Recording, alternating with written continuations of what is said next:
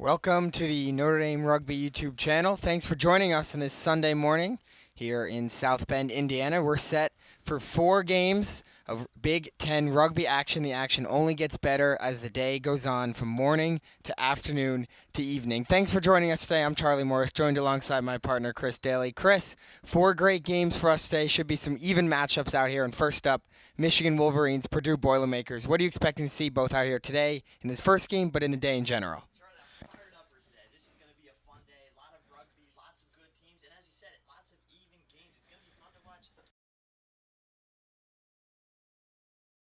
Michigan, just a classic affair between two struggling sides on the year. Purdue has not recorded a win since their first game, September 7th, 50-26 against Loyola Chicago. In their last game, they fell 55-0 against Michigan State. They find themselves in a battle for the Shield. However, Michigan, meanwhile, they're 2-6 on the year, similar to Purdue, 0-3 in Big Ten play. But on the flip side, they only lost to Michigan State 22-10, for what that's worth.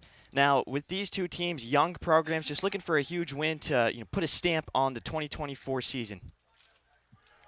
Yeah, for Purdue, you mentioned that one win in September where they put up a 50 spot. Really struggled to get the offense going in Big Ten play this year. Only 1 try, 4 in those 3 losses.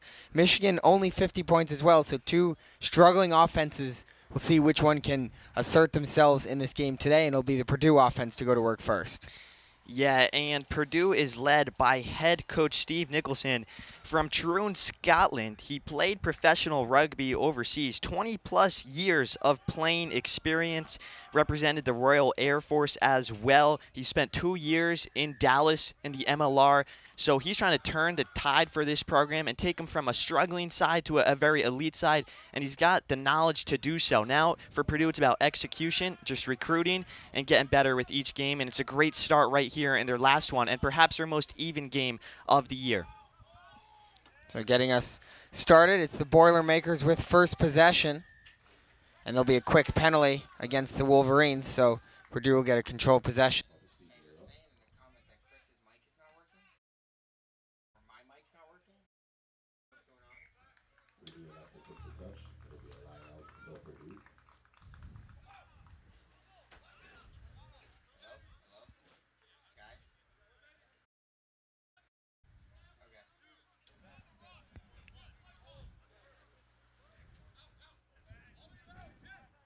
Line out coming for Purdue. We had some technical difficulties early on. We got a quick start this morning, 5 minutes earlier than we anticipated. Supposed to be an 11 a.m. start, but we got kicked off at 10:55. Both these teams anxious to get going today and what should be a long day. My partner is Chris Daly. He is with me. Say hi, Chris. Hey. Hey, welcome in. Chris will be How are you with guys? us all day today here on the Notre Dame Rugby YouTube channel, where we have more than just Notre Dame Rugby. They will play today at 4:30 p.m., but before then, 3 fantastic games in the Big Ten Conference. And first up, it is Michigan against Purdue. And as you were saying to just me, apparently, before the game, you expect this to be a very close one between 2 struggling offenses. Yeah, so well, first off, Charlie, fired up for today. I'm glad everyone can hear me now. But yeah, a classic affair between 2 struggling sides. Purdue has not recorded a win since September 7th, as they're looking for some points early on here. There's a battle for the ball, and it's going to roll. No signal from the referees yet. It looks like they're going to talk about it briefly. Have a conversation on the far side away from us. What a crazy start to action this would be. And they will roll no try, and so the ball is live. Michigan tries to kick it ahead. It's picked up and offloaded on the near side. There's a good tackle by Purdue in the form of John Kustra. Number 12 in black with the great tackle there. Purdue in the all-black uniforms with the beige-colored numbers, and Michigan in the yellow shirts with the royal blue shorts and the blue numbers as well. So, and great jerseys here in the Big Ten, and we get to see a bunch of different teams and a bunch of different colors today. Next up after this, we'll get to see the bright orange Fighting Illini taking on Michigan State. That's for 5th place in the conference. This one for 7th place, the winner claiming that title, and we'll get a scrum early on. The Wolverines will feed it through. Still 0-0, about 3 minutes in to our first game of 4 on the day. For all information about schedules and what these teams did in the regular season, all that good stuff, Big10Rugby.com. a lot of great stuff on there, and that's what Chris and I were using to learn up on some of these teams and figure out why the matchups are the way they are, and a lot of good stuff over there. So definitely while you're listening to us in the background, take a look at that website. Again, big10rugby.com. There's standings, there's stats, there's matchups, there's good write-ups. So all that good stuff to help you stay informed on the games today. So again, schedule for the day. Right now you're watching the Michigan Wolverines, the Purdue Boilermakers for 7th place. After that, Michigan State, Illinois battling out for 5th place. Indiana and Wisconsin for 3rd. That one's our first afternoon game. I shouldn't say our first afternoon game, our first late afternoon game. There will be a break in between the 2nd and 3rd games, and then the marquee event of the day, the Fighting Irish taking on Ohio State in a rematch of an earlier season game that ended on a walk-off. And that one will be for first place as the Boilermakers cutting it down the middle, and great cutback by Sean O'Donnell, and the first try of the day for number 13 on Purdue. The Boilermakers strike first. That is great to see, because coming into this game, we were both a little worried. Purdue has not been able to score many points throughout the year, but that is great for the program and a great start for the game for Steve Nicholson's men. Sean O'Donnell just making something out of nothing, slicing and dicing through a few guys, blistering pace, blistering speed, and Purdue strikes first. Yeah, big run for O'Donnell. Broke a couple tackles, made a couple nice cutback moves, and only Purdue's 2nd try in Big Ten play this year. 7 points for in 3 games. So we mentioned struggling offense. That is more than struggling. That is not what you want to see if you are a Boilermakers fan, but good try for O'Donnell there to kind of give Purdue an early lead. They haven't had a lead much this year, but so good for them to see them jump out in front. And they've definitely controlled play early on. The ball's been in the Michigan half for most of this, if not all of this first 5-minute stretch, and they do get rewarded. Straightaway conversion is good to make it 7-0 off the foot of Beck Sebastian. So Purdue out to a 1-try lead. Yeah, and I think it's important to keep in note, Charlie, when you're looking at Purdue, this is not a team who recruits in terms of guys coming in from high school, right? So a lot of these guys start as freshmen, they work their way up, become seniors, and now they have 4 years of rugby experience behind them. But it puts them at a disadvantage for sure, and that's something Nicholson's going to try to do now as head coach. He has 20-plus years of playing experience over in Troon, Scotland, all around actually. He played in the United States in the MLR in the early days of the Dallas Jackals organizations, then called the Dallas Griffins. So again, this is a team and a program that is on the rise step by step. It's been rough for them this year, but they've learned a lot, and all of a sudden, these guys have more experience, so you can expect them to get better with each and every game. Yeah, you think about what they were last year. They weren't an overly efficient offense last year in either the 15-on-15 or the 7-on-7 setup, but they were a very stingy defense and very tough to play against. Not the case for them this year. You talked about the 7 points for, perhaps even more alarmingly, the 174 points against for the Boilermakers in just 3 Big Ten games. So that stingy defense that kind of keeps them in games was hard to come by for them this year. And, if that makes a return, whether it's today and building for the future, you got the 7-on-7 this spring, and, of course, next season not that far away either. So you got to take every step to learn as possible, as you mentioned, Chris. Yeah, and I think they're an undersized team as well when you look at it, right? So overall, they have 1 or 2 really big guys, but overall, a smaller team. And I think that comes in to play when you look at the defense. So how can you play bigger than you are, right? And they need to be physical today. They have been to start the game. That's a reason why they're up 7-0 early on here. But they need to play with a lot of heart and a lot of fight. They're going to go for a quick short line out over by the touchline. Dangerous area, and Michigan's defense forces Brendan Ryan into touch. Good work by the Wolverines, swarming the Purdue ball carrier. Stepped out before he could offload it, so a turnover. And we might finally get to see the Wolverines offense go to work, Chris.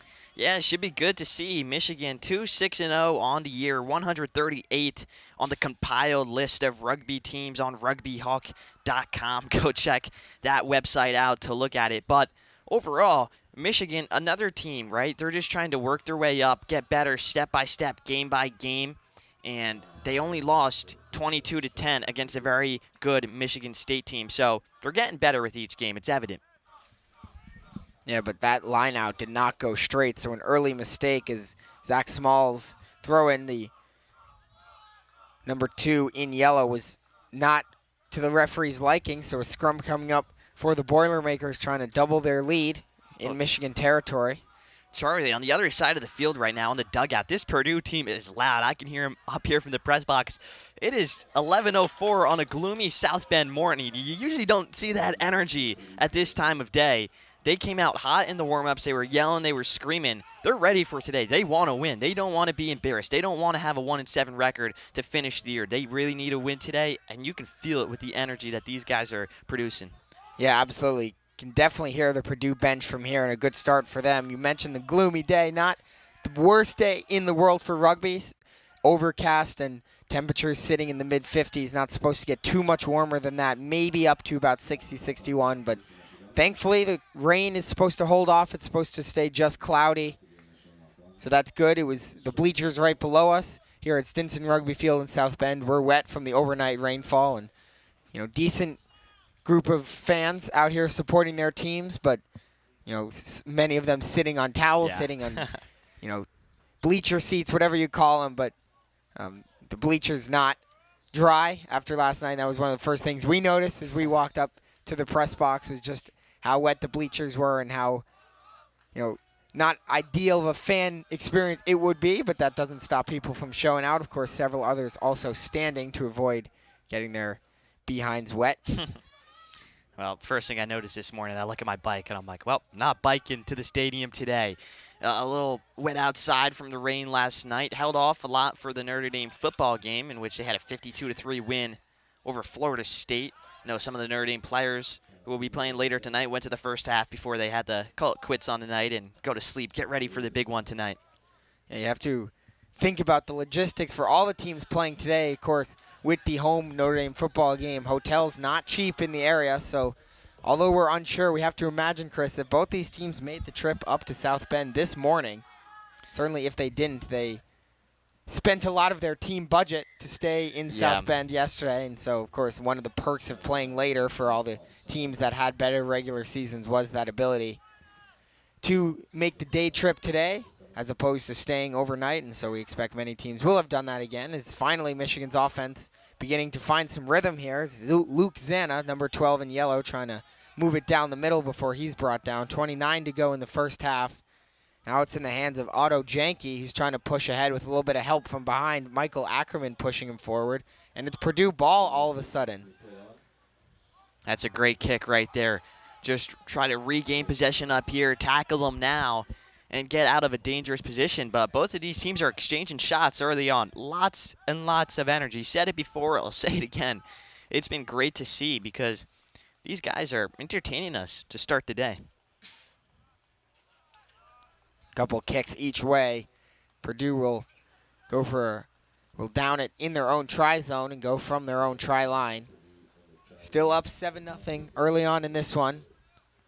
Charlie Morris, Chris Daly, bringing you today's action on the Notre Dame Rugby YouTube channel. Big Ten Championship weekend, and there's a low kick. It's picked off by Zanna, and Zanna's going to have some running room, zigging and zagging down near the 5-meter line. Now it's Ackerman who picks it up. Trying to just bowl it forward. We'll see if Purdue can get another try line stand. Yeah, they might try for a lot for of a bodies maul down here. there. Yeah, certainly could see that, and they look like they're going for it there. Jeremy Owusu, the ball carrier. And a try for the Wolverines. They finally find a way to down it in the try zone. Hard work pays off for Michigan and their first try of the game. And we're back to a 2-score deficit. Yeah, Michael Ackerman, the lock with the try right there. And Michigan just works their way up slowly but surely. But it all starts with the kick from Purdue. At first they have a good kick to get them out of position right there for Michigan. But then all of a sudden Purdue gets another kick. They don't execute well. They give Michigan ideal field position. And they get punished for it. So, again, how can they not be sloppy today? I think that's a big thing with Purdue throughout the year, just consistent execution. You could tell they have the energy. You could tell they have some of the talent, right? They have a lot of guys very speedy on this team, but they need to be able to put it together and put, all the puzzle pieces together to make one, complete game. Yeah, and it was looking like Michigan putting the puzzle pieces together on that offensive possession, taking advantage of the poor kick of Purdue, and conversion attempt has plenty of leg, and it's also good. Straight down the middle for Loughnane. Shea Loughnane, number 10, will do the kicking for Michigan, as he has throughout his 4-year rugby career. The senior out of Westwood, Massachusetts, one of the consistent players on this Michigan team. No matter when they come to visit us here in South Bend, he seems to always be in that number 10 position and absolutely drills that conversion to tie the game with just under 14 minutes gone in the first half of our first game. Again, 4 games on tap for you today. Stick with us for all of them. The stakes, the stakes are raised with every single game. This is for 7th place. The next game between Illinois and Michigan State for 5th, and then Wisconsin, Indiana for 3rd, Ohio State, Notre Dame for the Big Ten Championship in 2024. 4:30 start, so stay with us throughout all the action today as Michigan gets the ball right back, and they will be quick to kick it away. It's a high kick that will be gathered in by Jake Murphy, who called off his brother Mike Murphy, and Jake is going down near the 22. Jake and Mike both out of Mishawaka, Indiana, very local. Parents here in attendance today. Jake, number 14, the freshman. Mike, number 15, the senior. Both playing in the back line today for Purdue. We'll see if they can get their first conference win as a pair.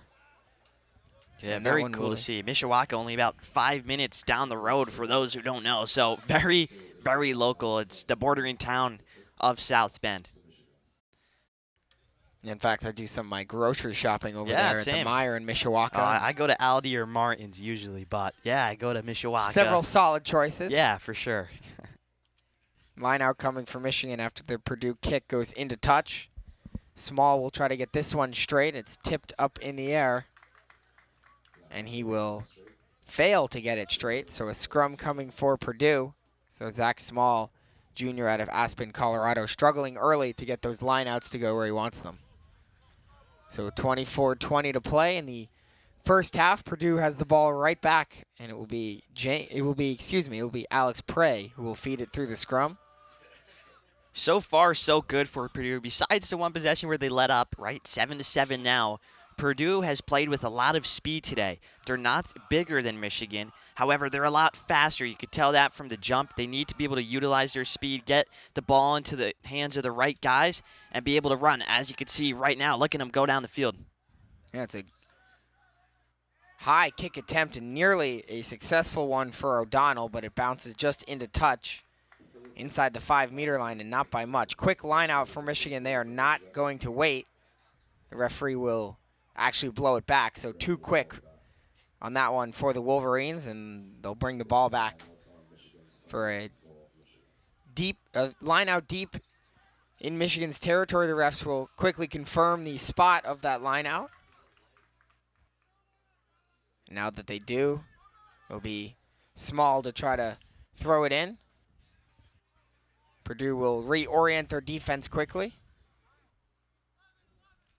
As you mentioned, Purdue led by head coach Steve Nicholson, joined by assistants Dave Kahaina, Cody Waldecker, and Gage Poland. For Michigan, it's head coach Christian Menser at the helm, trying to will his team to a victory here this morning.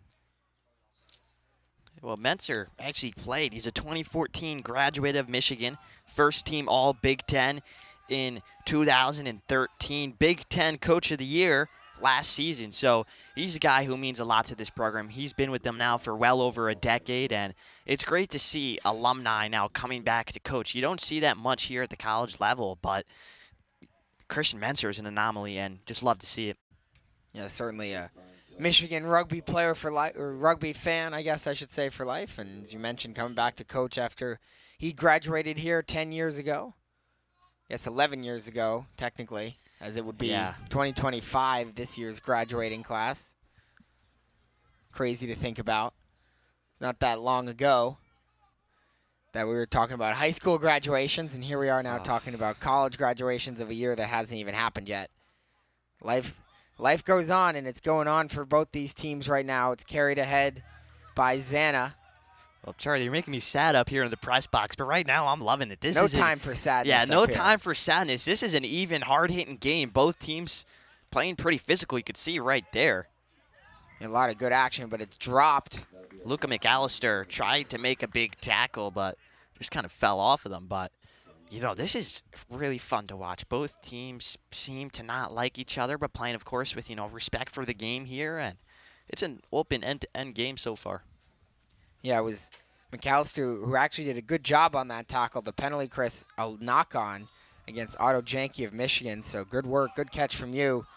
As McAllister, the senior out of Milwaukee, making the play and forcing the turnover. Purdue gets the ball right back, and they'll leave it to O'Donnell, but the kick goes off the side of his foot, well into touch. Again, a little bit of a feeling out process for these two teams. We saw 2 early tries, but since then it's been a lot of back and forth, a lot of stoppages of play, very choppy start to this game. Yeah, and because Purdue doesn't really have the maybe technique, but definitely the size, right, to work through the middle, you could see they're trying to kick it over the top, get a line out, and win the ball back deep into their own attacking territory. So that's kind of their game plan right now. Meanwhile, for Michigan, well balanced. They're going through the middle a lot like they are right now. For Michigan, it's just about getting the ball more, right? You haven't seen much of them deep into their attacking half, so it's about how can you get there, how can you work the ball through, and right now they have some great ball movement, playing quick rugby. It's good for Michigan and a very good sign, step into the right direction. Yeah, they've seemingly an efficient offense, scoring on their first possession inside the 22 today, but there's a turnover. Small thought he had a man with him, but there was miscommunication with his intended target, and Purdue will once again just look at them run. Use the high kick to kick it away. It's rescued by Loughnane, and he's going to run up the left touch line, stay in bounds. Quick moving offense for the Wolverines in counter attack. It's Janke. Janke will offload it over the head of a defender. Another pass. Oh, and it's blown dead. Somehow the play is blown dead, whether it's an illegal block or something. But a good-looking possession for Michigan ends in a penalty. And again, you were saying you want to see Michigan with the ball more, and they get a chance there and nearly turn it into brilliance. Yeah, well, it looks like obstruction right there, and they turn it into brilliance because Purdue kicked it very deep. They had 3-4 guys running, all of them running. The ball gets kept in bounds, so now you have 4 guys out of position on defense. Michigan nearly made him pay for it. That was great from Michigan, and for Purdue, you just got to be a little sharper, make sure you have maybe 2 guys going and the rest of the guys are staying back to make sure your defensive line looks sturdy and good. Yeah, but either way, they do enough to force the obstruction call. So they'll get a line out coming. It's thrown deep over the head of everybody. Ball's loose for a second, and a knock-on against Michigan. They've certainly struggled in that department early on, and another turnover will give the Boilermakers possession back. 18:20 to go in the first half. 7-7 score. Purdue struck first. Try from Sean O'Donnell. Michigan responded. Try from Michael Ackerman, and that's where we stand. Both conversion attempts successful as well. So a good, hard, feisty battle so far. You're mentioning these teams playing like they don't really like each other, and why would they? Big Ten rivalry, and last chance this year for both these teams to get into some competitive action before they look forward to the spring 7-on-7 tournament. So, yeah, and you could tell both teams really need a win today to just bolster their resume for this season. Neither team has a record they want to brag or boast about, really.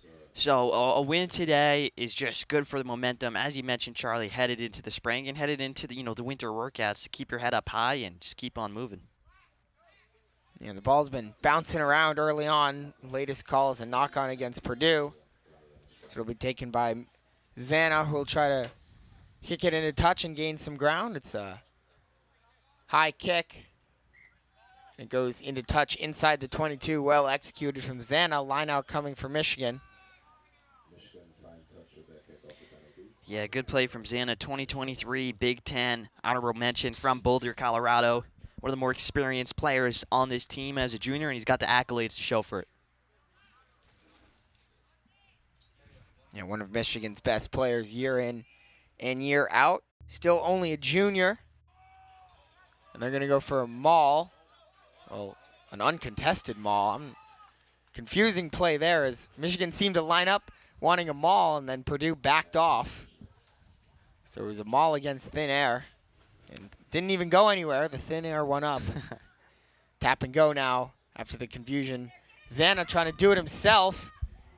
And Zana will do it himself. What a run for Luke Zana. And a try for Michigan. They take the lead. Now Luke Zana is hyped up, and why not? That's fantastic from Michigan to get the ball on a quick tap and go and just to power right through the Purdue defense, who just got outbodied and outmatched right there. So for Zana, we're just talking about him. Punches it in for his first try of the day. Michigan's second overall in a tough conversion attempt upcoming for the Wolverines. It's Loughnane who drilled his first one from the other side of the field. Michigan takes a temporary 12-7 lead, 12 unanswered points after Purdue's first try of the game. And with 15:30 to go in the first half, the Wolverines out in front by a try. And again, Purdue's offense has not been fantastic this year. So this game, of course, far from over. Still nearly an hour to go. But each try that Michigan gets certainly makes it tougher on a Purdue offense that has not had their mojo this year. The kick will sail wide to the left. So it'll remain a 5-point lead. Loughnane got good wood on that one, but just hooked it to the left. And so it's still 12-7 with under 15 to go in the half. Yeah, well, Purdue has seemingly crashed offensively. The first 15 to 20 minutes, they were brilliant. They were in the attacking zone a lot, within 22 meters, right there trying to punch it in. However, since then, Michigan, they've been able to ease into this game, find their footing, and Purdue has had no answer for it so far. So, one, they need to find an answer defensively, and then from there, they need to get back onto the attack and start playing the brand that Steve Nicholson wants to play, which is to kick it, get up, win the ball back. Yeah, their kickoff goes straight into touch, so another mistake for Purdue. Good idea on the high kick, but just a little bit too much on it. So a scrum coming for Michigan right at the midfield monogram.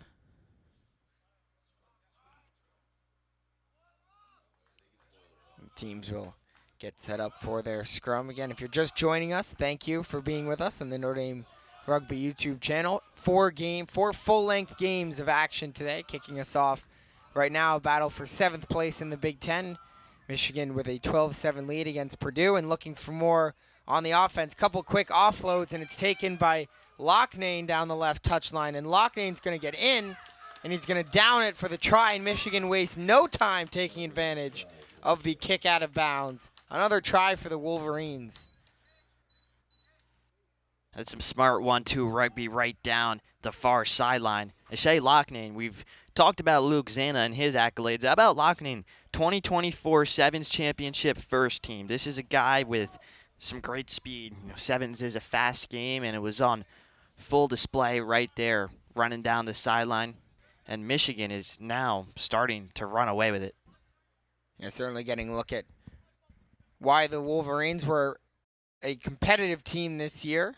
Did finish 0-3. Both these teams were 0-3 in Big Ten play, but Michigan picked up some non-conference wins. They also played a bunch of teams in the Big Ten close. They did only score 50 points this year, one of only 3 teams who did not reach 100, the other 2 being Michigan State and these Boilermakers. But with the way Michigan's offense is humming right now today, you certainly expect them to score more than 17. And they'll look to at least get to 19 here with Loughnane going for the full 7. Got a lot of leg on that kick, and it's good. Wow. A great kick from Loughnane to extend the lead to 12. That was from a nearly impossible angle, Chris. Yeah, that is lovely from Shea Loughnane. And we talk about Michigan and their record, 2-6-0 on the year, Charlie. You're talking about them only scoring 50 points in the Big Ten. With that being said, and even though they have some big losses, it was 69-21 versus Ohio State. They still put up 21 points, even against Michigan State, 22-10. They still held them within 12 points. These are really top rugby programs, and they've been able to score on them a little bit, right? Their defense wasn't great, but they were still able to get up there a couple times and put the ball into the try zone. So for Michigan, it's just about their defense being stronger. Right now, their defense is playing very good, and their offense, as they have all year, have been able to put some points on the board, and they got 19 already. This is great for Michigan, a great start to the game. And they'll get another chance as O'Donnell's kick once again goes to almost the same spot on the field, I should say, into touch. So another scrum coming up. Good sportsmanship, though, from Kyle Cardwell of Purdue, lifting his teammate up after another mistake with the foot. A little bit of a rolling scrum. Ball still loose. They still battle for it. Finally, the Wolverines will come away with it. A little bit of a sloppy play for them, but kicked ahead by Loughnane trying to run onto it. Gathered in by O'Donnell, and he's going to try to run it towards the right side. He's going to be swung down about 10 meters from midfield. Looked like a tornado going down, Cat. Certainly did. Swung into a circle. And a little bit of space, perhaps, for Benjamin Whitekin. Whitekin loses the ball, though. Michigan takes it. It's Mark Faberzevich, still on his feet, down into the 22. They try to pull him into touch and do. What a great tackle by a couple Boilermakers, including Alex Prey in there. And a line out coming for Purdue. A great tackle by a couple of them on the near side. Yeah, and it starts with Purdue just being sloppy on the offload with Benjamin Whitekin as he's going down. Offloads it, but doesn't really find anybody. Michigan takes full advantage of it. That's kind of been the story of the game. You can go back to their first try when Purdue kicked it, and it wasn't a good kick. They give Michigan the ball in ideal territory for Michigan. Michigan scores. So Purdue, a lot of this has been self-inflicted, and they need to just be sharper and not be the reason why they lose. Purdue right now is beating Purdue, and Michigan is taking full advantage of it. Zana will go to Ackerman. Ackerman trying to bulldoze his way all the way down. And Michael Ackerman has his second of the game. He could not be stopped on that play. Number 2 for number 4. And a 17-point Michigan lead. Oh, that is scary. He is a bulldozer just running through guys. And now 24-7. This game has completely shifted within the past 12 minutes. Yeah, Ackerman 6'3", 260, senior out of Houghton, Michigan. The heaviest starter for Michigan. They also have 290-pound Alexander Afnan. Now, he's probably tough to bring down. That's a bowling ball with the ball in his hands, sitting over on the sideline for Michigan. And you got to look at just the pure power of Ackerman there. Just finding his way in, refusing to go down, and scoring the 5 points. It's like an 18-wheeler running at you right on the freeway. You don't want to see that. And Ackerman is just a unit. The kick and the conversion is good. But, yeah, Ackerman's been having a top game so far. Michigan just needs to keep on finding him and being smart about that. If Ackerman is fire with the ball in his hands, give the ball to Ackerman. They did right there, and Michigan is now up 26-7 thanks to it. Yeah, 2 tries for him. Try for Zana, try for Loughnane. 3 of Michigan's best players playing like it today, Chris. And with just under 8 minutes to go in the first half, 26 straight points for the Wolverines. They've certainly started to take over this game after a sloppy early start, which saw Purdue go up 7-0 on a long try run from Sean O'Donnell. Boys, it felt like it's been a long time since that, and Purdue has, to their credit, hung around, but Michigan beginning to take over this game for sure, and with still a whole half plus to play, they'll be looking to keep extending that lead. Yeah, we haven't really seen Purdue with much of the ball in the past 15, 20 minutes, and that's a big determinant of why Michigan has 26 points. Purdue's energy has just been completely shot. They came out of the gates just running hard, playing so fast, and the guys on the bench were yelling. We were talking about that. It's just all been depleted here, and they need to find that back, and they need to regain that energy. It's tough when you're down, but they need to find something internally to keep on going in a game that, you know, may seem lost, but just to not lose by a lot here. Downed in the try zone by McAllister. Not taking any chances with several yellow jerseys staring him down. So he just will down it for the play off the try line. The referee is going to have a conversation with one of the Purdue players, seemingly about an earlier play. It's John Kustra, the captain out of Vienna, Virginia, going down and talking to the official. And indeed, they will bring the play back. So whatever Kustra said seemed to have worked. Scrum for Purdue between the 10-meter line and midfield. So a huge difference in field position. Boilermakers catch a break. Not sure what Kustra said or what happened. Maybe the kick was deflected. Maybe it was offside. Whatever the play was, it's scrum coming up for Purdue. And a little bit of energy back on that bench looking to get back into this game. A chant coming from some Boilermaker subs. He'll execute a scrum perfectly and go to work on offense. Kustra's going to fake it, and Kustra's got a lane. One man to beat with a couple in pursuit. Offloads it beautifully to O'Donnell, and O'Donnell will cut it back to the middle. He's going to score his second try of the game, and great work from Purdue. A quick strike for them with 5 minutes to go. Well, you know, Charlie, we talk about energy. All of a sudden, they're chanting on a bench, scrum, scrum, scrum.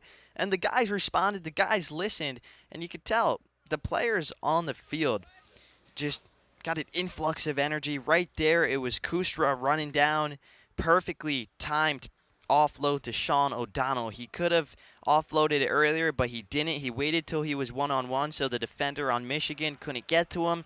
It's just great rugby there. Very smart, very fast. And all of a sudden, we have a bit of a game. Purdue has a lifeline. Yeah, lifeline indeed. A big try for them. And it was Kustra who made the play and O'Donnell who finished it with his great speed. 2 long try runs for O'Donnell now, and the kick is off the upright and through from straight away. Beck Sebastian knocks it down. So 26-14, the Michigan lead cut to 12. 4 minutes to go in the first half, and Purdue set to get the ball back. They started with the ball. Michigan started by kicking it away. Purdue went down and scored right away. See if they can have similar results off of this kickoff. Looking to bring it to a 1-score game after Michigan had 26 straight points at one point. Low line drive. Gathered in by O'Donnell.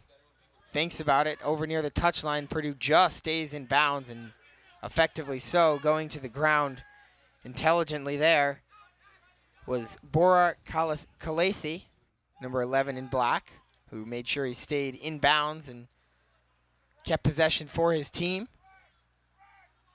You know, they're going far backwards now. Yeah, they're kicking out, or he can run through and find a hold. Look at that space for McAllister. No one with him, but McAllister is going to keep going. Thought about a late offload, maybe had prey, but decided to take the safe route and go to the ground. Great run for the Boilermakers. They've had a couple of those big ones early, and now they'll give it to Eckstein, trying to push it through, but he is rejected. Great tackling. Otto Janke, one of the members of that Michigan team. You were saying Purdue a little undersized, maybe not prone to going right up the middle, and you saw an example of why right there. Yeah, 100%. In terms of pound per pound, player for player, Purdue is much smaller than most of their opponents, but you can tell with their speed, those are the 2 tries that they have scored. It's just about being faster than the other team that they make up for it at times. And it's in and out of the hands of Mike Murphy. Just dropped that one as Purdue was moving pretty far backward on that possession, but they'll commit the knock on, and so a scrum upcoming for Michigan with 2 minutes to go in the first half. Michigan looking to go for a counter punch after Purdue, as you mentioned, Chris, lifeline. They got a lot of life over there on that bench. You can see a little bit more jazz in the players on the field. Still down 12, of course, and a long way to go in this comeback, but it's got to start somewhere, and Purdue's speed on the outside seems to be where it's going to come from. Yeah, definitely. They need to be able to find that a bit more, and they need to stop hurting themselves. Right there, the knock-on. You just can't have that happen when you're in good territory, right? It just is so deflating. It's like a balloon just popping. And the energy of Purdue and the momentum that they had was just totally popped right there. So they need to play a bit sharper and have more execution in the second half. And I think they could find their way and squeeze their way back into this game just based off the pure grit and the determination that they're playing with. Yeah, they did commit a high tackle there. So the penalty, after some quick time playing with advantage, and Michigan opts for the scrum from about midfield. An interesting decision for them. They'll set it up with under a minute to go in the first half. Michigan 26, Purdue 14 in our first of 4 games on the Notre Dame Rugby YouTube channel. Big Ten Championship weekend at Stinson Rugby Field in South Bend. So happy to have you with us.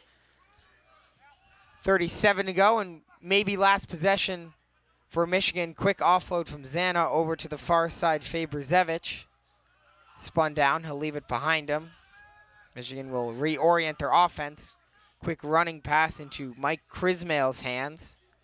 Number 8 in yellow, the junior out of Oradell, New Jersey, will leave it behind him. And we're down to 15 in the half. Bobbled but gathered in. Great play by Matthew Daines to hold on to that one. Purdue tries the counter ruck, and no look offload from Loughnane, but it's well defended. Loughnane to Ackerman. The ball's loose for a second, picked back up by Ackerman as Whitekin nearly stripped it away. Owusu will be tackled at 10 meters from midfield line. Fake offload from Ty West, number 15 in yellow.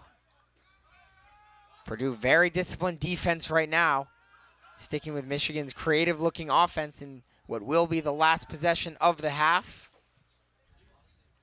And it's dropped by Daines. Purdue will play with advantage briefly. Ball still bouncing around. Purdue still with advantage.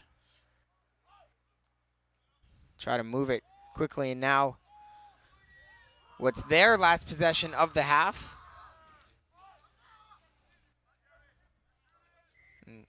Miscommunication between Sebastian and Brendan Ryan. So now the whistle will blow, and that will take us to halftime.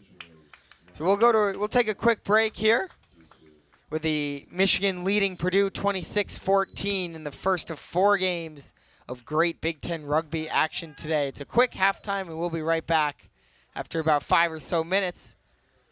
Stay with us on the other side. Michigan 26, Purdue 14. We're halfway done.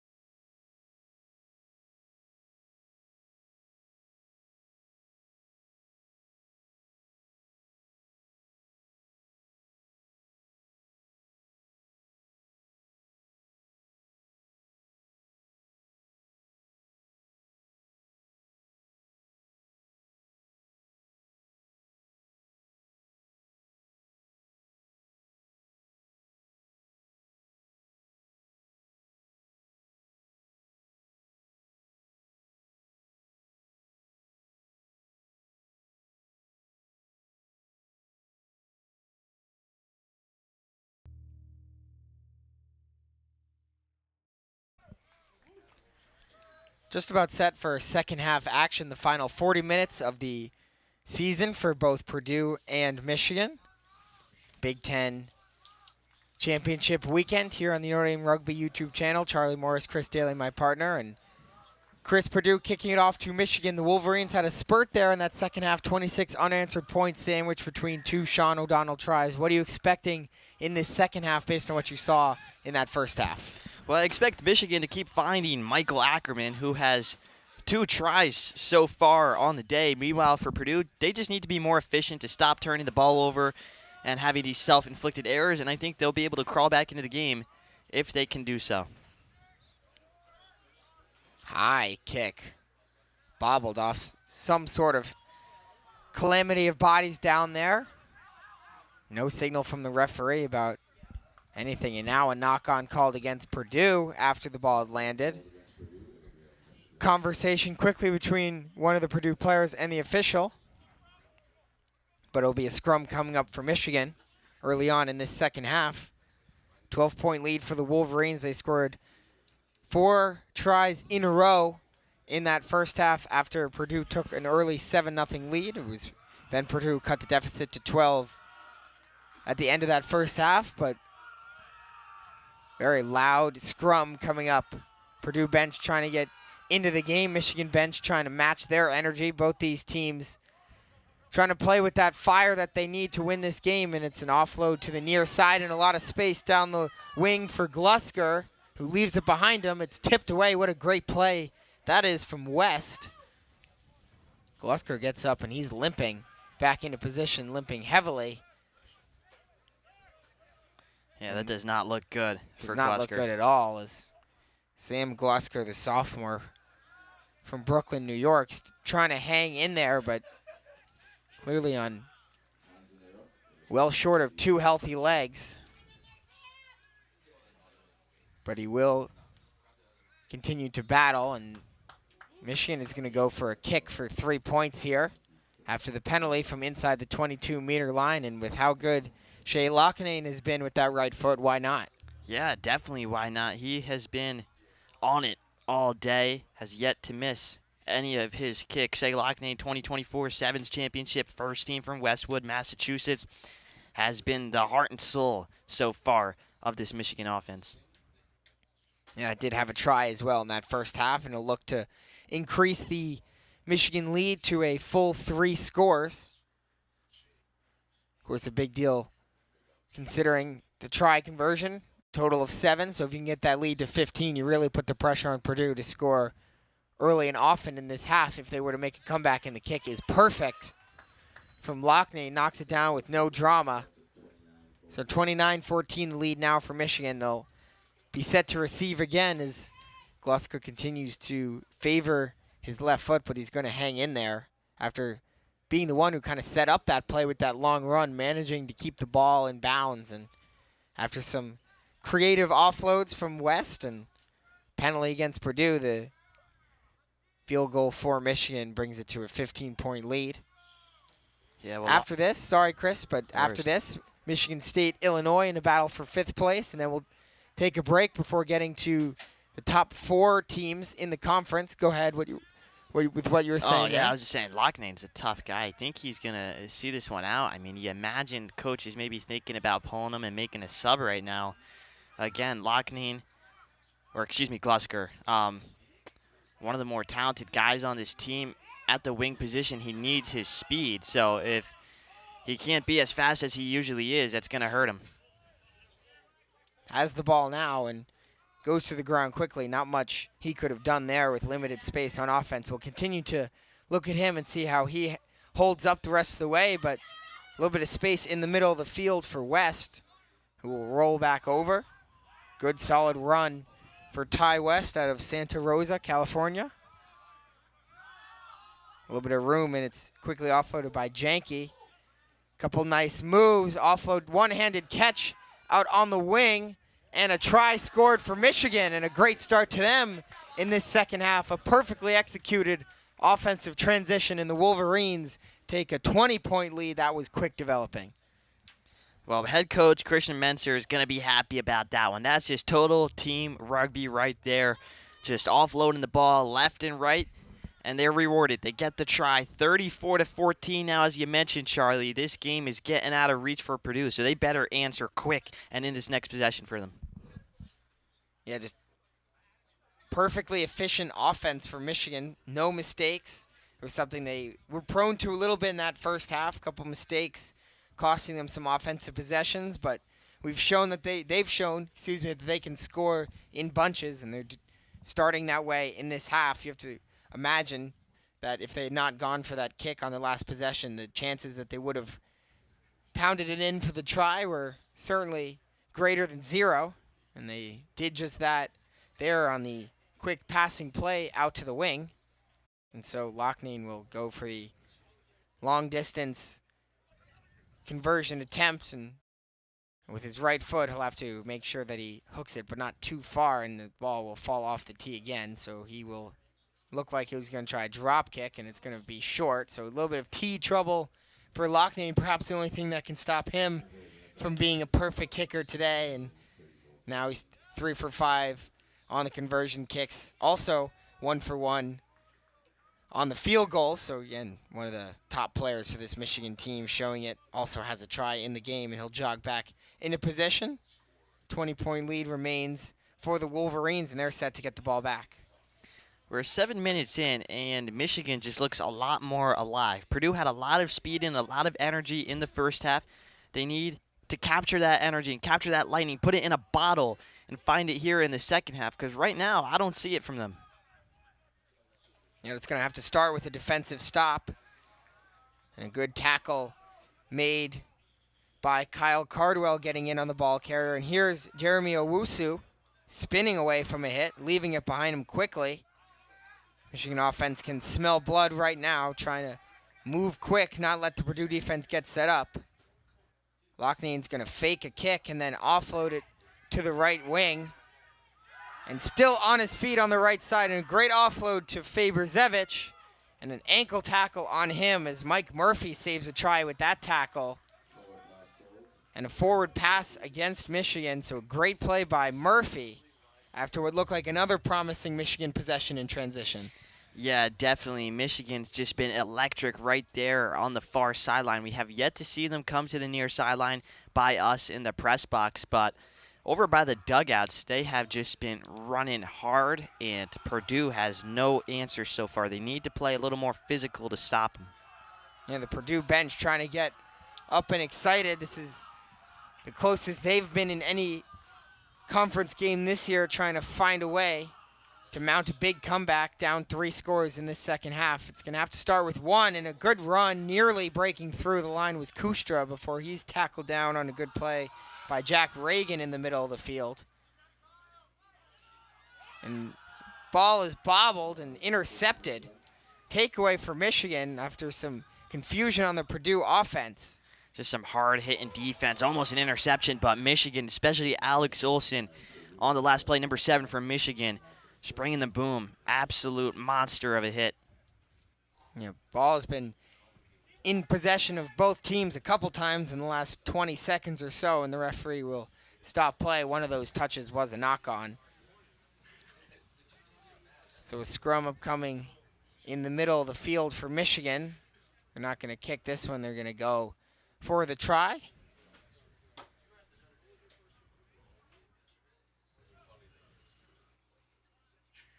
Already 5 tries in the game for the Wolverines, is looking for number 6 early in this second half. Still over half an hour to go before we decide the winner of this one. And there's Loughnane breaking a tackle. Now he's spun down on a strong play from McAllister, but not before he gets down to the try line. And with a little help from teammates, the Wolverines have scored again. This offense cannot be stopped, Chris. They cannot, and just looking at the call right now, looks like... Oh, it's actually, he didn't down it. So there was some celebration between some of the Michigan players, but the ball carrier unable to down it in the try zone. So it looked like another scoring play is actually a turnover. So give credit to the Purdue defense coming up with a big stop, forcing the turnover, and they'll get a line out after that one. Is certainly all indications were that Michigan had scored again, ball down there, and some players in yellow celebrating, but prematurely at that. And Purdue gets the big stop. They needed that one if they want any chance to make this comeback, and they get it there. It's a big break for Purdue. Now they need to kick it out, as they are right here, get their army of men up, and win the ball back. It's meter by meter for Purdue, but they must do it quickly because time is not their friend, Charlie.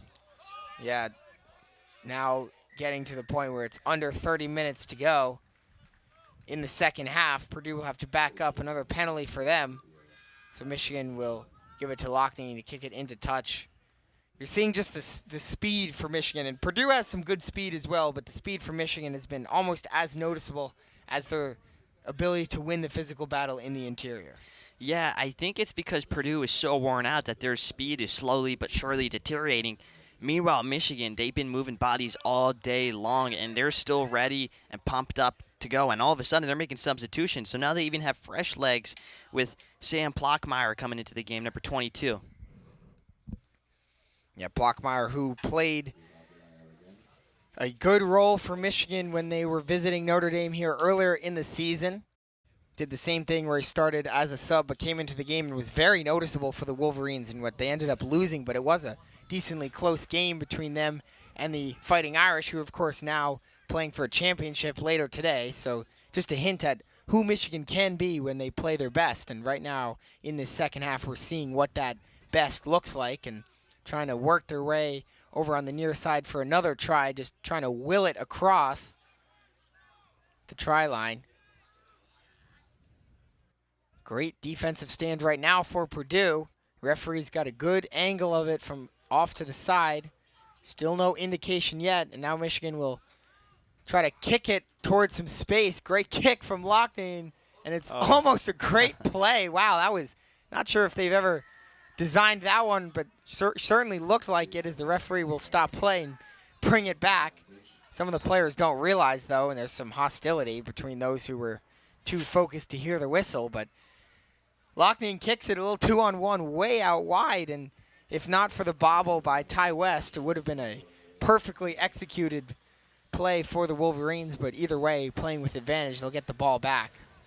That's just some schoolyard rugby right there. Classic maneuver. We have yet to see that at Stinson Rugby Field all season long. And quick attack for Michigan. No signal from the ref, and there's the signal. Another try for the Wolverines, and that was a quick tap-and-go celebration between Ackerman and the try scorer for Michigan, and they strike again. They go up 39-14 now, a 25-point lead as we wane down to the final 30 minutes. And that one was punched across by Zana for his second of the game. Yeah, some key pieces to Michigan having a key role in today's win. You see it right there, Ackerman with 2 tries and Zana with 2 tries. So the star players are coming up big so far in the Shield final here at Stinson Rugby Field. Yeah, Zana basically took that ball off his foot into his hands, couple strides, diving forward, downs it in the try zone, and got the official signal from the referee this time. No confusion about that one. And, you know, conversion attempt could put Michigan up to 41. We've been talking a little bit throughout the game about how Purdue's offense has struggled throughout most of this year. Came into the game with only 1 try scored in 3 Big Ten games played. And Michigan was, you know, not a high-flying offense themselves. As the conversion's good, they get up to 41. They only scored 50 points in their other 3 conference games, so a big step in the right direction for the Wolverines. Yeah, definitely. They've already surpassed their point total for just about every game apart from Trine when they won 69-20. Other than that, they have yet to reach that 40-point barrier. So this is something we have yet to see from Michigan, an offensive explosion. Yeah, they kind of started to trend a little bit in that direction, perhaps, in their semifinal loss, although they did get blown out by Illinois. They did put up 23 points, which was a big step forward for them, considering their offensive struggles this year, and we're seeing a little bit more of that offensive attack that they'd like to get going as this year maybe winds down, but building towards next year, building towards the spring 7-on-7. You want to see your offense kind of get moving, find some confidence, find some rhythm, and right now the Wolverines doing just that with a 27-point lead in the second half. 25 and a half minutes to go. The ball's bouncing, and it's picked up by Owusu. dragged down by his shirt on a good tackle by Mike Murphy. Again, Mike Murphy and brother Jake Murphy, senior and freshman respectfully, getting to play together this season, both out of Mishawaka, the town next door to us here in South Bend, as there's Plockmeyer just into the game, as you mentioned, rolling forward for a couple meters. Ackerman will try to continue to move it forward.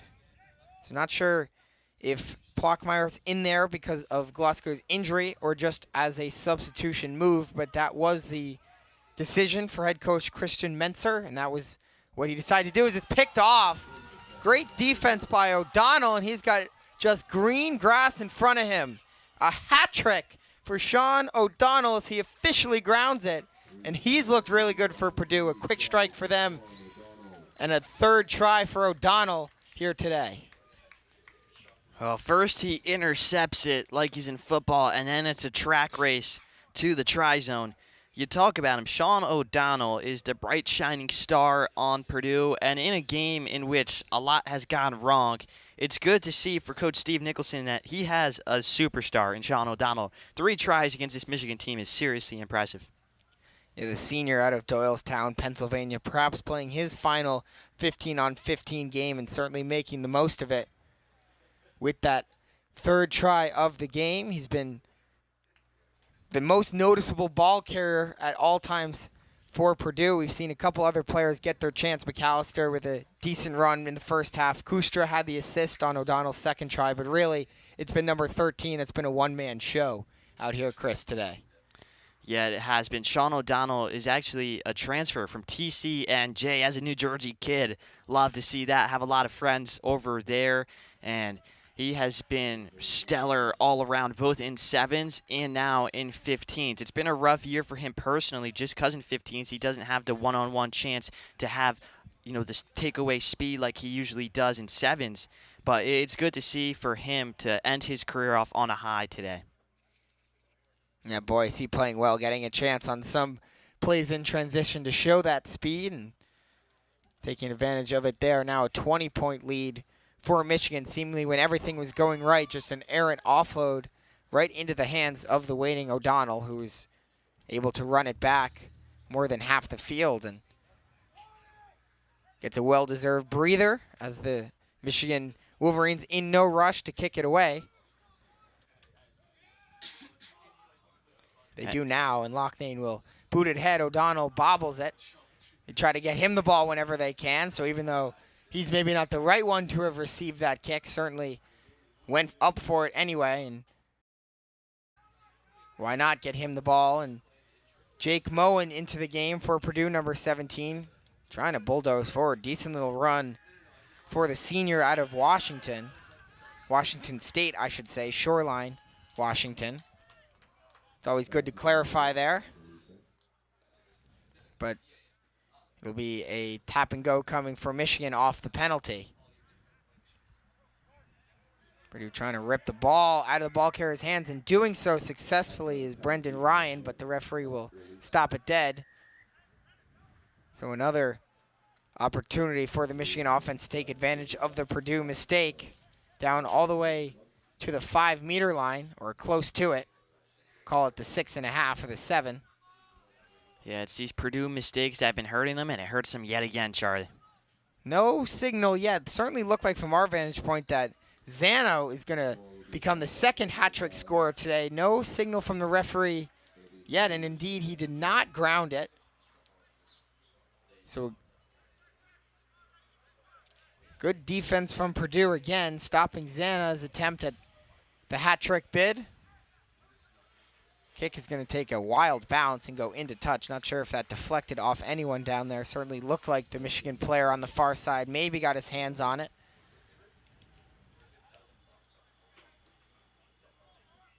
Either way, Purdue gets their second try line stand to the half, and Zana trying to do what he did on his last try, but because he was 7 meters out instead of 5 meters out, a little bit more prepared was the Purdue defense, and they came up with the stop.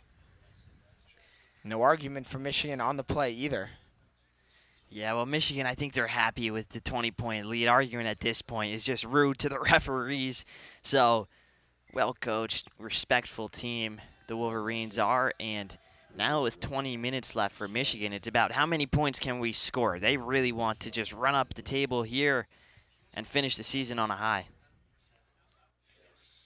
Still struggling with the lineouts, though. Another one not straight.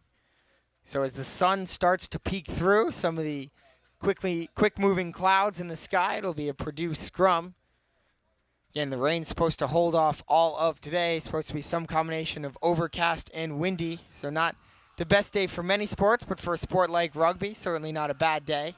Temperatures resting in the high 50s to mid to low 60s throughout the day. And this is South Bend, Indiana, a town where the warmest part of the day is that kick is blocked. Blockmeyer bobbled it. And will continue to touch and a knock-on against Michigan. But again, South Bend, it's a place where the temperatures don't get to their high until 2 or 3 p.m. So certainly still colder than it will be later out there right now. Not many players, I should say, on either team in long sleeves on the field. A couple donning some extra clothing underneath, but many of them just in shorts and their short sleeve uniforms. And with all the running and the physicality in the sport, why would you do any more than that? Yeah, it is one of those days where the body just heats up when you're outside running, staying active, and you could tell with the players right now that they are fine. They're also tough guys, rugby players. I don't even think if it was 20 degrees, a lot of them would have Under Armour on. I think they would play through it. Now, whether or not it's for intimidation or just because it's more comfortable that way, doesn't matter. Whatever the players do, it's their choice. It's another sub for Purdue. Whitekin will exit the pitch. So both teams beginning to delve into their benches a little bit with under 19 minutes to go in the second half. Michigan 41, Purdue 21, the first of 4 games this Big Ten Rugby Championship weekend on the Notre Dame Rugby YouTube channel.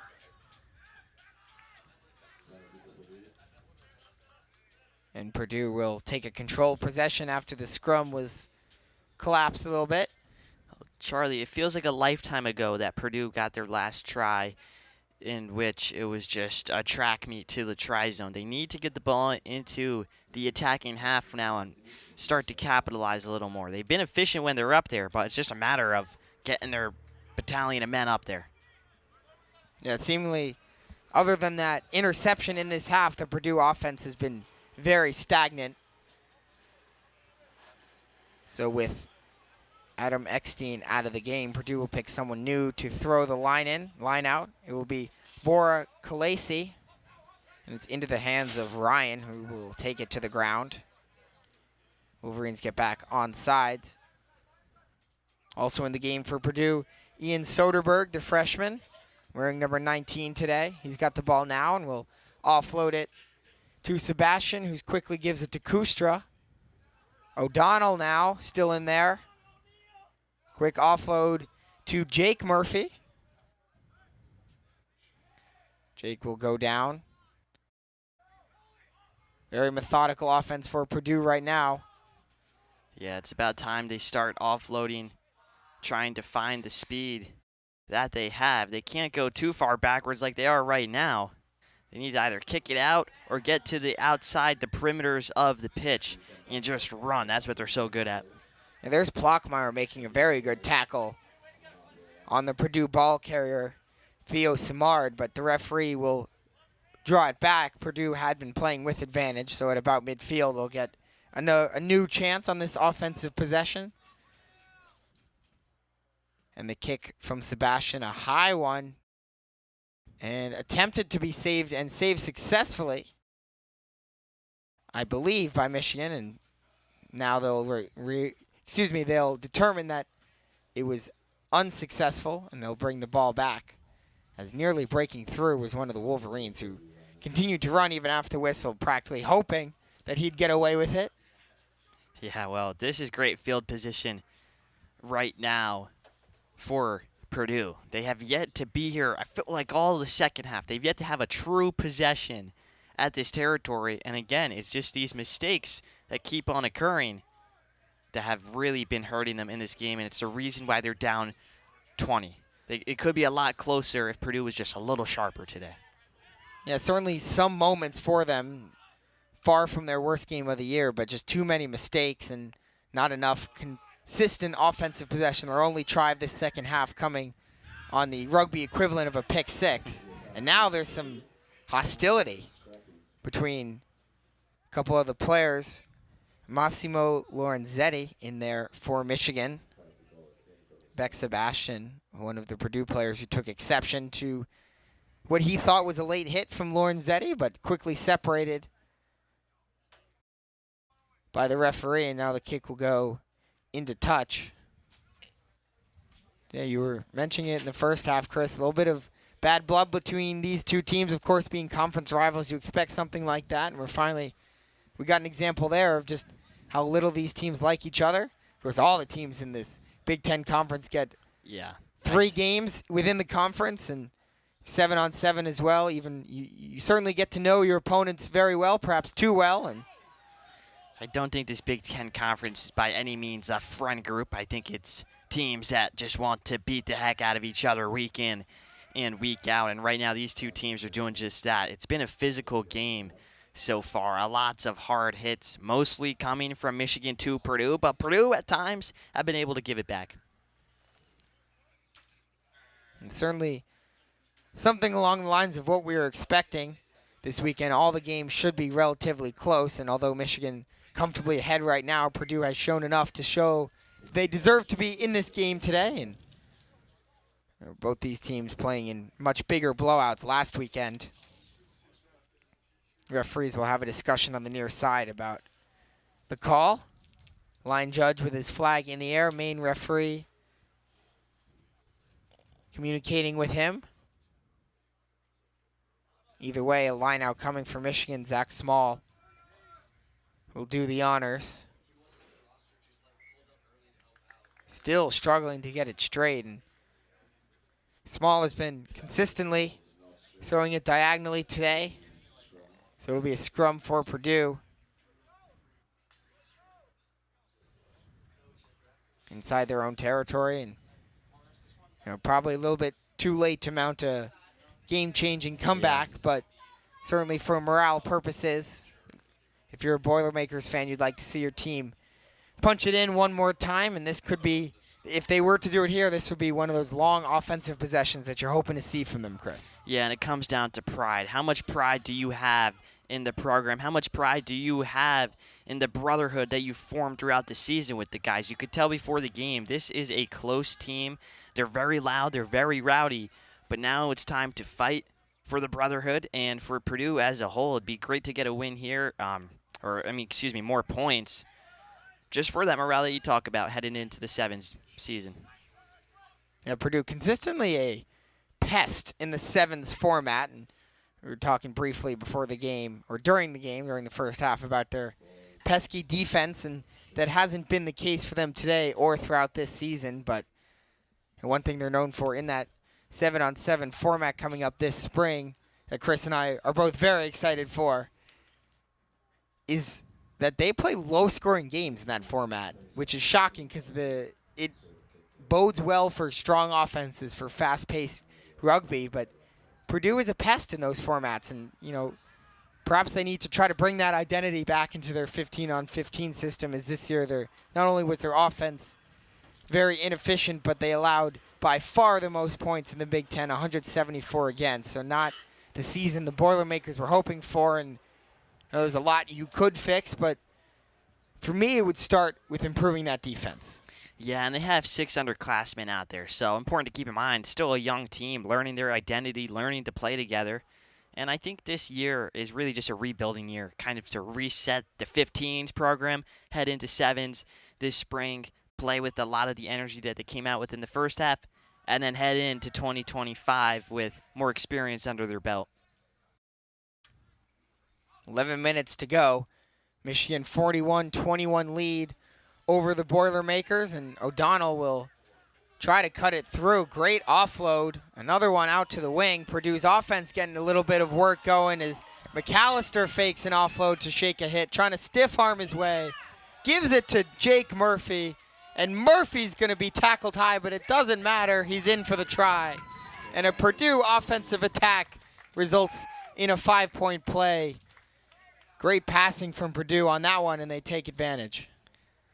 Well, essentially in his hometown, Jake Murphy from Mishawaka scores a try. And right there, it shows you Purdue has these flashes. Amazing counterattack, and all of a sudden, Purdue puts up some more points, and they can smile, they can hang their head high knowing it wasn't a total blowout. They had some great moments and moments of brilliance just like that one. And there's technically still 10 minutes left and obviously a long way to go. And Michigan's offense has been very effective today. You have to think that they're going to have a response, but there's a great-looking offensive possession. And again, it was Sean O'Donnell not scoring that one. First one today for Purdue that he did not down in the try zone, but a part of it with, I guess, a tertiary assist, if you will, is it went from him to McAllister and then eventually in the hands of Murphy. And the very wide conversion attempt is no good, so it will remain 41-26, but Purdue's got to feel good about themselves in this half right now. They went into the half down a couple scores, still down a couple scores, but playing Michigan tight in the second half. And for Michigan, you're thinking, boy, if we can just get the ball back, we could probably just run out this clock and win this game. Yeah, 100%. That's Michigan's philosophy right now. And as for Purdue, besides their initial 50-26 win over Loyola Chicago, they scored 26 points throughout the rest of the season. Today, they have 26 points. So I think Purdue will be happy with that fact. See what their offense can do going to work again. Michigan's defense right up on the line to defend them. Very aggressive Wolverine defense right now, and trying to force a turnover, get the ball back, and they'll do just that. Their defense results in a knock-on against Purdue. In order to take some more time off the clock, Michigan will go for the scrum on the far side of the field. Janke will play it through.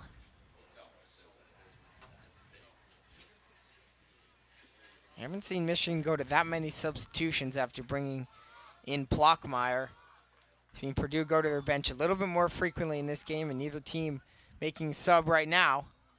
It's brought in with one hand, and a great offload to West. West a little 2-on-1 with Plockmeyer. Good tackle from behind as Sebastian made the play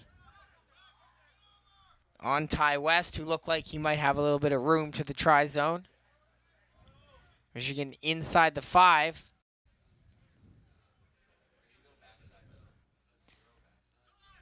Bowled ahead by Zana, looking for the hat trick. Still not quite in. Referee trying to get a good view. And another good defensive stand for Purdue. A knock-on against Michigan. Seems to be the signal, and it is. That might be the third time today. I think it is, Chris. Yeah, Michigan has been in that territory, but has not finished it. And they have another chance right now. But for Michigan, just need to punch those ones in. Simple as that. Another big battle going on the far side. Knock on against Purdue. There's a good tackle made on a strong run ahead. See if the Wolverines can finally punch one in from this area after seemingly being here for large stretches of this game, especially in this second half. 3 times they've been down in this area and have been rejected. Trying to get it all the way in. Right now they're in the middle of the field, about as close as you can get. Humanity, mass humanity of bodies. And Michigan seems to be less than a meter away from trying to break this one in. Referee trying to get a good view of it. Jumping over the pile to get a look. And another stop for Purdue. Ball was not downed again as the ball carrier for Michigan once again getting it across the try line and looking to his teammates like, what the heck do I have to do against this defense? That is amazing from Purdue. Strong, strong defense for a defense who hasn't been strong throughout the year. This makes no sense, but wow. Just entertainment. And Purdue, again, with another great goal line, Sam. Yeah, so with 5:22 to go, we've just been joined, our crew getting a little bit bigger behind the scenes. We're already being directed by our wonderful director, Nick Ruthroff, and Walter also back there helping us out. But we've just picked up grizzled veteran Sam Ohaj to help us out in his final broadcast. There's a couple grad students out here on both of these teams. For Michigan, Louis Granger out of France, number 23, not in the game yet. He's a grad student. And for Purdue, Adam Eckstein, who came out of the game, grad student. Our assistant director, Sam Ohaj, a double grad student. So we're happy to have him back, and hopefully no more technical issues and broadcast issues. So good to have Sam back, and he's joining us for what will be a great day of rugby on the Notre Dame Rugby YouTube channel. If you're just joining us, thanks for stopping in. This is the 7th place game in the Big Ten Conference between the Michigan Wolverines and the Purdue Boilermakers. Michigan with a 15-point lead in the last 4 minutes and change of the first half. At the conclusion of this game, we'll take a quick break before the 5th place game at 12:45. Illinois and Michigan State battling it out for 5th in the conference. Then we'll take an extended break, and we come back in the afternoon slate. We have a 2:30 game, I believe, Chris. Or is it 2? Is it 2:30? I want to say it's 2:30. I think it's maybe 2:30. 2:45 even.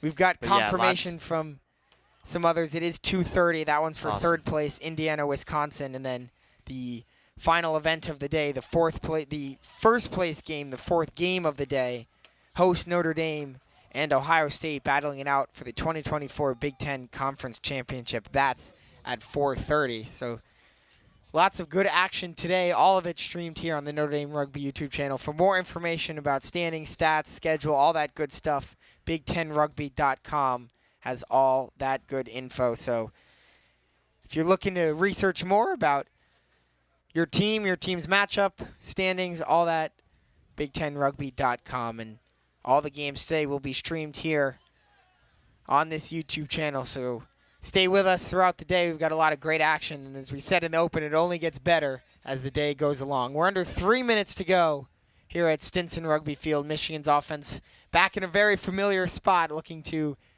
do the unfamiliar thing and get in for a try from this area. Yeah, the tacklers on Purdue have been brilliant throughout this Michigan possession. Not even right here in this area, but even a couple meters back. The Purdue tacklers have just been everywhere. Yeah, there's another great tackle as Michigan trying to spin forward, and they'll knock it on again. Purdue's try-line defense has been fantastic today. Needs to be studied in the history books. This a memorable performance for sure. It's almost impossible to be this excellent from the goal line defense, the try-line defense, I should say.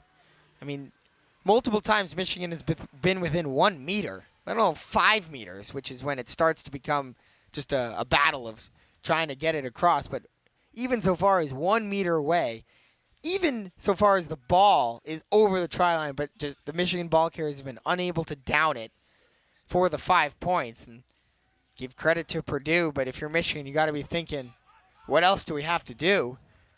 It's seemingly not that difficult to take the ball and touch the ground, but with the way Purdue's goal line defense is operating, certainly has been way harder than anticipated. As we're down to the final 90 seconds, and despite Michigan's offensive struggles in the second half, still a comfortable lead here, Chris.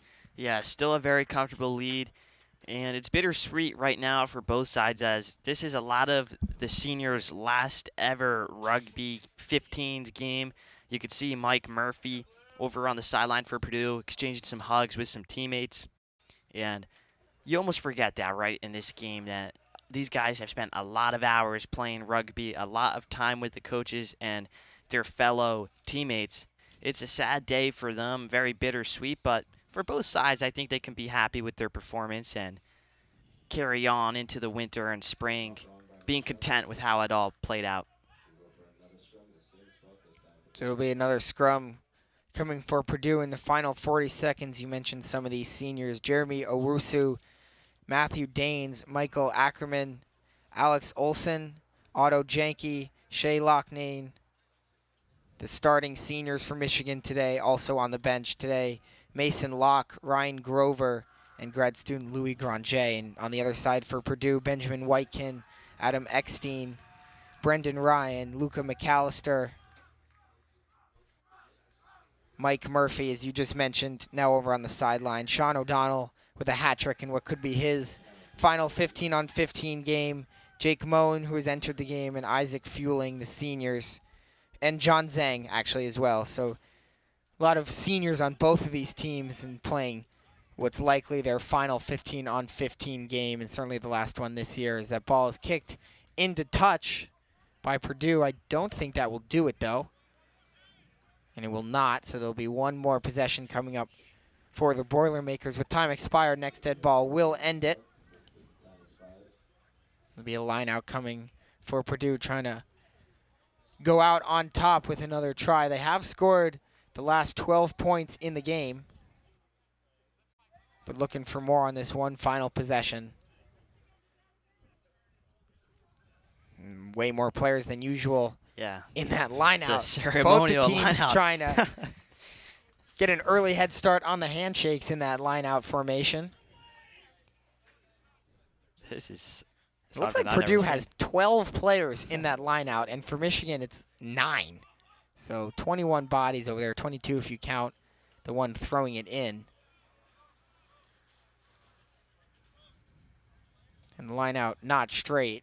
So it'll be a scrum for Michigan. If they win the scrum, they'll be able to kick it out and end the game. In fact, they'll just end it right now. So Michigan clinches 7th place in the Big Ten. Not the season they were hoping for, but they end it with a win, 41-26. Their offense scored in bunches today, Chris, and when it was going, it was going. Yeah, 3-6 record now on the season for Michigan. That's their 2024 resume. Lots of tough opponents, but a 41-26 win today keeps them alive. And 3-6, they can't complain with that with some of the opponents they played. Meanwhile, for Purdue, overall, again, 26 points. Besides that first win, they only had scored 26 points on the season. So for Purdue, it was a game like they hadn't played yet. And it was nice to see them score a lot of points, to have some guys like Sean O'Donnell come up big time with 3 tries today. Overall, it was a success, and it was a pleasure to call this first game with you, Charlie. Pleasure's all mine, Chris. We're going to step aside for a couple minutes. 12:45 is when the next kickoff is Michigan State against Illinois. Stay with us on the Notre Dame Rugby YouTube channel.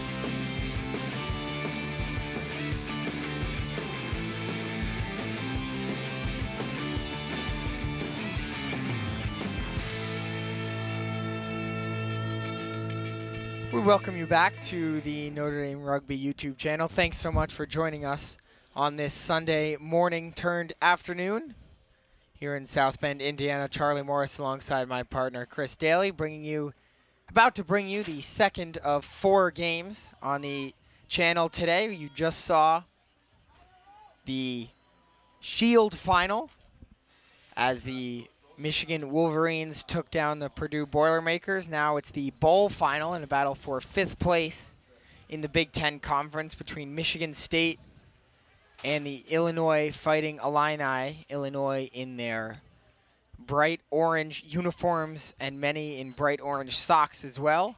White shorts for Illinois, and for Michigan State, fully white uniforms with green around the shoulders, the same they wore when they were visiting here earlier this year when they took on Notre Dame.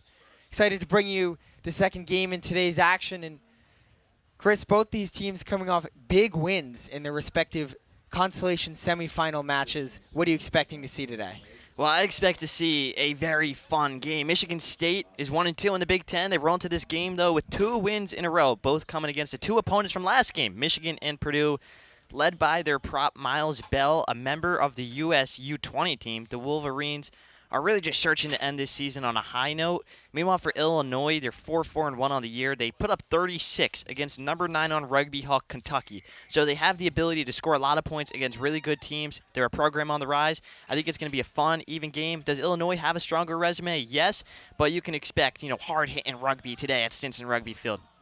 Yeah, we just got pretty interesting game, I'll say, in the first matchup, as it felt like at times in that game Michigan was just clearly the better team, but they didn't win by as much as you'd expect with that being the case. And Purdue, give credit to them for kind of sticking around in that game, couple long try runs for them. And now we're underway in this battle for 5th place. Illinois defeated Michigan in the semifinals by a convincing score. 65-29 was the final. They ended that game with 31 straight points in the second half. And for Michigan State, an even bigger margin of victory for them in the semifinals. They beat Purdue 55-0 in their biggest win of the season. And right away, the Illini going to work. Jackson Arnold, the bulldozer, knocking pins over on his way down near the 5-meter line.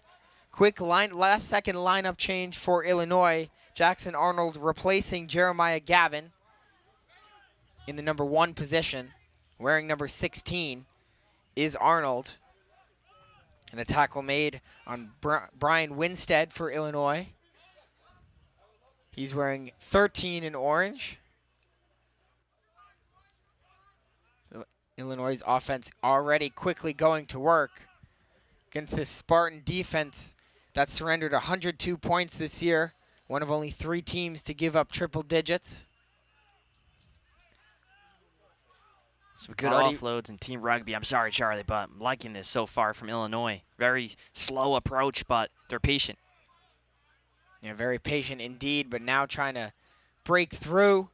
Give credit to this Michigan State defense, kind of slowing the game down a little bit after Illinois came out flying.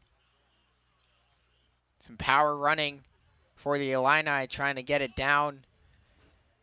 And down it for the try. We saw in our first game, if you were with us, Michigan spent a lot of time in that game down in this area and were repeatedly unable to ground it for tries. Illinois in a very similar spot right now, trying to do just that. Referee moving around, trying to get a good view of it. Still not in are the Illini. We'll try to drop it back for a little bit more room. Well defended by the Spartans. A lot of bodies down near the try line. Offload is bobbled in and out of the hands of one of the Illinois players, and so the Michigan State defense shows up and with a big stop in the first few minutes of this game. Yeah, that's a huge stop for the Spartans defense.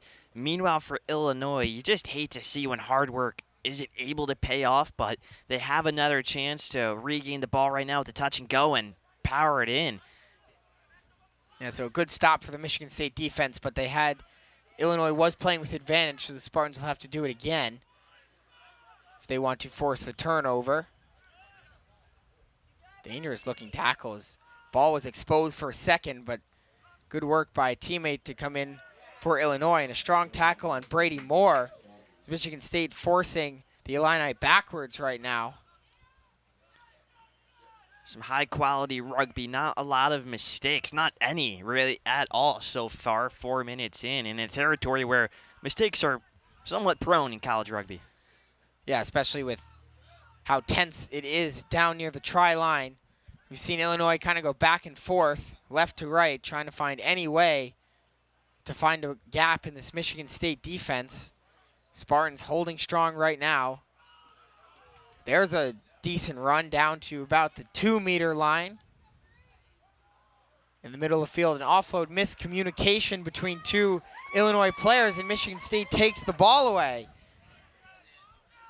And it's Brogan Schlesinger that is brought down after picking up that free ball. And Michigan State's defense does get that critical stop, even after playing with advantage were the Illini. Yeah, that's a huge stop for Michigan State, and right now for Illinois, they're so close, but they got to punch it in. They got to play a little more physical. They're coming off, to me, to be a little conservative right now. They don't want to make a mistake. It's okay to make mistakes at times, Charlie, if you're trying to make some magic happen. Yeah, it certainly seemed like a conservative offensive possession for them, just trying to use brute force to get it across, but they'll get another chance as the kick attempt from the Spartans was mishit and it went into touch. We're 5 minutes in to this 5th place game. No score yet. Michigan State, Illinois here at Stinson Rugby Field in South Bend. A little bit more a little bit less cloud cover than there was for that first game. Some of the bleacher seats below us have began to dry up, thankfully, after being rained on overnight, allowing some of the fans on both sides early in our first game of the day to experience some unfriendly seating conditions, but a little bit more butt-friendly down there below us. And, you know, Illinois' offense right now continues to go to work, and seems like they're going to go for 3 points, seeing this Michigan State defense the way it's holding up. And so they'll bring out the tee from the sideline. And standing over the ball for the Illini's Peyton Sirota. Looks like he'll be the one to try to break the ice.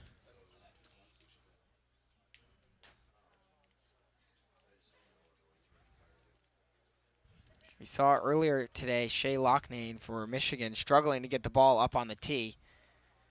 Sirota seemingly a little bit less trouble, was very careful with it. And from off to the left of the uprights, the right-footed boot is good. Right down the middle for Sirota, and 3 points early on for the Illini. They jump out to the lead.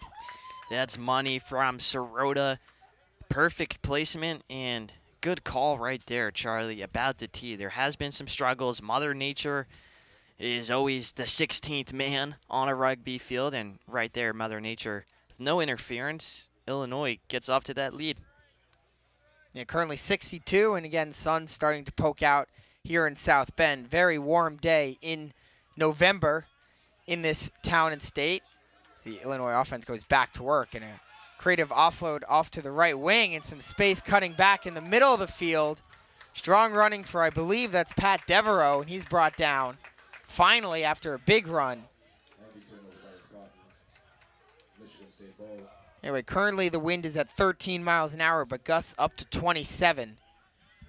So certainly the wind a factor today, despite the sun keeping it warm down there. And Michigan State finally gets the ball after Devereaux's big run.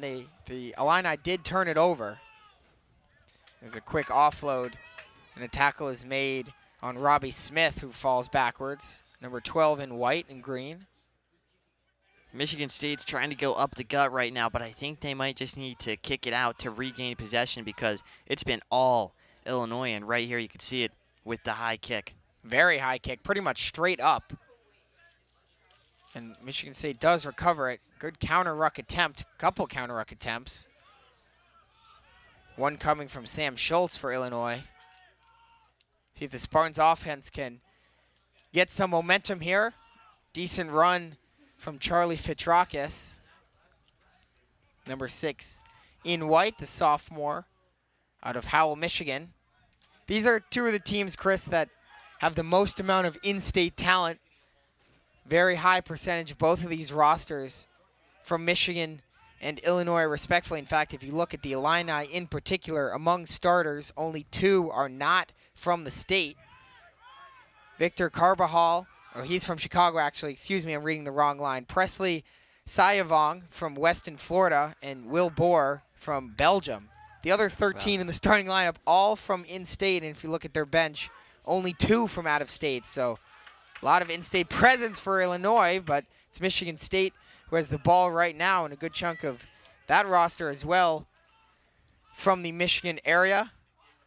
Only 6 players out of their 15 in the starting lineup from outside of state, including one Eduardo Ferdinandi, from Madrid, so one international starter on both these sides, and it's taken ahead by Lucas Ring from Ohio, one of the 6 not from Michigan, number 10 in white.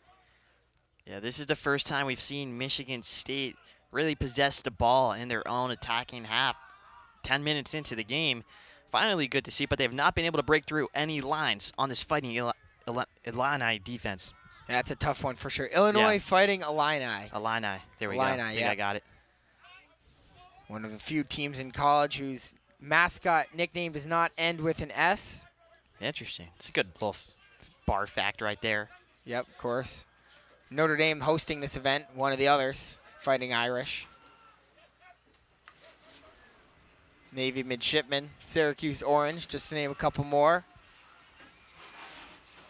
It's impressive, Charlie. Marshall Thundering Herd, the team that beat Notre Dame football 2 years ago in my first home game. That one will always stick. It's not talking for the wrong reasons.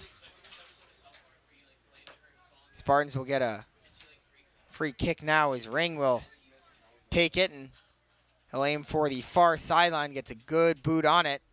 It's well executed down near the 22, looks like maybe 23 meters or so from the try line, and the Spartans offense as deep as they have been in Illinois territory yet today. Yeah, it's a positive sign here for Michigan State. They're still in this game thanks to their really stellar defense, because it's been all Illinois to this point in terms of an offensive standpoint, but now Michigan State has the time to do something and put some points on the board. A lot of room here for Robbie Smith, but he turns it over. It's taken away. Smith with a big tackle as that steal came from Winstead. So just like that, the Spartans' first good-looking offensive attack is over. They're playing tough on the monogram right now near the middle of the field, but Michigan commits the penalty, and it'll be free possession for Illinois. Captain Jacob Razzo with the ball in his hands. He'll kick it towards the far side. High kick, and it will go into touch. So line out coming up for Illinois with 28 and change to go in the half. Still only 3-0, no tries yet. After a very offensive first game, which saw both teams get at least 4 tries. And right now, Illinois only that field goal off to that 3-0 lead. Yeah, and I know it's early, only 13 minutes in, but I think this is going to be a lot closer than the last game we called, Charlie. 3-0, but both teams seem to be pretty stingy defensively, and in terms of an attacking standpoint, they take their time. They're slow and methodical with it.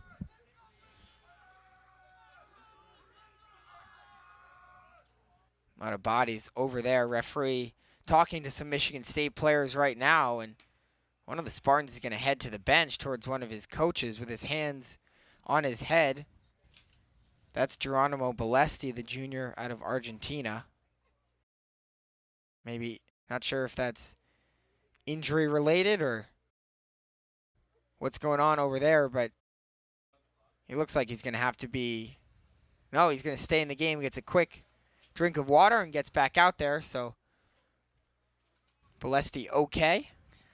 I want to say it's something in his eye or nose. His hand was that would make sense. Going up there, yeah, so maybe squirt of water to it, and he's back and ready for action in the scrum. Yeah, there are definitely not 0 bugs out here. A couple have actually flown into the press box up by us. We've had to keep them away. So maybe one of them got in Balesti's eye. If that's the case, that's definitely something minor. And, of course, you don't want to see one of your starters go down, but especially your 8-man if you're a Michigan State fan. And Bolesti's been a good 3-year player for this Michigan State rugby team. One of the key contributors last year and again this year. The Illinois offense beginning to get back down to where they were early in this game. Were unable to punch it across then, looking to change the narrative now. Very methodical, as you mentioned, Chris, trying to go forward, and a little bit of miscommunication. Offside is called. Certainly could have been an argument there for obstruction, but they go with offside instead. So Illinois catches the break, and they're going to kick again to try to make it 6-0. Seeing how stingy this Michigan State defense is, they'll opt to try to double their lead.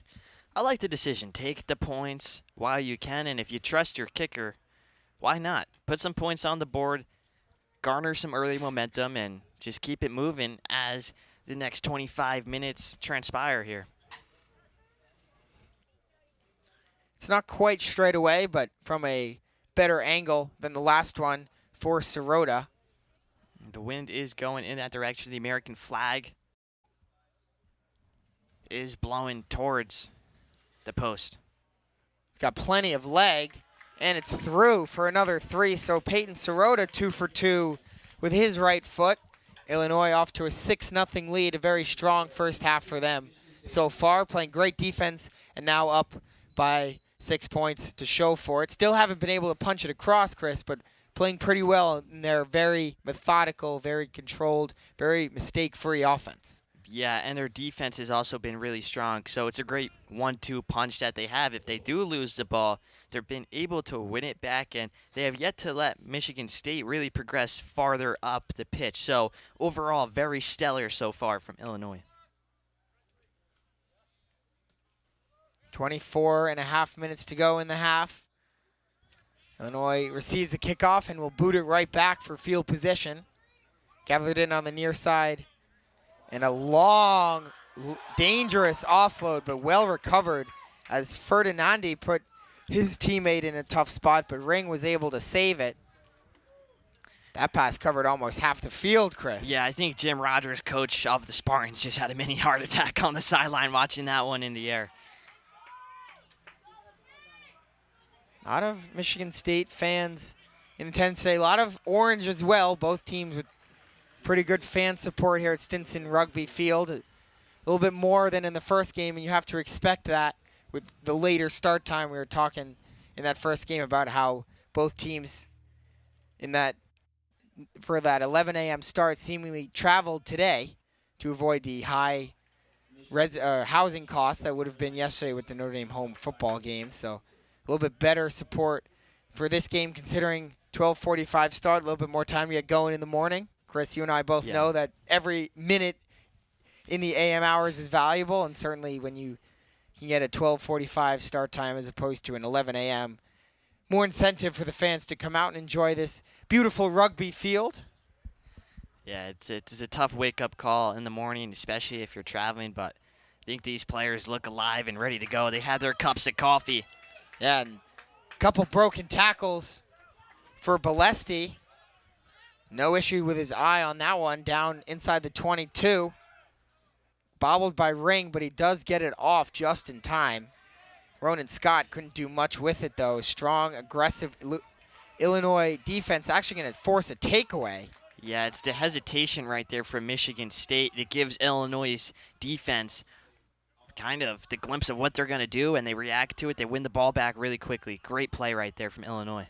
It's amazing how much of rugby is in timing, and a little bit of a bobble for Ring, not allowing the timing on his pass to Scott to be exactly what he wanted, and give credit to the Illinois defense for jumping the route and forcing the turnover, and they have it on their side of the field now. 6-0 lead for the Fighting Illini in the middle of the pitch. A strong fake offload and nearly a break for Schultz, but a good tackle right around midfield and now across midfield. Carbayal will go right with it. And a knock on the drop pass. So a good stand, another good stand by this Michigan State defense, Chris, which came to play despite coming into the day with 102 points against in 3 Big Ten games. Shutout last week against Purdue. Not going to get a shutout today, but certainly doing well right now to keep the Illini offense a little bit, not operating quite as they would have hoped, despite this 6-point lead. Yeah, I think they've been able to find their way throughout the season, Michigan State, and all of a sudden, even though it is the last game for them, they know the identity defensively that they want to play with. Timing play doesn't quite work, but the Spartans retain possession. It's Ferdinandi, dragged down basically by his shorts. Ball's free for a second. Illinois playing with advantage. One referee signaling Illinois playing with advantage. One signaling Michigan State had the advantage, so not sure what's going on there. But either way, kick is blocked. Gathered in by Sayavong. Sayavong is tackled by Jacob Munger, who tries a counter ruck. He's going to get called for that. Sayavong a little bit gimpy getting up, but he's going to hang in there, unsurprisingly. And will be kicked by Illinois' Razzo into touch. Not quite at the 22, but another good field possession coming up for this Illinois team. Yeah, Illinois has a unique blend of speed and, speed and power. So they have a lot of big guys, but they also have a lot of fast players out on the outside. And right now, they just need to go back to how they were playing in the first about 15 minutes or so, because they had a lot of success. They were able to put 6 points on the board. So they just need to be able to break the lines, and they can right there with creative passes like that, combining the speed and power. Yeah, trying a set play to get Sirota free, but the disciplined MSU defense doesn't allow that. Another penalty against Michigan State. Wouldn't be surprised to see the Illini go for the kick, and that's exactly what they do from right in the center of the field. Sirota was practically excited to tell the referee that he'd like another chance for 3 points. And this hasn't been the most exciting game, Chris, but a very technical game so far. And Illinois, just seemingly because they've had the ball for longer, has a 6-point lead and has a great opportunity to make it a 2-score advantage. Yeah, they do, and it's a far cry from that 67-21 game that they played earlier in the season on October 12th, in which Illinois took the W. So Michigan State has really improved since then defensively, and Illinois right now slow to get started in terms of putting up 67 points, but they won't complain with 9. Yeah, and the kick is good. Sirota, no doubt about that one. That would have been good from way deep. So 9-0 Illinois, 3 field goals for them. So Michigan State will have to kick it away again. They've barely had the ball at all today. And, if they could get one turnover, one quick defensive play, turn it into a try, this game is very different. But at the same time, if Illinois finally breaks through, you have to think the floodgates might open. Yeah, the floodgates might open, but for now, Michigan State is well in this game. So Illinois, they must be thinking, listen, we got to get a try eventually, because kicking all these 3-pointers, it's only going to get them so far. Michigan State, one try puts them right back into that territory where they could take a lead, and 9-0 isn't ideal right now for Illinois. Certainly feels like they could have more, as we got a stoppage on the field. Not sure what it's for, but there's a couple referees talking amongst themselves. Seemingly looked like an innocuous play, just a conversion attempt right down the middle. No doubt it went in. Yeah, I know they had a water break, so not sure exactly what the call is, but just Maybe a quick stoppage for both teams here. Look at that, we got a little kid running on the field, water boy. I know sometimes when it's super hot in the early games of the season in September, they will stop the game halfway through each half for a hydration break. But at 62 degrees, certainly doesn't seem like that was on the forefront theoretically today. But perhaps that's just what happened. Is can't really think of any other reason they would have stopped play. And both teams were doing a little stretching, doing a little water break. You mentioned the water boy for Michigan State, getting out there, giving some of the players bottles of water. So the timing makes sense, so perhaps just a hydration break for both teams. And, always looking out for the safety of the players. And so now the clock back to ticking. under 17 to play in the half, and Illinois set to get the ball back. Well, it was ticking through much of that, so that's another interesting thing to note, because for Michigan State, that is just wasted time. You're down 9-0 in the game, and there's just 2 minutes of dead play, essentially. It's certainly possible that the official clock that the referees have would have stopped. Gotcha. Our clock was kept rolling, so we'll have to see when the half kind of winds down which one is correct. But either way, we're more than halfway through the first half here at Stinson Rugby Field in the battle for 5th place in the Big Ten. Illinois Fighting Illini 3 field goals off to a 9-0 lead against the Michigan State Spartans. Charlie Morris, Chris Daly, thanks for joining us on this Sunday afternoon. We've got rugby all day. After this game, which it started at 12:45, it's a small break, and then a 2:30 kickoff in a battle for 3rd place, Wisconsin and Indiana. Battle of 2 teams who combined for 5 wins in the regular season. In conference play, looking to clinch 3rd place and perhaps a spot in the NCR tournament. We don't know how many spots, Chris, the Big Ten is going to get in that tournament. Certainly 1st place gets an automatic bid, whether it's Notre Dame or Ohio State. 2nd place also very likely to get a bid. 3rd place could be in there. We don't know. 4th place, a lot less likely to get in. So that game that kicks off at 2:30, a super important one between the Badgers and the Hoosiers. Neither of these teams on field right now are going to be participating in that tournament. So for them, it's their last game of the season, looking to end the year strong. And it's the Illini who have been the stronger team so far. Again, Michigan State hanging around. It's something they've at times struggled with this year when it rains it pours sometimes against them. But right now they're being pesky, getting some stops. If they could just get the ball, Chris, it becomes a way different game for them. Yeah, if they could just get the ball and keep possession. Right now, though, this game has not really been by any means open-ended. A lot of stoppages in the past 6 minutes. Haven't really seen a lot of fluidity out on the field. So they just need to get the ball moving, get back into some sort of groove. But yet again, another stop here. Yeah, line out not straight. So finally, Michigan State gets a chance on the offense, and they give it right back. So scrum coming for Illinois. Unofficially 14 minutes in the half and a 9-0 lead. Michigan State's defense very tested so far, and they'll have to get another stop. Try to get the ball back as teams begin their scrum. Scrum gets almost turned around, and Michigan State takes over possession. So great work by the Spartans to make a mess of the Illinois scrum in their best offensive field position of the game. Set to come as Ring will try to make it even better with a strong kick into touch. Goes over almost onto the road where a car was going by.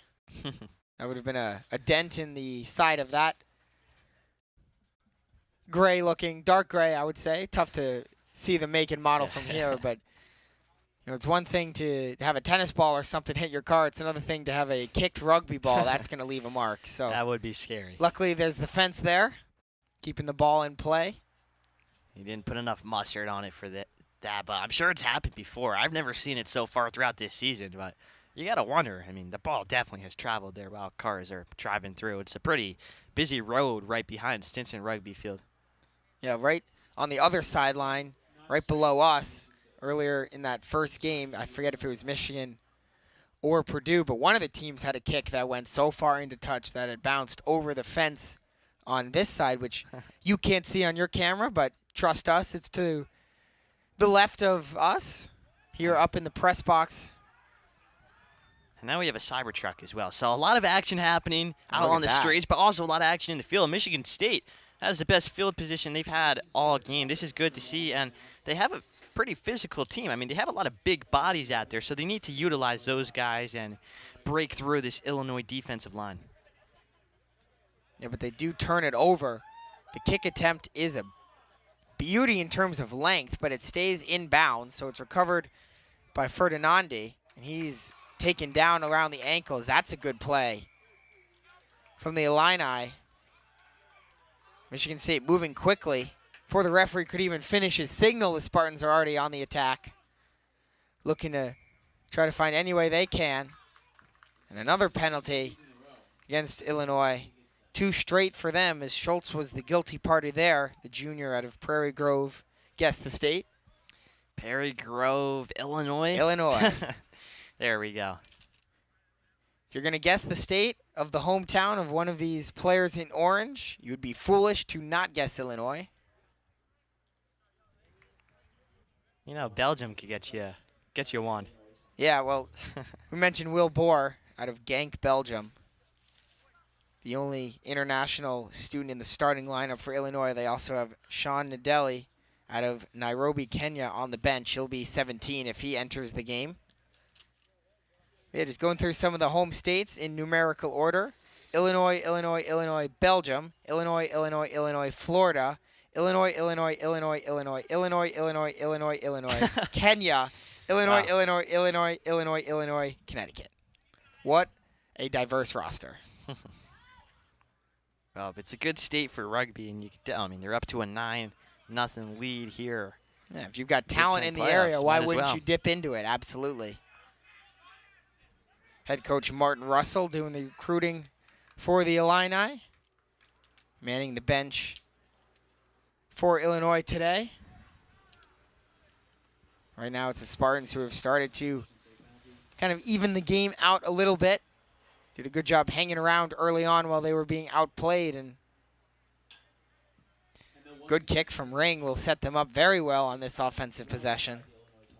Yeah, well, since the 20-minute mark, besides that 2.5-minute break that we had, for the most part, it's been Michigan State with the ball. So it's a very good sign for the Spartans. It's now about converting it, because if you don't score, it's all for naught, and at the end of the day, the game just moves on. So they need to be able to capitalize here and have points for their hard work. Lineout is juggled a little bit, and Illinois takes it away. Certainly not what you wanted to see if you're a Spartans fan, as lineouts have been a little bit of a struggle for Michigan State early on today. Now they commit a penalty. So Illinois' offense back to work deep in their own territory. Time of possession, not even close in favor of them. Field position has been rather even. Beginning of the game, the ball was mostly to our left. Now it's mostly to our right, but in terms of who's possessing the ball, that really hasn't changed much. So with unofficially under 9 to go in the half, 9-0 lead for the Illini. Perfectly executed line out for them. Strong tackle made by Ring. Getting in there to take down Illinois on their attack. Now Brady Moore will leave it behind him, trying to go right up the middle. Sayavong to his right. A couple times today, Chris, we've seen Illinois ball carriers, when they get tackled, they kind of expose the ball a little bit, and so we'll have to see, maybe can Michigan State take advantage of that? Yeah, it will be a big thing. For Michigan State right now, they have a good line defensively. Not too many holes, and Illinois has been having a tough time breaking through. Yeah, a little bit too far right now to consider a field goal attempt, so Illinois is going to have to try to figure out their offense, but first they're going to have to figure out their defense as the Spartans force the takeaway and then commit a knock-on, so that was pretty quick offensive possession again for the Spartans. Still struggling to get their offense going, an offense that this season was the second worst in the Big Ten with only 27 points for, but they did score 55 in their last game, seemingly a breath of fresh air, I should say, for MSU fans, but starting to see a little bit more of that 27 points in 3 games offense right now. Yeah, they're not really creative on offense. They need to find something. What they're doing is not working. They're just trying to go up the middle. Illinois and Michigan State are both pretty even in terms of physicality and size. So now it's about how can Michigan State do something extra to get behind this Illinois defense, and I think they're going to find that out during halftime at the break when talking to coach in the huddle. Yeah, of course, a game of adjustments, and right now both these coaches have to be dissatisfied with their teams in certain different ways. Of course, there's some good. Illinois' offense very possession-based, very controlling of the ball. Michigan State's defense, very diligent, very few mistakes, lots of good tackles, very few missed tackles. But you can think about that on the complete flip side. Michigan State's offense, not where it needs to be. Illinois' ability to finish, also not where it needs to be. And the Spartans will try to go quick here. So it's Fitrakis trying to move it ahead. See if maybe some of that creativity you mentioned, Chris, comes in playing fast, not letting the Illinois defense set up. Certainly that seemed to be what Fitrakis was going for on that play. It's brought ahead by Munger. Couple fake moves, another fake offload. Robbie Smith trying to find his way through. He's been a lone bright spot on the Michigan State offense this year, number 12. There's a strong play between two non-ball carriers. Yeah, Skylar Freck just absolutely getting into it right there. Very physical. There's a good tackle by Antoine Johnson, who got down, took the ankles out from the Michigan State ball carrier. Now it's brought ahead by Spartans down near the 22, still trying to push ahead. We have yet to see this. Michigan State worked the ball to the near side right here. It's a breath of fresh air. Yeah, that's what they're doing. Bolesti offloads it to Ferdinandi. Just trying to find a hole where there's no hole is Munger, but he does well to get it close enough. Taken now by Fitrakis. See if Michigan State can find a way into the try zone. Good tackle on Connor O'Loughlin, who's trying to find his way through a gap in the defense, and one of the Spartans down on the near side. They'll try a kick play. Well defended by Illinois. As a Spartan who was down gets to his feet. That was Ferdinandi, and Illinois' defense picks up a big stop, Chris. That's a huge stop for Illinois. It's been all Michigan State these past 10 to 15 minutes offensively. They've had a long possession, and Illinois' defense is being worn out, but they're showing no signs of quit, and that is huge for Illinois right now, especially with a 9-0 lead. A try for Michigan State would effectively put them right back into this game. Oh, for sure it would. It would not only would it give them momentum, it would also cut it to a one-score deficit, and you've got to think that their defense, whatever more motivation it needs, would continue to have enough energy to get these try-line stands that they've been relying on so far. And now it's Illinois who gets that try-line stand when they needed it most. But they do turn the ball back over, and so Michigan State's offense back to work again in unofficially the final 4 minutes of the half. Yeah, and for those who've been watching, I think we could split this game into two halves, or this half into two halves, rather. The pre-water break and the post-water break. Pre-water break, it was all Illinois down in their attacking half, and they had 3 kicks to show for it. They go up 9-0. Since then, it's been all Michigan State working the ball. However, they have 0 points to show for it, and that is really the story of the day so far. And you get a look just there about why. Just great defense from both these teams. Great tackling on both sides. Michigan State dangerously close to the touchline on the far side of the field. They'll have to move it back towards the middle. And a strong run down inside the 5 from Munger. Illinois' defense trying to force the Spartans into touch. The Spartans' offense trying to force the ball into the try line.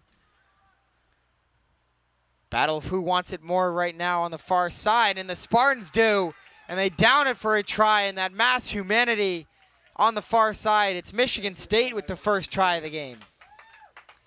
It all starts with Jacob Munger. He goes for about 5 to 7 meters. They just needed someone to break through, someone to have some individual brilliance. It was Munger, and that run right there effectively put them in a spot where they could get a try. Huge play for Michigan State, and after 20 minutes, they finally have some points to show for that long possession. Yeah, they've really been in possession of the ball for a great chunk of this second half. As you mentioned. Tough to tell who it was who downed it for the 5 points, but the Spartans will take it either way. Very tough conversion attempt coming from about as far an angle as you can get, but of course the Spartans are going to take that. They're not really worried about the 2 points right now. They've cut a 2-try deficit to a 1-try deficit with just hard work and will. And that's a big play, especially as the first half comes to an end. Makes you feel better going into halftime. Yeah, and I almost think this is good for Illinois. They finally have a reset. They can finally breathe for a second. It's terrible to let up points, but they're still in the lead. They still have control over the game.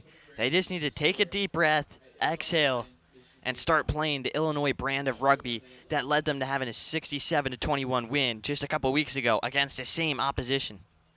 Yeah, you were mentioning it before, not only based on that past game, but based on the resumes themselves. It wouldn't be out of the question for Illinois to run away with this game, but give all the credit in the world to Michigan State for their defense, their persistence. They have a great, lively dugout right now over on the far side of the field, certainly louder than the Illinois dugout is right now. And, all that's led to, they're still losing. Of course, it's still 9-5 Illinois, and Illinois has now got the ball back. A strong run.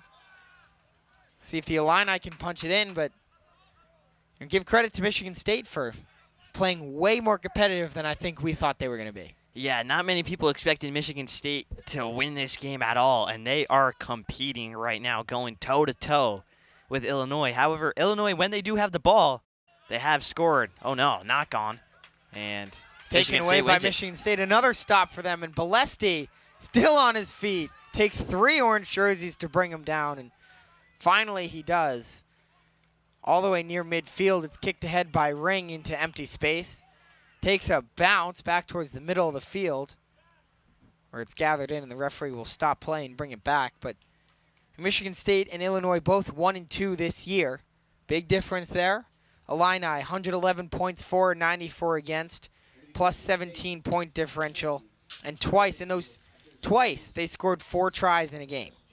Yeah, and you even look at the teams that they have played. They both have some similar opponents, and it's been Illinois who has the better results against those opponents. So, again, this is an Illinois team that should win on paper, and all the credit to Michigan State in this first half. They have been brilliant. They have hung in there, and they have not let this game get out of reach. In fact, they have clawed back into this game.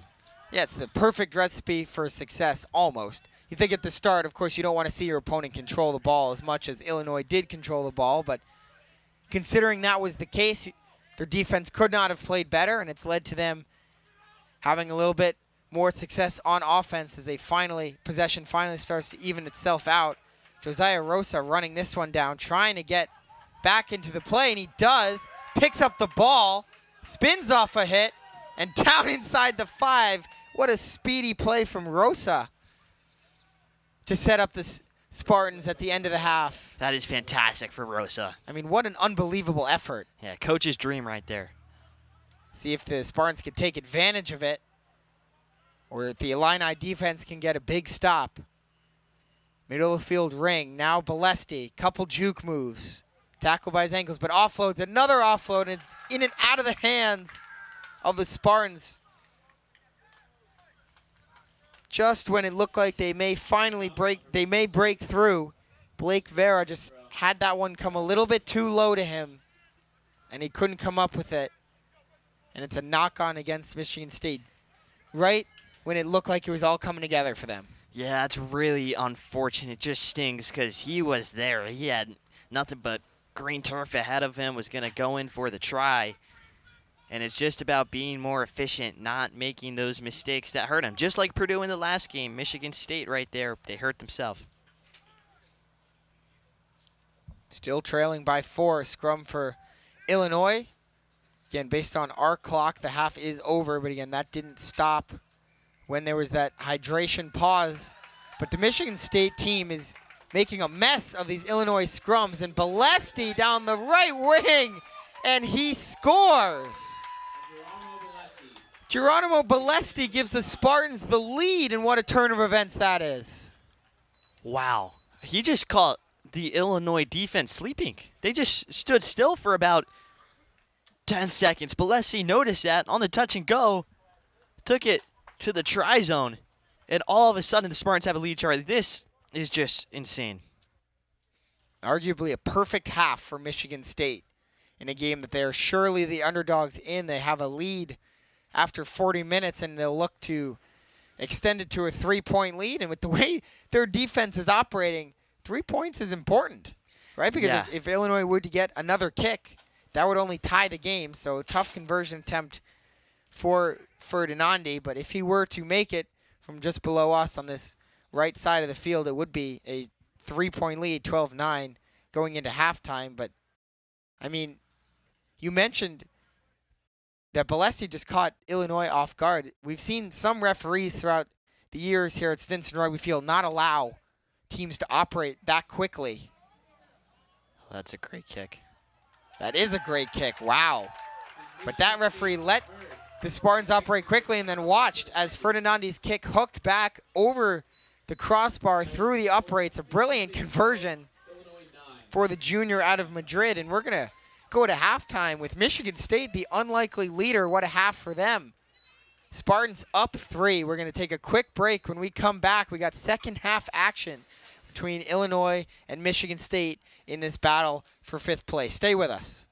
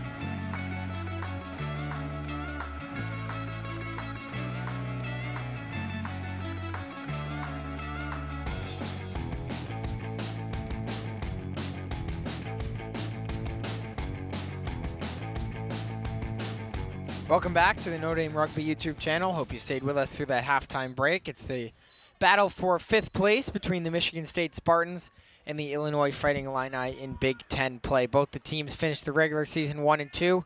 Both these teams won convincingly in the consolation semifinals, setting up this matchup today. And I'm joined by my partner, Chris Daly.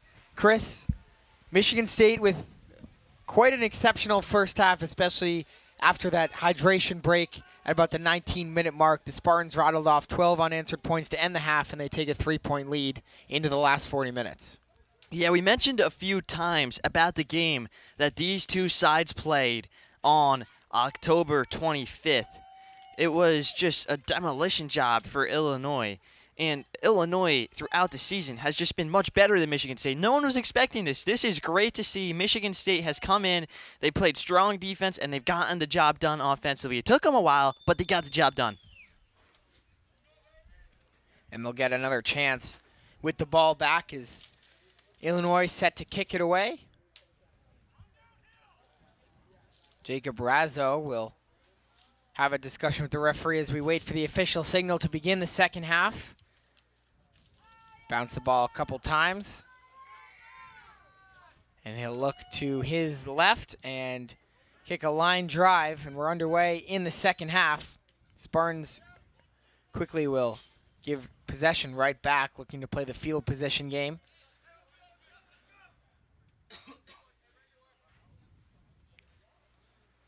Just getting started in half number 2. Illinois, Michigan State, the second of 4 games on the Notre Dame Rugby YouTube channel today. If you were with us this morning, you watched Purdue and Michigan battle it out. Michigan victorious by a 41-26 score. Now it's taken away. It's going to be a knock-on. Still a good defensive play for the Spartans and Lucas Ring, but it was a knock-on, so. Yeah, great anticipation right there, Troy. Just unable to grab that one, only able to bat it down. And of course, since it was with his hand, you can't do that. So it's kicked well into touch, no doubt about that one. Out of play. And you know, Chris, this is a much different game than the one we saw this morning, which featured 9 tries combined between the two teams. Now we only have 2. What are you seeing out here? I know Michigan State's defense has been stingy, but what particularly have you seen out here? Both teams have tried to go up the middle a lot, and when you have an even matchup in terms of size and physicality, I think it creates for a low-scoring game. I also have not really seen a lot of the so-called star players in terms of Michigan State. Miles Bell is a US U20 national team guy. He never played rugby before headed into college. He's exploded onto the scene. Have not really seen much of him. So in terms of Michigan State and Illinois, how can they get their star players involved to now grow their score lines and try to take a lead for Illinois and for Michigan State to expand upon it? Yeah, Bell's wearing number 1 today for Michigan State as they try to get it through the scrum. They've done very well against Illinois scrums, kind of causing havoc and executing their own effectively. One of the reasons why they have a 3-point lead. Part of their stingy defense has been that scrum defense, forcing 2 straight to get turned around. See how Illinois reacts to that, trying to avoid the scrums as much as possible whenever they can.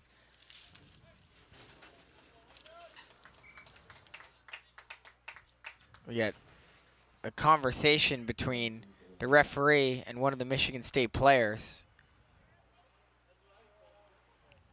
I believe it's the captain, Lucas Ring, who's going over to talk with the referee.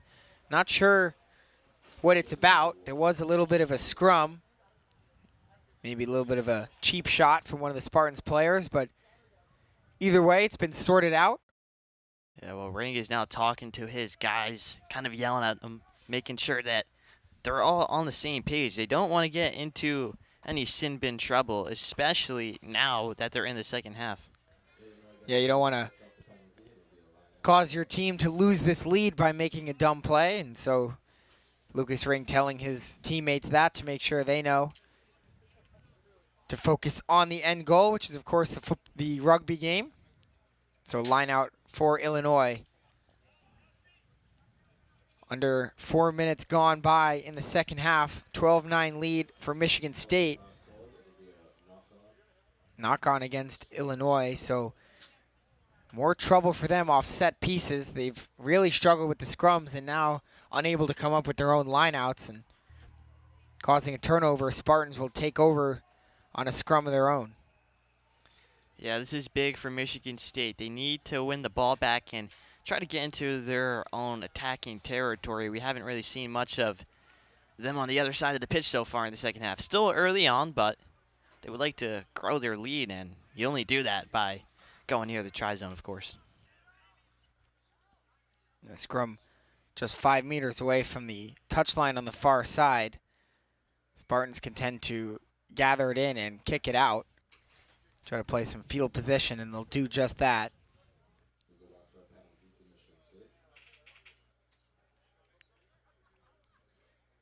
Four and a half minutes passed in the second half. Thanks for joining us on this Sunday in South Bend. Great sports weekend on campus here at Notre Dame. Of course, highlighted by the football team in their first and only night game of the year. Last night, a 52-3 win over Florida State, causing several of the teams in action today at this playoff championship weekend for Big Ten rugby. Most of these teams, all the visiting ones, came in today, whether it was this morning or this afternoon, to come here to Stinson Rugby Field. Of course, you don't want to be caught staying the night in South Bend with South Bend hotel prices on a home football weekend. Yeah, it's far from ideal. Maybe they stayed an hour out and took the bus in. Maybe they drove in this morning. Don't know the exact details about every team, but it is hard. It's a good business, though, if you're in South Bend, Indiana. Absolutely. And, of course, with the amount of fans here, you have to expect there's some good levels of well-executed, team-oriented travel for both of these groups. Definitely some good orange showing and also some solid green showing below us. Of course, with green, you don't know for sure whether that's Notre Dame or Michigan State. But with Notre Dame not scheduled to play for another 3 hours or so, you'd have to expect most of the green is for Spartans support, down there. And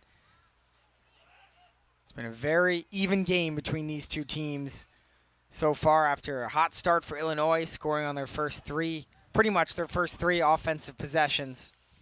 None of them tries, though, and still tryless in the game. Michigan State with only 2 scoring drives, but they've found the try zone in both of them. So they have a 12-9 lead with 33:40 to go in the battle for 5th place in the Big Ten in 2024. Michigan State's offense moving laterally. One player still down for them, trying to avoid an offsides call. Offloaded to Schuyler-Freck. Schuyler, spelled S-C-H-U-Y-L-E-R, but pronounced Schuyler. Whoa, heads up, Charlie. This ball is coming over near us, and it's wow into the fan section, and it will rattle around some bleachers as that kick was very comfortably out of bounds with plenty of leg to spare. Yeah, it looked like he was going for someone in the stands.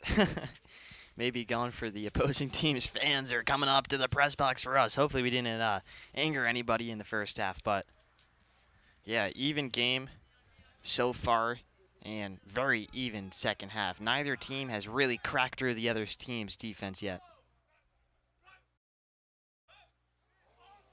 Ball is dropped by the Illini. They have to backtrack for it, dangerously close to the touchline, but it's jumped on by Pedro Madero. Keeps it in bounds. The referee got the worst of that hit as Sayavong was trying to bulldoze his way forward and right into the legs of the referee. Rugby referees are very talkative, very in the action. Look at him. He's about a foot away, so they can get hit, and they're targets at times. So yeah, you got to keep your head on a swivel. Absolutely. A lot of respect for the rugby referees trying to be as close to the ball as they can be at all times to catch any penalty or knock-on or any of the like. So got the worst of that hit, but managed to backpedal out of the way in just enough time. And, was there on the spot, as you mentioned, to see that Illinois knock-on. So Michigan State's defense continues to impress, forcing another turnover. And the first time in the half, we'll see their offense go to work in the Illini side of the field. Yeah, this should be interesting. This is a big moment of the second half, big moment of the game, because if they put points on now, they can take a 2-score lead. Doesn't look like they will, though. Yeah, it's really good play by Illini on the far side of the field to recover that ball, keep it in bounds, and progress up the field, but quickly they turn it over again. On the penalty, Michigan State reclaims possession and will kick it into touch and go for a line out, trying to add on to their lead. You mentioned any try, whether the conversion is successful or not, will extend the MSU lead to a full 2 scores. But that kick curved back into play, and it's downed in the try zone, very large try zone here at Stinson Rugby Field, as our PA announcer has just made a note of. So goal line, or try line out coming up for Illinois with just over 30 minutes to go in the half. And speaking of Stinson Rugby Field, there is a reason why there are 4 games here today. So many tournaments throughout the season at Stinson Rugby Field. One of the nicest in all of the land. Just absolutely beautiful surface, good weather for the most part during this time of the year. There's just no complaints. Amazing dugout, good environment. Yeah, Notre Dame, not the first time, and certainly not the last time. They have and will host multiple Big Ten teams at this field. Another low pass, knock on against Michigan State. Yeah, One thing Notre Dame's going to do, sorry, Chris, is host some NCR playoff games this year. Yeah, that should be fun. Which is going to be awesome. Next weekend, they will play again at this field in the NCR tournament, and if they win, they will play again on the 23rd of November. So things for Notre Dame fans to look forward to at this field. But if you're not a Notre Dame fan, if you're wondering when will I see this field again, when will I watch this YouTube channel again, if you follow 7 on 7, Notre Dame hosts 2 tournaments here in the spring, usually the Irish Invitational and then the Big Ten Sevens Championship. Those are in the spring, so after today, we get the winter off, and then it's back into action in the spring in the college rugby scene. And boy, 7 on 7, so much fun. We love seeing this action, true rugby, 15 on 15, just men being men out here, physicality, speed, power, determination, grit, but it's a different game, 7 on 7, and something to look forward to, Chris, every spring. It definitely is. A lot of speed. So a lot of the speedsters you see on the field today are the stars in 7 on 7. You look at Perry Baker, one of the best 7 on 7 players ever. He's American, just retired, had a phenomenal rugby career. He was great in 7 on 7 just because of his blistering pace. Yeah, and I should mention that the Notre Dame has a women's, good almost block kick for the Spartans. It's recovered by Rosa, and he's instantly tackled. But Notre Dame also has a women's 7 on 7 team that we don't cover, Chris, but we still follow them a decent amount, and they're also playing well this fall, and they also play in the spring. So all sorts of great rugby to look forward to both the rest of this fall and into the spring, as Illinois with the ball now trying to break through in this second half where they've been shut down for the first 12 minutes plus. Yeah, I don't think either team have found a true groove. I haven't seen a lot of offloads and a lot of fluid rugby, so to speak. Right now we see bits and pieces at it, but both teams need to try to just play some more team rugby, to get the ball swinging from left to right and vice versa. That's how they're going to score. They're going to score it by opening up the defensive line of the other team and then attacking those holes.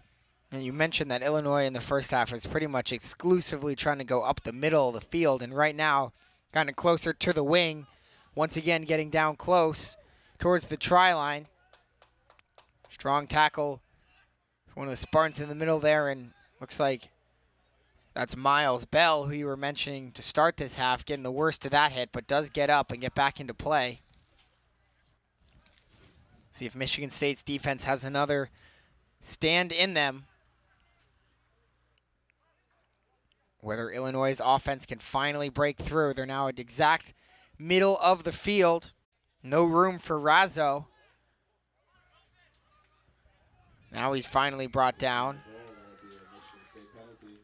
And another penalty. The Illinois offense out of sorts right now. And another good defensive stand for Michigan State, their 4th defensive stand of the game when the opponent had the ball well inside the 22 and sometimes even inside the 5-meter line. Yeah, just great defense all around from the Spartans. You could tell they're a well-coached team. They get better with every game throughout the season, and right now it's all coming together for them. This is the perfect storm for Michigan State. Yeah, Jim Rogers behind the bench for Michigan State. Of course, Martin Russell for Illinois, 2 great coaches at the Big Ten level. Couple substitutions for Michigan State. Exiting the pitch, Ronan Scott. And now onto the pitch for the Spartans, Amir Hamza from Malaysia, wearing number 17. He'll retreat to his position on the back line. And doing the honors on the lineout is Bolesti, with Scott out of the game. It's bobbled around, knock-on called as the lineout was dropped. So a little bit sloppy for Michigan State on the lineout. Seemingly what could have been a clock-chewing possession for them instead turns into a quick turnover. And their defense, which is not shown signs of wearing down yet, but certainly you don't know how much longer that can last for, is going to have to be tested again. Yeah, and it's huge now for Illinois as well because they need to capitalize on those mistakes you talk about, Charlie. So if Illinois isn't to do anything with it, at the end of the day, the game moves on and not much matters, but plays like that could be huge. So Illinois has got to make this possession count. Nearly a break in the line for Johnson. A rare break in the line, but an ankle tackle by one of the Spartans prevents that play from becoming dangerous looking. Tap and go for Illinois. Sayavong offloads, another offload, and swung to the ground is Madero. Middle of the pitch, Boer. Nearly broke free, but does get taken down. Skip pass, another great pass out to the wing, and it's taken by Zach Meyer. He's brought down, ball's nearly free. Good work by the Illini to retain possession. Yeah, good work, but I do think Meyer missed that last pass out wide. I think if they kept swinging all the way to the last guy out there on the wing, they had a chance to break free. However, still great rugby and a great play from Illinois. Yeah, first rhythm we're seeing in this Illini offense since the first half. Can they finally break it through? Pass is gathered in on the right wing, and it's ruled back. Oh, a huge call by the referee on the forward pass, and tough to argue with that one. It certainly looked like it was straight across at best, as nearly breaking free was Devereaux, but the referee ruling it back, much to the dismay of several below us. So close for Illinois. That is a heartbreaker because, one, they need points right now, but two, they're playing so good, and it kind of just breaks up the momentum, makes the game a little choppy, so they got to be able to carry it in now to this next possession. It looked like one of the Michigan State players maybe overcommitted to the ball on that play out wide. And you mentioned, Chris, you want to see Illinois use the wings a little bit more, maybe cause more overcommitments like that one from a Spartans defense that has been vulnerable at times this season. And Illinois nearly broke through there, but good work to force the forward pass. And we're still scoreless in this second half. We've played nearly half of it.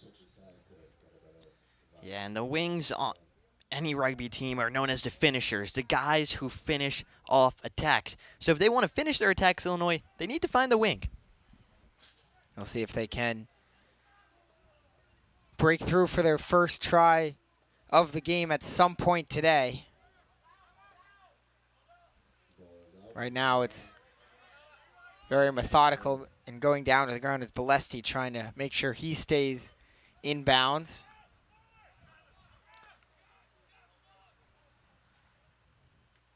Kicked away now towards the center of the field. And Rosa picks it up and breaks the tackle. Josiah Rosa in the middle of the field. Smith off to Schlesinger, excuse me, has a try. Brogan Schlesinger with a huge try for Michigan State on a quick developing play. And the Spartans have scored again, and an Illinois player down in the middle of the field, Chris. So much just happened. It was Jack Deeker who got hit right at the middle of the field. He tries to almost have a soccer first touch at it. And Jeremiah Rosa, all credit to him, because that is just pure hustle. He's able to capitalize. And again, taking advantage of the other team's mistakes pays off. All of a sudden, it's 17-9 now. Yeah, it was number 23 in orange, Jack Decker, that got the worst of that hit. And Rosa broke it off as if he wasn't even there.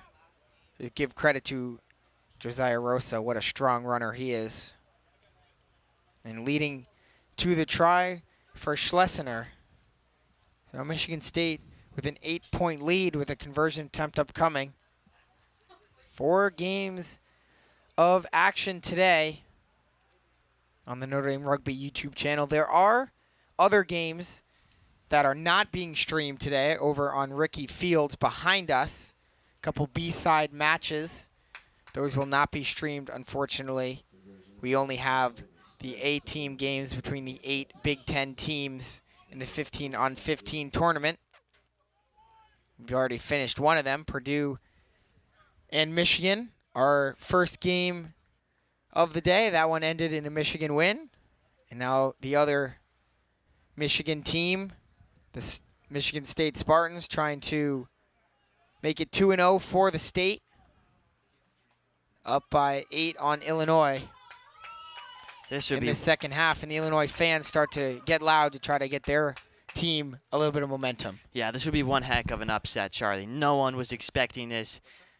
And they look dominant, too, right now. They are definitely the better team because offensively they've been able to get into the try zone, something Illinois has not been able to do.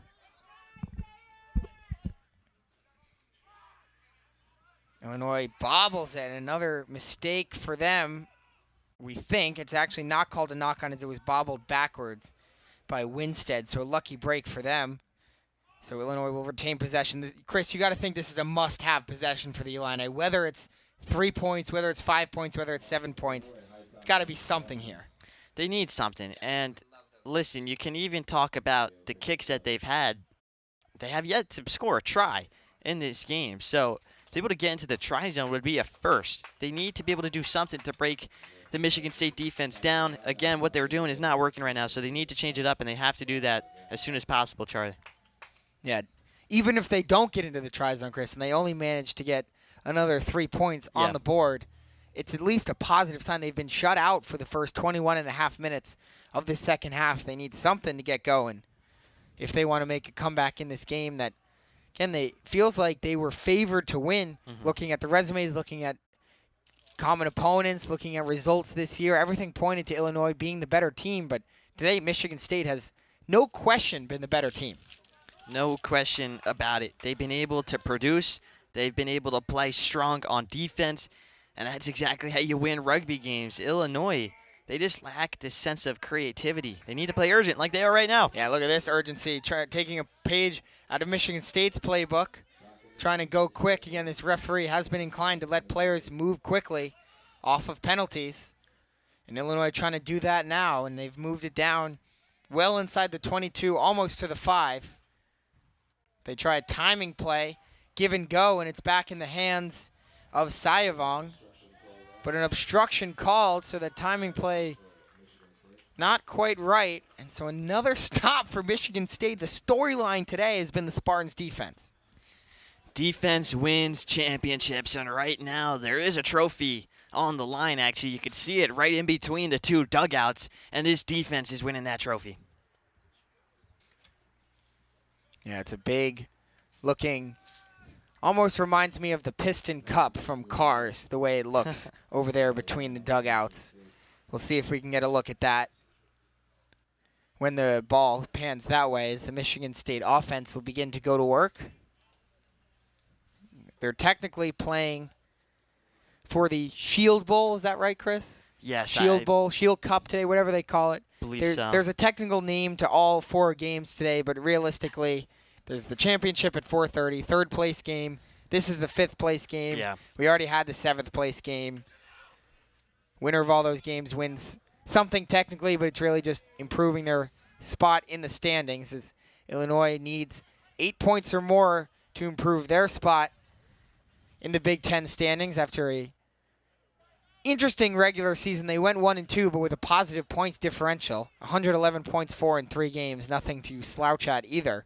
But right now, only 9 on the board against the Spartans. And you mentioned, I don't know how many other ways you could explain it other than saying Michigan State has gotten better as the year has gone along, but we may have our first Illinois try of the game, and we do.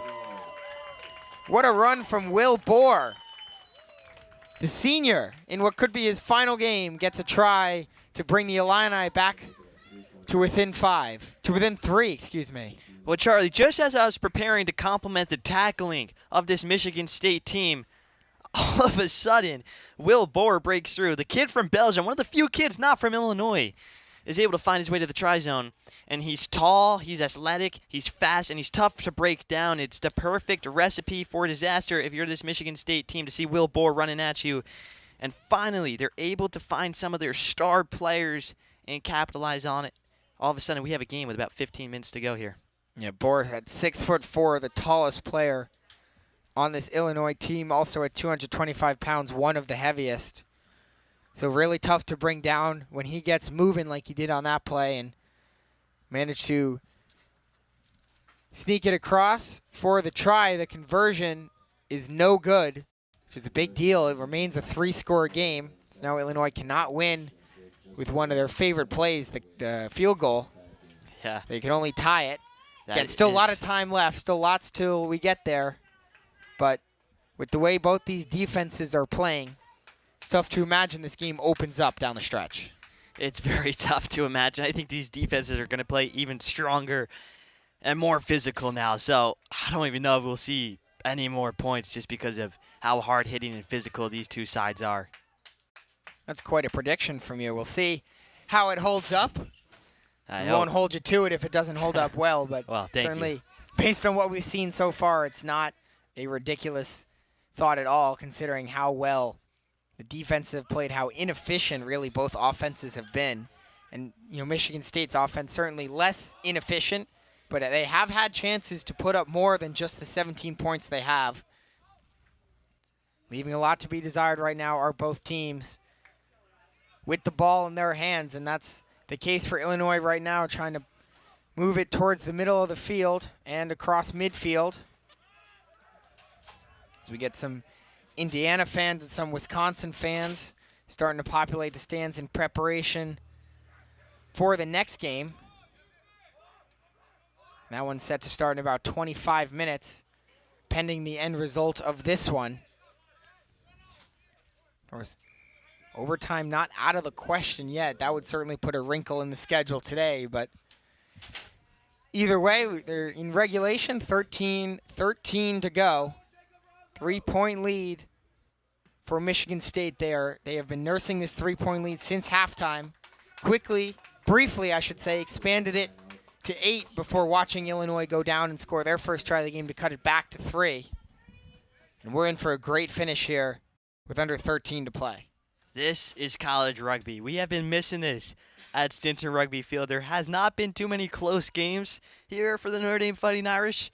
I wouldn't call the last game close by any means. So it's good to see a game where, with 12 minutes left, you really don't know who's going to win. Either team could. And with Illinois just scoring a try, all of a sudden they have this newfound momentum they have yet to have in the second half. So it's great to see. Lineout is not straight, so a mistake by Madero could end up being costly for him and his team. Michigan State will go for a scrum.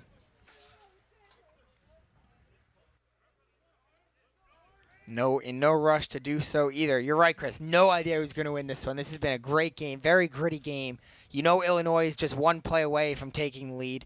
You know that Michigan State has been so resilient, having such a much better second half to the season than they had a first half to the season as they continue to grow and develop as a program. And just not sure what the future holds in this game, and that's what makes it so exciting. You were mentioning Notre Dame, a lot of blowouts this year here at Stinson Rugby Field. Last weekend, hosted Wisconsin. That was a close game.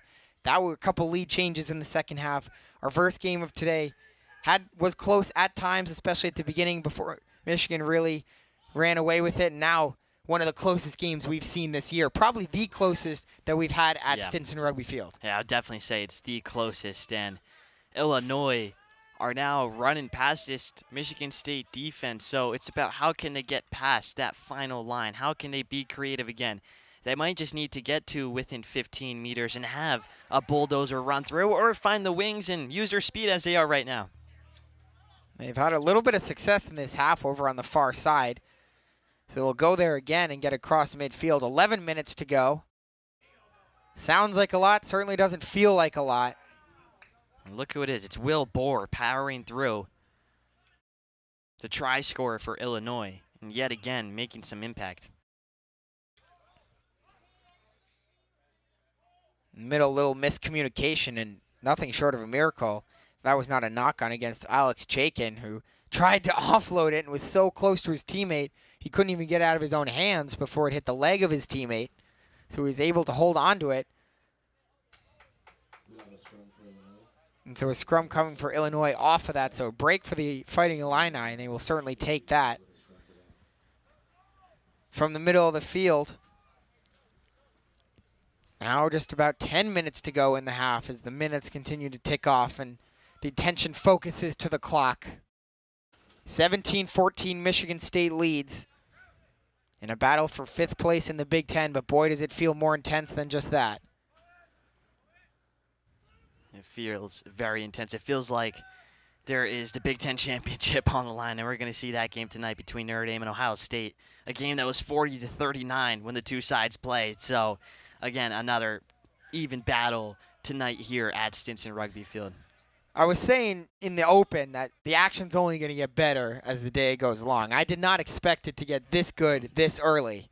What a game we're being treated to here between two Big Ten foes, and Illinois continuing to move it methodically, well inside of field goal range should they go for that option now, but they'll try to kick it ahead. Spin move! Thank you. And a try scored! What a great play by the Illini, and Winstead downs it. And there's that quick strike ability. Illinois takes the lead. Wow. All of a sudden, this game has flipped on its head. And Illinois, with their momentum, carry it forward. 19-17. Charlie, there still might be some more points left in this game. I know I said I don't think there will be earlier, but wow, what a try. I mean, it doesn't get much better than that. Winstead off the pass from, I believe, Jacob Razzo, who kicked it perfectly, resembling a football onside kick, and Winstead picked it up, hit a spin move, and gave Illinois the lead. So despite their offensive struggles today, they now have 12 unanswered points in this second half to take a 4-point lead and put Michigan State on the brink. We're close to 8 minutes to go now, and the Spartans will have to get their offense going again. Yeah, and Charlie, we talked about Illinois being creative, or lack of it, earlier in the game. You know, all of a sudden they find that creativity, they're able to find a try. Meanwhile, for Michigan State, yeah, you're right, we have yet to see them attack much within these past 10-15 minutes. They need to get back into it. Rugby is definitely a game of momentum. How can they find some? Well, they need some hard hits, and they simply just need to win the ball back. It's as simple as that.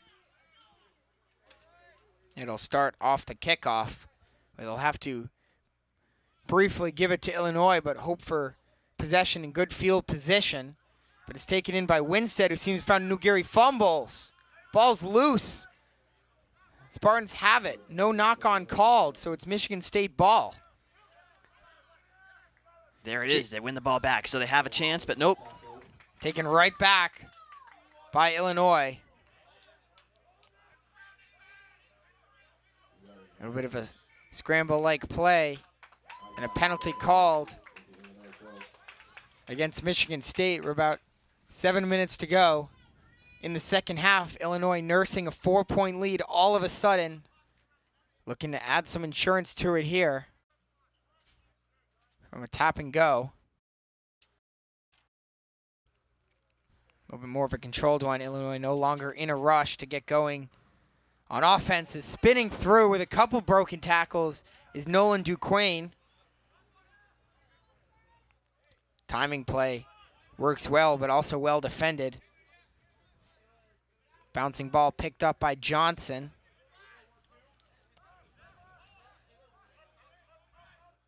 Fake to the right for Carbile, excuse me, and he goes to the right instead, or to the left, I should say. Now he goes to the right.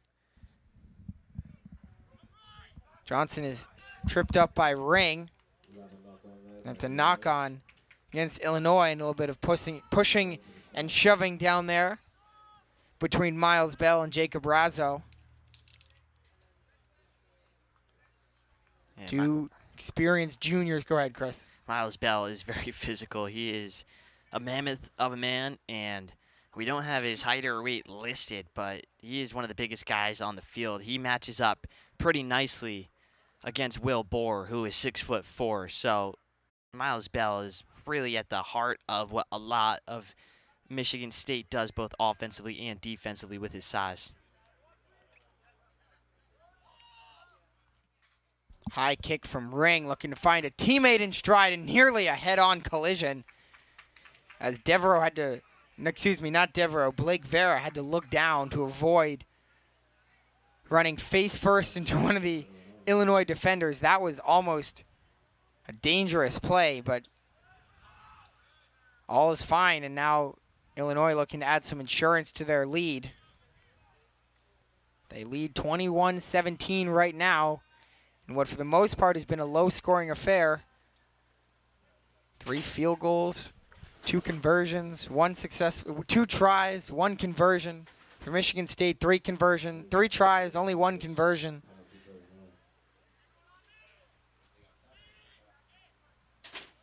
Now tap and go coming for Illinois. Yeah, Illinois are just going to try to waste the clock, and why not? With 4:30 left, with a 4-point lead, they just need this time to tick down, and mistakes like that are not going to help them. Yeah, it's turned over. So Michigan State with the ball back. 4 minutes, 17 seconds to go. What an ending we're in store for here. One is thrown forward, but Michigan State had been playing with advantage, so they'll retain possession of the ball. We're just now to 4 minutes to go in the second half here in a battle for 5th place in the Big Ten. Amazing game between 2 very evenly matched opponents. We didn't know if it was going to be that way, but it certainly has played out as one of the most even games of the season in the Big Ten. One of the closest margins of victory. Surely this game will be, unless Illinois gets a quick strike. But of course, you were made mention to Notre Dame's 40-39 victory over Ohio State earlier this year. Other than that, this is one of the closest games in the Big Ten this season, and it comes with playoff implications on the line. You know, playoff environment. What else could you ask for here on this Sunday morning, the Sunday afternoon now? Not much. Maybe $1 million, but other than that, not much. But yeah, with the disparity of teams in college rugby, the good teams are really good, and some of the teams lower on the totem pole aren't, the best. So you don't really see that many even games. It's great to see 21-17. We're in store for a fantastic finish. And both these teams have yet to quit. I have yet to see a single player either who isn't all into this game, which is just awesome. And you could even see now, Charlie, the Indiana guys, the red guys out on the sideline there watching the game. Yeah. Don't know if that's Indiana or Wisconsin. Is it Indiana? Maybe Wisconsin. 2 red teams coming out to play next game. So not sure which one of those are over there on the far side. But either way, watching intently, arms folded over the wall fence. I should say it's a fence. It's not really a wall. The barrier. And it's a little space up the middle for the Illini, and a break. Takes a couple Michigan State players to bring down Chaikin, who has a big run. Every big run even more important now, with 2 minutes and counting to go. Yeah, it's great work from the flanker. Gets some meters ahead and puts Illinois in such a good position. On the left wing, space near the touchline. Michigan State trying to bring the ball carrier out of bounds. But patience and persistence. The offense now moves it towards the middle. 1:30 to play. Couple Spartans in on that tackle.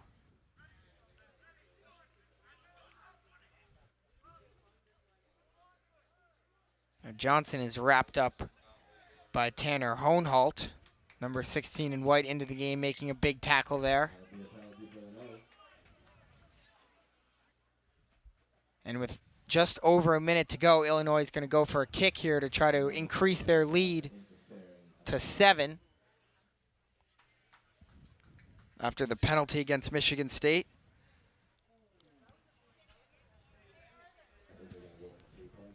Clock continues to trickle.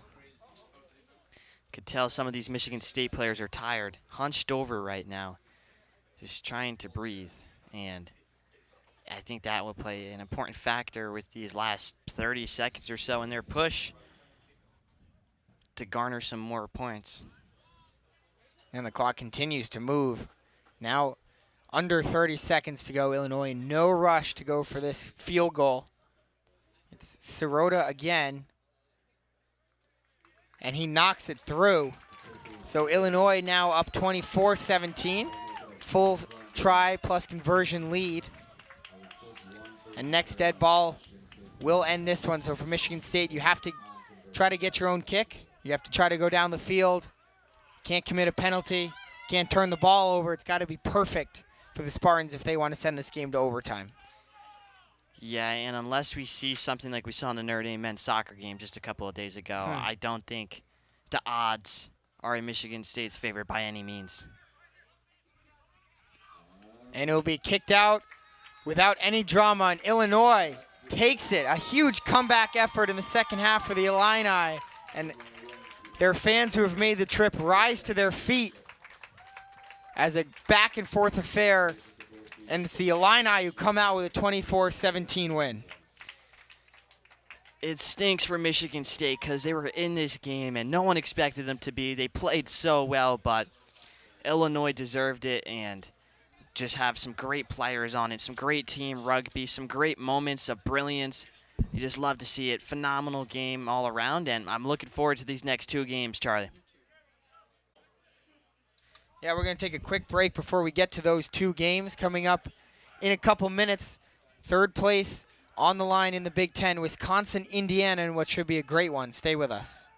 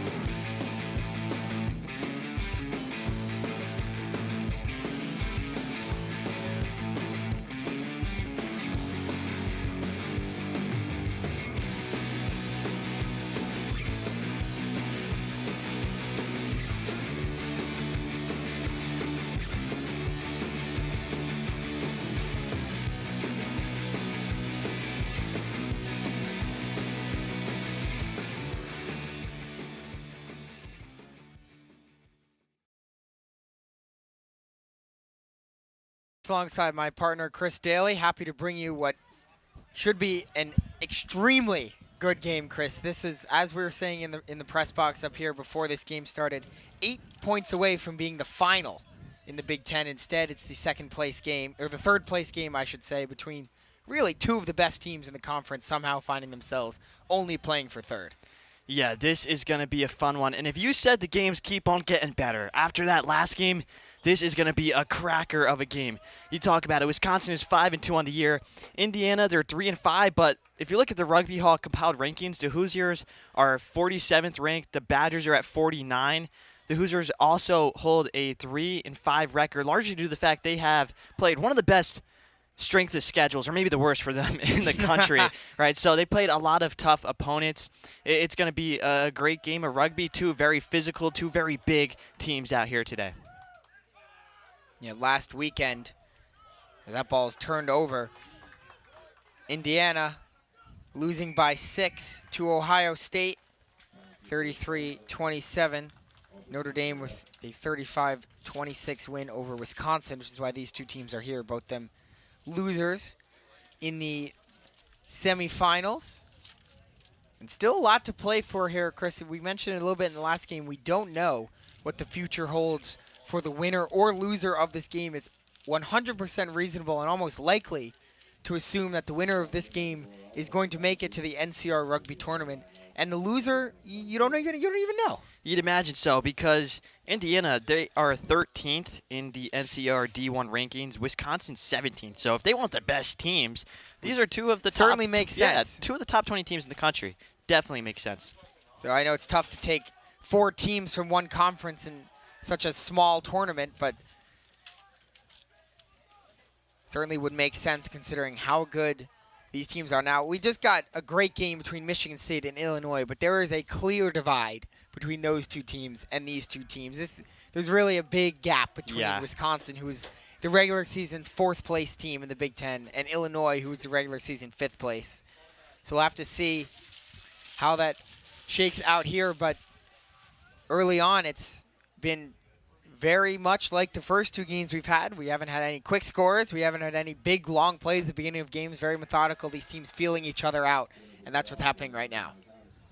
Yeah, 100%, Charlie. And it's also interesting to note, and I think this will even continue in the next game with Ohio State and Notre Dame. Game by game today, the players have just gotten bigger and bigger. All of a sudden, we see guys on the field who are just huge and consistently throughout the team from the 1 position all the way to 15. Yeah, going to be a great game as we're just over 3 minutes in. And already a lot of intensity on the field. Both teams' benches, very little sitters over there. A lot of people standing, knowing the stakes, knowing what today brings. And although they're not playing for a conference championship, they're playing for seeding in the NCR tournament. They're playing for pride. They're playing to end their regular, I guess they've already ended their regular season, but to end their non-NCR playoff season on a high note and feel good about themselves, try to secure the highest seed possible for that event. And again, we assume that both these teams are going based on their ranking, but we don't actually know. Yeah, we don't know. And earlier I talked about Indiana's strength of schedule. Just to name a few of the teams they've played: UCLA, Army, Ohio State, Lindenwood, who I know with those colleges maybe the smaller one, but they are a great rugby school. It's crazy how many good college rugby teams are from schools that you just wouldn't expect. Yeah, definitely, and they have a very well-versed strength of schedule. So Indiana, with their 3-5 record, one of the better teams in the country. Wisconsin, they have the chance to go up against them and show to all of college rugby that they are very legit too. Certainly are, and we had the pleasure of covering their semifinal game against Notre Dame right here at Stinson Rugby Field last week, and there were many times in that game, and arguably the entire first half, where it looked like Wisconsin was going to win that game. Notre Dame got a try at the end of the first half, very end, the last play of the half, took that momentum into the second half and ended up winning by 11. But for the most part, Wisconsin was right with them and arguably played better for stretches of that game. Yeah, and of course that's what separates Notre Dame with some of these other teams is, great teams even win when they don't play as great. But Wisconsin, I thought they had a terrific game. A couple of times where there's some plays that could have gone the other way, and it's unlucky for Wisconsin, but they're here now, and they do have the chance to go to the NCR playoffs, you'd imagine, as you were just talking about, Charlie. So still a lot to play for. Yeah, another tough opponent for Indiana, who, by the way, finished the Big Ten regular season at 3-0. 135 points for, second most in the Big Ten, 34 against, by far the least. So this is arguably the best team in Indiana, and they got upset by Ohio State last weekend in that semifinal game, and that's why they're here today looking to salvage some of this Big Ten season. There was discussion between us and Coach Hickey about if it was Indiana versus Notre Dame in the final, would Notre Dame even be able to get a top seed in NCR? And because of Indiana's loss, the door is open for the Irish, the door is open for Ohio State, and now it's the Hoosiers' job out here today, starting with today, to get back to proving they deserve to host at least one, if not two, home games in that tournament. And it starts with a win today, as they'll try to move it through the middle of the field, and a couple broken tackles before finally the ball carrier is brought down. That's Luke Peters who offloads it to his friend Parker Wall, and Wall is down near the try line, and Wall is in for the score. The captain strikes first.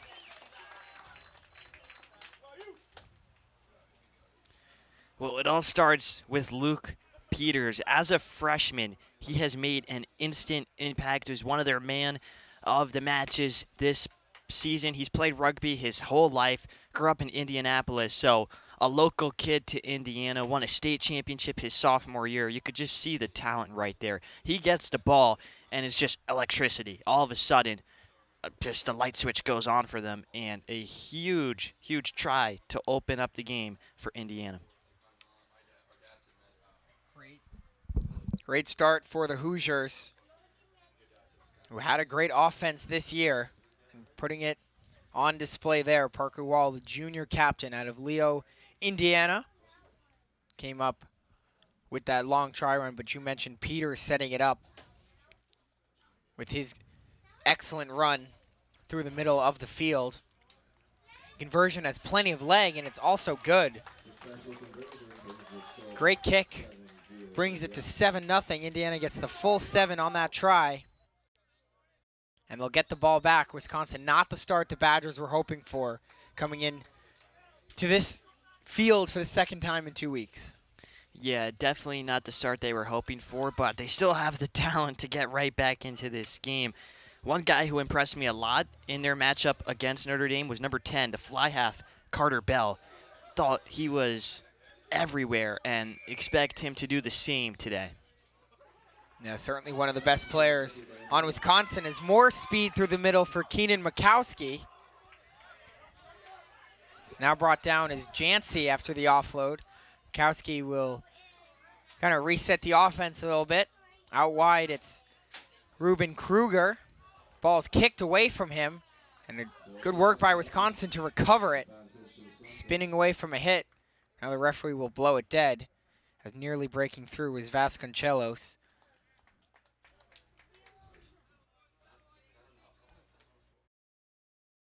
We'll bring the ball back almost 9 minutes into the first half in this third place game.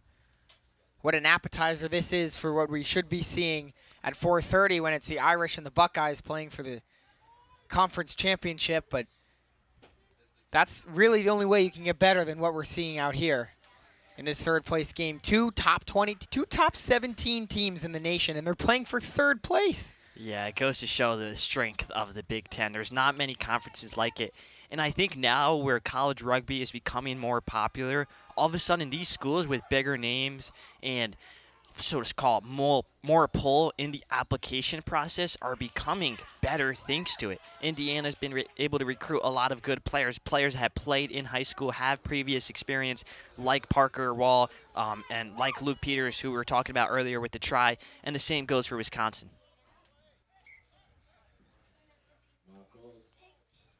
Ball's kicked into touch. Referee had blown it dead anyway.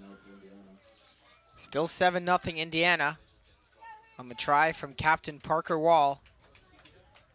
Not the only junior captain we've seen out here today. We just, in our last game, we had a junior captain. Of course, you expect it to, for the most part, be seniors, but Jacob Razzo, the junior for Illinois, the one who talks with the referee whenever there's a disagreement, and that's the role of Parker Wall should it happen today, but he's on the board with a try early on. And nifty running for Peters again. Boy, is he shifty out here, making his presence known. He's like a dancer out there right now, just dancing around the competition, and this has been a fun game, Charlie. Both teams have come out with just piles of energy. It's been really fun to watch. Certainly been advantage Hoosiers, so far, but you know that the talent is there for Wisconsin. They could break through at any time. Tackle is made on Saiku Berry, who nearly broke through. Strong run through the middle. Now a fake offload and nearly making it work was Cabreros. Michael Cabreros, the sophomore out of Brownsburg, Indiana. Wearing number 13 today in black and not releasing penalty called against Indiana there. So Wisconsin gets the stop. One of the storylines of the day, Chris, in the first 2 games of action today here at Stinson Rugby Field has been offense's inability to get tries when they get inside the 5-meter line. And inside the 22, I should say, to be more broad. But even sometimes they'll get inside the 5 and still not get in. And we saw another example there, Wisconsin coming up with a big stop. You don't want to go down 2 scores this early in the game. Yeah, and I don't even know if it's just about the offenses not being able to score. I think it's the defenses have been on point today. These defenses are playing like their life depends on it.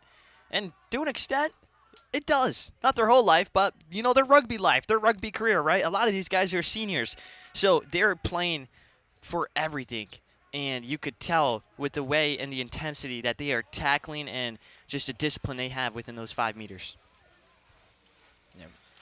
Defenses have been a big show, and you mentioned for the seniors out here, it's not quite as important as for the seniors in the first 2 games of action with the first 4 teams, as those teams realistically had their seasons come to an end, and right here, these teams, no matter what, you'd have to imagine are going to play again. Although, again, we don't know, but we don't think this is going to be either one of their last games of the fall.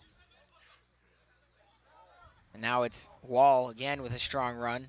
Gets a little bit of help from Cabreros. Keep possession. And will Indiana consider a kick here? And they will. So a kick for points coming up. Indiana already up 7. We saw a glimpse into the potential of their kicking game. Tommy Hannon, Jr., out of Indianapolis, who made his first kick on a wide-range conversion, is now going to have a better chance to add 3 more to the Hoosier score.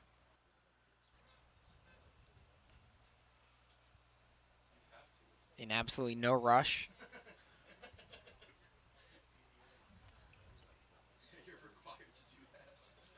It almost feels like in golf when they're lining up the putt right now, and that's exactly what he's doing here for the kick. Certainly does, and why wouldn't you? It was realistically of as much time as you need, and Hannon's gonna take advantage of that. Kick is up, and it's right down the middle. Good applause from the Indiana fans in attendance, certainly outnumbering the Wisconsin ones below us, although it is tough to tell. A lot of red down there. We weren't sure which jerseys these teams would wear, but it's Wisconsin in the red shirts with the black shorts, and Indiana in the black shirts and black shorts. White socks as well. Wisconsin in the black socks for the most part. I like the Indiana outline on the back of the Indiana jerseys, partly Absolutely. because, of course, we're living in Indiana here at Notre Dame, but adds a nice little element. There's some feistiness going on. What a kick. So high. Allows Indiana to travel down there, but Wisconsin Look at this run. Still spinning on his feet now. Finally brought down is Vasconcelos. He was moving there. Taken now by Eric Harris, one of the stars of 7-on-7 last spring, but he loses it. And guess who? Luke Peters on the steal. Yeah, who dances else? around. More physicality on the far side, right in front of one of the referees. Not the best place to engage in some extracurricular activity. The two will break it up. It's a second kick in a row for Tommy Hannon. It's a beautiful kick. What a kick it is. You could tell he is a star player on this team. So many star players, but Hannon doing it with his foot right now. There's going to be a conversation between two referees. As would look like a really good play from Hannon may end up not mattering. Depends on what the officials decide.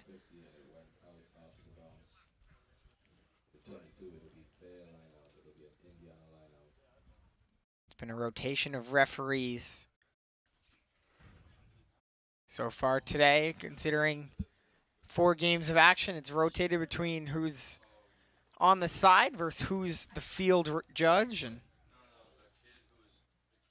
there's a yellow card being awarded. Oh. And one of the Indiana players is heading off. So Indiana will play down a man. Couldn't tell what number it was. Maybe Sam Sullivan, the vice captain, maybe Owen Welburn. But either way, it's a line out coming, or something coming, tap and go, excuse me. And they'll choose to kick it out. Do the Badgers. So what seemingly was a great break for the Indiana offense. But it's Sullivan who takes the penalty and heads off. So 14 men in black now on the field, as opposed to 15 in red. That is a tough blow, and it gives some momentum that is sort of artificial to Wisconsin. And they'll use that momentum to try to run it through. That is a very high tackle, and it will be called. A try-saving tackle, perhaps, as it was Mason Butner who almost broke through. Referee will have another discussion with some Indiana players. And another yellow card.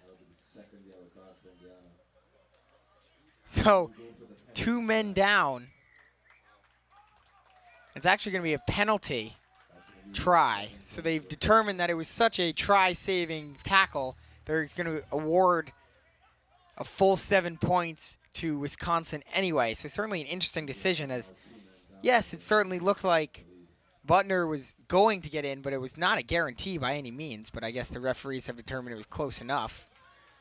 Yeah. To give Wisconsin the 7 points, as we get another look at the replay on our stream. Yeah, can't make too much of it, but you could definitely see some contact, and it's the right call. We have yet to see, and we talk about a lot what has happened here at Stinson Rugby Field throughout the year. We have yet to see 2 yellow cards in the game, let alone 2 yellow cards awarded to the same team. So now, as you mentioned, Charlie, Wisconsin has 2 more guys out on the field. They need to be able to capitalize on this even more so. The 7 points is great, but they really want to rack it up now because this is huge for them. Yeah, it's the second time at this field we've seen the awarded try this season after not seeing it all of last season. First one was when Notre Dame's Zach Banton made his season debut in a game he would end up scoring 4 tries in, that the penalty try being one of them, and now we see Mason Butner get the penalty try on his resume. So we'll have to see how Indiana responds, playing with 13 players, still nursing a 3-point lead. A lot of time still to go. Just over half the time remaining in this first half. Thanks for joining us on this Sunday afternoon/evening, championship weekend here in South Bend. 8 teams, 4 winners, 4 amazing games on tap. We've already had 2 great games, including a come-from-behind win for Illinois just a couple minutes ago. And now in this one, Indiana off to a strong start, but in some penalty trouble. Yeah, so they need to just be able to chew the clock now for the next 7 to maybe 5 to 7 minutes, because yellow cards in rugby, you're in the sin bin for 10 minutes. After those 10 minutes, the players can re-enter the field and integrate back into the game. Yeah, so a lot of time for Wisconsin to try to score, but right now they're stuck playing defense. The referee had a conversation with one of them, and we're wondering to see if we'd get our third yellow, but we did not.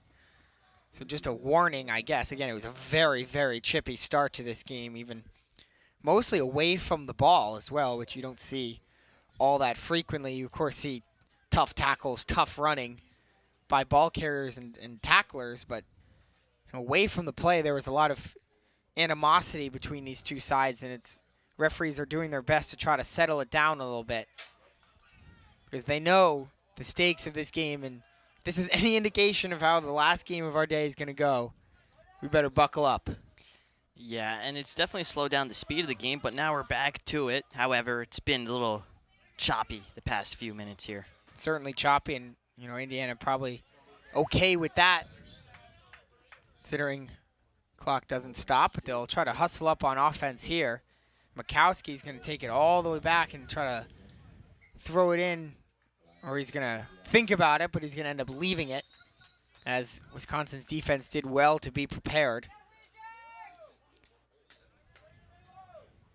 Yeah, well, the scrum half, Mikowski, usually does not throw it in, and I don't think it would have been too smart either. Just to be able to chew the clock now will be big for them in terms of the sin bin and getting their players back out on the field. So instead, it's Jancy who throws it in, and his throw is too high for his intended target. On the left side, Harris will move it ahead before being tackled. Good tackle. An illegal tackle, as Harris had just gotten rid of the ball. The speedy number 14 in red. Great work by the undermanned Indiana defense. They try to move it down the middle of the field. Strong running from Dalen Branding. Yeah, Indiana in black certainly is not playing like they have 2 men down right now. Miscommunication still being bobbled down there. Just nothing short of a disaster for Wisconsin there. I believe it was Callum Jones and Victor Vasconcelos that couldn't decide who was going to take the ball, and as it ended up, they kicked it between them, and one of those kicks went forward for a knock-on. So a big break for Indiana. And you mentioned it's really hard to tell that they're playing down 2 men. That's just how well in system this team is, how excellent they are, how disciplined they are. They've had the ball more often than they've been playing defense with 13 guys on the field. Yeah, it speaks a lot to the head coach, Luke Gross. He made 62 appearances for the U.S. from 96 to 03. He's 6'9". I think he would be the tallest guy if he entered the pitch. And a little fun fact about him is he's never played rugby in college. He played Division I basketball at Indiana State and Marshall. Didn't take up the sport really seriously until he was 24. Ended up playing in England and Italy. So just a super fascinating story, and he's got his men playing very solid rugby. Yeah, the only thing close to him on the height chart is number 20, Aaron Lackner in black, who's 6'6", and Indiana scores a shorthanded try. The Hoosiers dominating play early on, and they punch it in for 5 more on a great passing play and a missed tackle resulting in the score. Yeah, it's Michael Cabreros with the try, and just, again, not playing like they're 2 men down.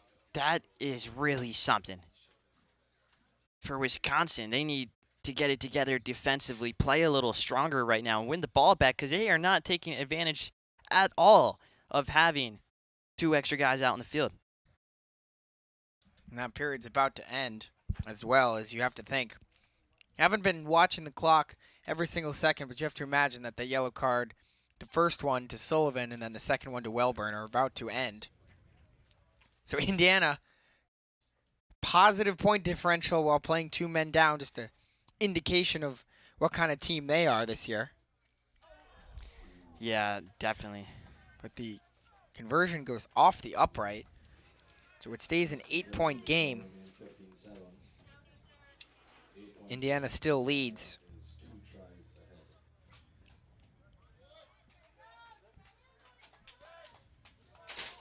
Unlucky for Tommy Hannon, the fly half on the kick, only 5'8". So we talk about, hey, he's one of the smallest guys out there. He's got the heart of a lion.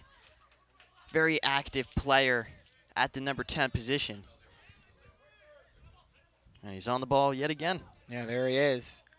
Taken down by a couple red jerseys, tries to leave it behind him.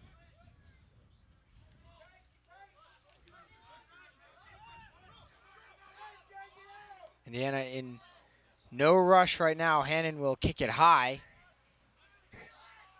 Much better work by Wisconsin receiving this one. Vasconcelos with some space. Offloads it to Harris, who's swung down on a good tackle on the far side. Now another spin move from Bryce Quinton. In the middle, Jackson Trotter surrounded and brought down. And a high velocity pass from Bell. A little too hot to handle for Vikroth Mondati, who's in the number 12 spot. It's the only lineup change for Wisconsin from the last time we saw them a couple weeks ago when they played Notre Dame. When Coach Hickey said this Wisconsin team is healthy, they're at full strength, this is what we expect their A lineup to look like, and they've got it again today. With the exception of Joe Venner in the 12 spot out of the lineup, Mondati takes his position. Yeah, and he's very talented right there, just a little unlucky. Wisconsin was playing very fast, so unfortunate not to bring that one in, but still a very superb lineup. And you could tell they're still bringing it to this Indiana team. Has Indiana played better to this point? Yes, but Wisconsin is still in this game, and they can still easily claw back and take a lead as we saw in the last one. You know, a team that can score in bunches, but another team that can score in bunches is Indiana. And a knock-on committed there on a fast-moving offensive play. I mean, that speed is unbelievable on the offense. It's so much faster than what we've seen today. And again, we've seen some good teams. This is a good conference, but Indiana just a step faster than everybody else, it seems, that we've seen so far today, including their opponents right now. Yeah, and it's not even just the physical speed that they have, which obviously is a lot faster. It's the speed of play. They get the ball and they move the ball. You don't really see a lot of times where a guy gets it and he hesitates. It's like chess for these guys. They already know what they're going to do by the time they get the ball, which is always fun to watch, and it's just some really smart, high IQ rugby out here. This will be a scrum coming up after the Indiana knock-on, which had ended their fast-paced transition offense. So the teams will set it up.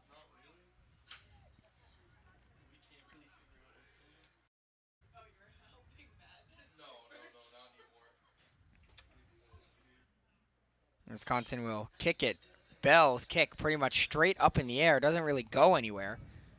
Or excuse me, it was not Bell who kicked it. It was Bell who recovered it, though.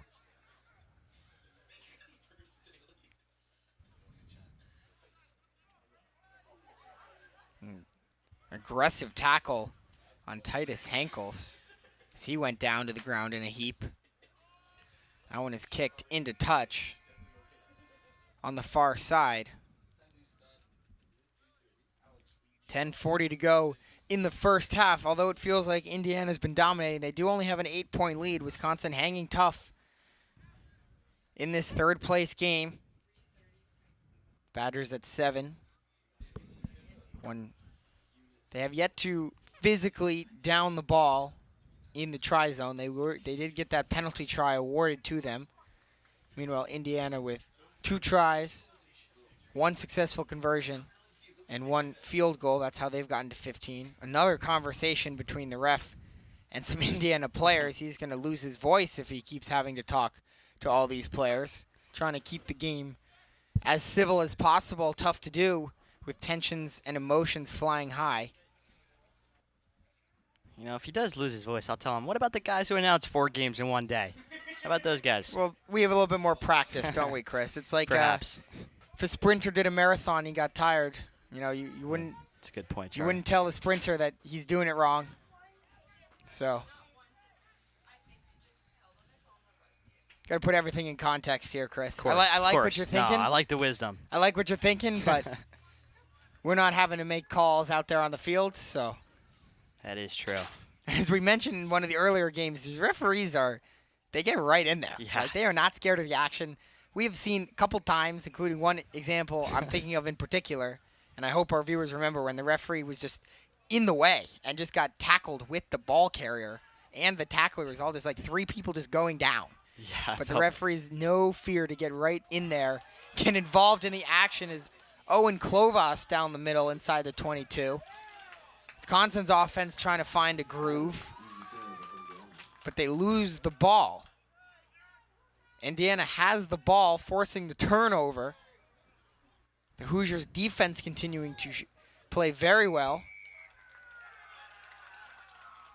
But now they commit a penalty, tap and go, quick moving for Wisconsin. And a try right down the middle, and that was beautifully done. Henkel's found Quinton, and Bryce Quinton has scored a big try to cut the lead to 3.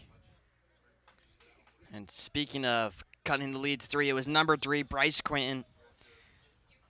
Awesome. Just finding the gap in between the defense. Has his head on a swivel, looks up, and he exploits it right away as soon as he gets the ball. His first step was very quick, and that's the reason why he scored on that play. And all of a sudden, despite being up 2 men and they weren't able to produce from it, they still are able to stay in the game. And now, all of a sudden, 15-12, and they could make it 15-14 here, Charlie. What a game we have in store. This is exciting. Are we surprised? Oh, I am not surprised. Not surprised at all. Certainly no reason to believe this game would be any worse than the thriller before it. It's a little bit more high scoring here, but still as close as can be. 1 point lead for Indiana after the successful conversion from Carter Bell with his left foot. And Wisconsin will get set to get the ball back. And if you're Indiana, you're thinking, God, we've been playing better than them. We've had the time of possession advantage.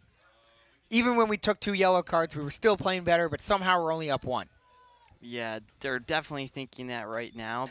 But at the same time, for Indiana, they haven't been in within 5 meters too often, right? So we have seen them in their attacking half. We've seen them move the ball, but they need to get within that 5-meter zone, and then from there just punch it in, because they have some big bodies on that team who could definitely do the dirty work when the time comes. Dropped by Harris on the kick, so more trouble receiving kicks for Wisconsin. Indiana back at full strength now has the ball deep inside Wisconsin territory as if on cue.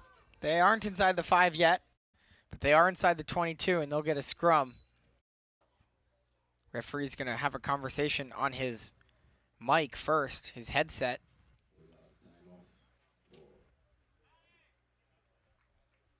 Clock stops with 6:20 to go in the first half.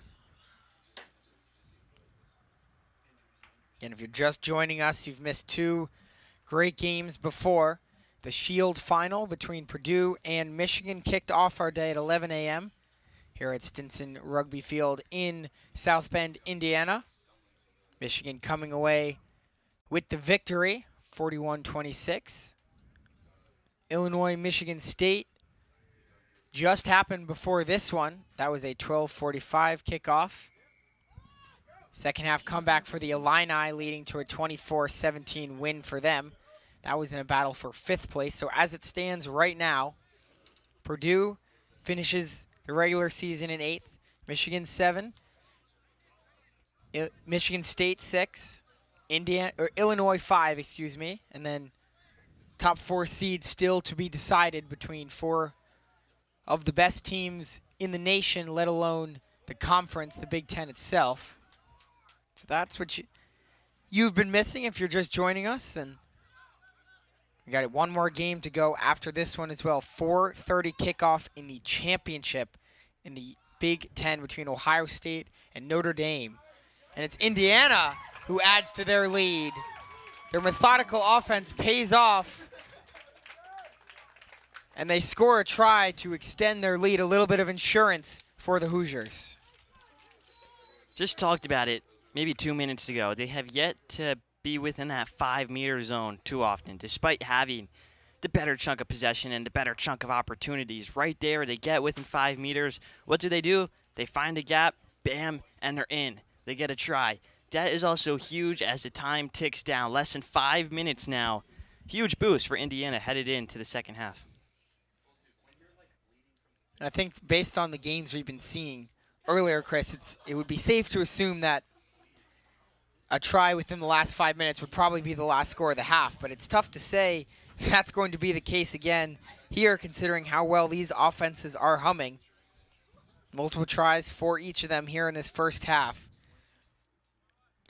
Indiana looking to make it a 2-possession lead, and they do, taking a 22-14 advantage.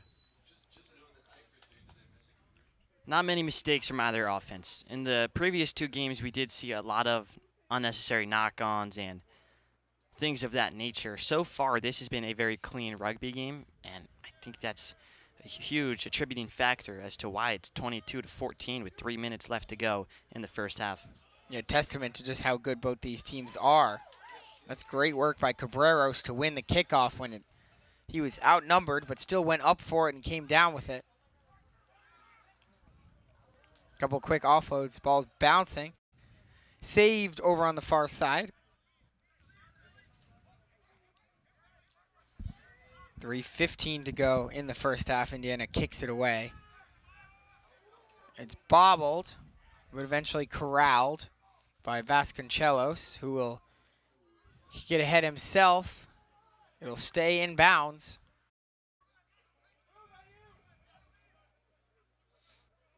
Couple cutbacks by Hannon before he's tackled.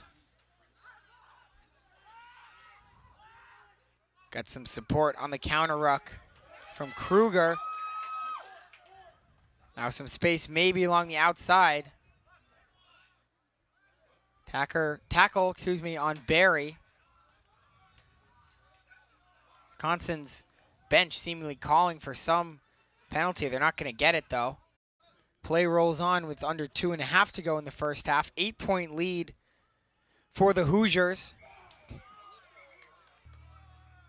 And they're going to call a yellow against Wisconsin for that aggressive play entering from the side. So Oliver Held is going to go off for the rest of the half. Third yellow of the day. Third yellow, wow. Did we see any yellows in the other 2 games? I don't think we did. I don't believe there were. Yeah, 3 yellows on the day, all in one game. All in one half. Yeah, we've only played 38 minutes or so. But yeah, you were thinking the other games were chippy. This one is taking it to a whole new level. Yeah, and I think maybe it's because they have so much more to play for. We talk about the college rugby playoffs, the NCAA playoffs being on the line. These teams, it adds an extra element of physicality, both physically and mentally. Both teams want it so bad, and you could tell 22-14. Both teams have been able to score. Both teams haven't really able to play, great defense. So that's really why we're getting so many yellow cards. Guys just want it. Yeah, you can definitely see a new intensity level out here that I don't think you could have said about the first 2 games.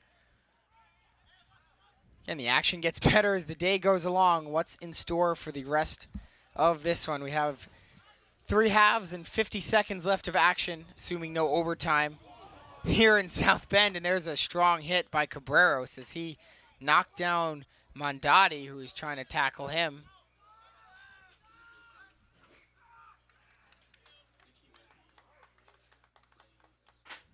Knock on against Indiana. Tommy Hannon not pleased. No, I didn't know if he was not pleased or trying to activate his body, or maybe both. I have no clue. But he was jumping up Jumping and down. up and down, yeah. Yeah. Maybe it was a dance of some. I don't even know. I'm probably unhappy, but There's another show of intensity. Yes, 100%. Giving it all out there on the pitch is number 10 in black. You mentioned only 5'8", one of the shortest players on this Indiana team. So when you're undersized like that, you have to use everything you've got. You have to, be as best you can with what you've got. And Hannon is certainly doing that, using his right foot in the kicking game, using his intelligence, and using his just pure determination, grit, ferocity, whatever you want to call it. But he's a standout player in this first half, and doing it despite not being the biggest guy on the field is always impressive. Yeah, he's also 170-some pounds, so he's a pretty stocky guy, very muscular, and you can just tell it the way he plays. Well, again, as you just said, Charlie, a lot bigger than he actually is. Certainly does. And Carter Bell is going to kick this one out and send us to halftime. Indiana Hoosiers a 22-14 lead over the Wisconsin Badgers after 40 minutes of play. We'll step aside for a quick moment. When we come back, we have second half action as these two teams in the Big Ten battle it out for third place. Stay with us on the other side.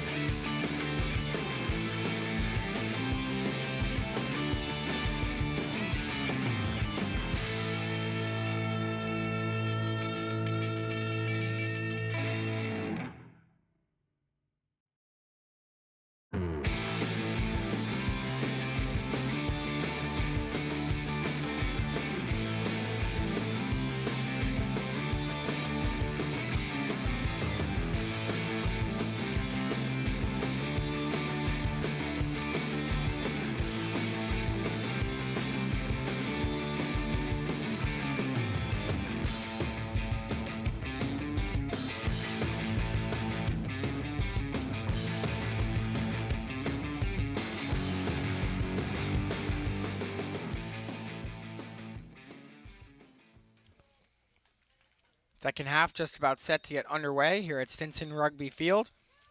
Charlie Morris alongside my broadcast partner Chris Daly. Thanks for joining us on this Sunday afternoon. It's turned into a sunny one. It was supposed to be overcast and windy, but it's just sunny and windy now instead, and we're just a couple seconds away from second half action in an intense battle for third place in the Big Ten Conference in 2024. Thanks so much for joining us.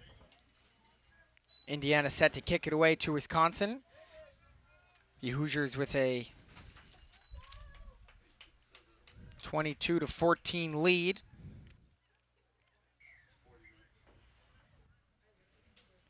Our scoreboard is inaccurately changing the score. We will have that updated for you shortly, but it is 22-14. Indiana leads, and now they have to play defense. Yeah, well, Indiana had a very good half, right? They had 2 guys out with a sin bin for 10 minutes, 10 plus minutes if you count the total amount of time where they had less than 15 guys on the pitch. Despite that, they come out of the first half victorious. You can't complain if you're Indiana. Hey, is it supposed to be 19 or 22? Indiana now with the ball back, having forced the turnover. You mentioned it was a great first half for them despite dealing with that penalty trouble and finding a way to put up 22 points despite playing with 13 men for a good chunk of that half. Again, 2 yellow cards in the span of about a minute apart. So give credit to Indiana for staying with it despite the men down scenario. Actually managed to score a try 13 on 15, which was very impressive. And then, of course, you got to give some credit to Wisconsin as well for getting back to within a 1-point game. But once Indiana got to full strength, they scored again. And so they lead by 8. And Wisconsin will need a big second half comeback if they want to win this game. Yeah, they're going to need something. However, Wisconsin still has played really well. They've had a lot of energy. They've had some flashes, some good moments. I thought Titus Hankels specifically was really good with his offloads in the first half. So they're right there. It's just about putting it all together, of course, and limiting what Indiana can do offensively.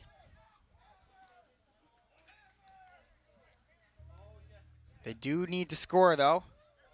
They can limit Indiana all they want, but if they don't score on 2 possessions in this half, they will end up finishing 4th in the Big Ten, one of the best 4th-place finishers in any conference. Certainly, Big Ten, very strong representative at the college rugby level, and one Wisconsin player down and just now getting back to his feet. That's Joseph Koch, who's trying to shake it off, and looks like he will stay in there.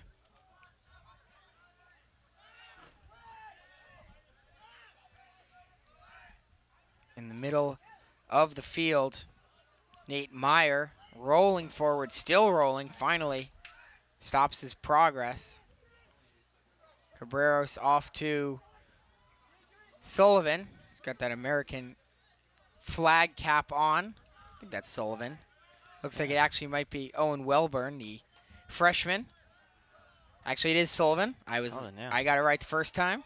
Number 6 and number 8, not too dissimilar considering the font Indiana uses. And, you know, we've seen Indiana has always been great about having jerseys where you can clearly see the number, and Wisconsin as well the case. But, you know, we've had times in the past where it's just been difficult to see. I'm thinking specifically about Wisconsin's white jerseys that they'll sometimes wear. Yeah. That have white numbers outlined in red on a white jersey.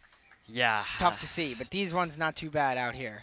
Don't know about those white ones. I do know earlier in the year, us two in the booth announced a game. It was white and yellow, I believe. Maybe Western Michigan, the first game. Might have been. I can't put a finger on which game it was. Specifically, my memory is fading. However, yeah, I remember being like, you got to be kidding me. It's definitely nice for us announcers when we can tell. And when we get the proper rosters as well. Last spring, we had some miscommunication on the roster sheet for Wisconsin. But this time around, not only do they have an accurate roster, but accurate substitutions that are currently on the bench as well. We thank all the teams. There are coaches, players, SIDs, whatever's going on that allows us to make sure we know who everyone is. And so when someone gets a tackle or scores a try or makes a great play, we can make sure that everyone knows who it was, and part of our job up here. And so we appreciate when we receive rosters from other teams that help us do that. And on Wisconsin's roster, that's Declan Smith, who number 6, who passes it off, and now it's Callum Jones trying to work his way through the middle. Good tackle made around the center of the pitch, but taking a penalty are the Hoosiers, and turning it quickly is Wisconsin, but the ball's dropped in and out of the hands of Joel Sawatsky. Picked up by Indiana, playing with advantage. Good strong tackle made by Smith. Hannon will think about it, cuts back, thrown down with aggression. Strong tackle made by Carter Bell.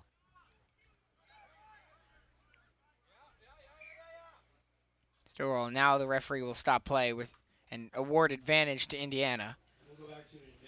I think Hannon was thinking about a kick when he got the ball. Number 10 on Indiana talked a lot about him in the first half, one of their star players. However, a lot of Wisconsin guys in his face would have been blocked, so he had to pivot very quickly.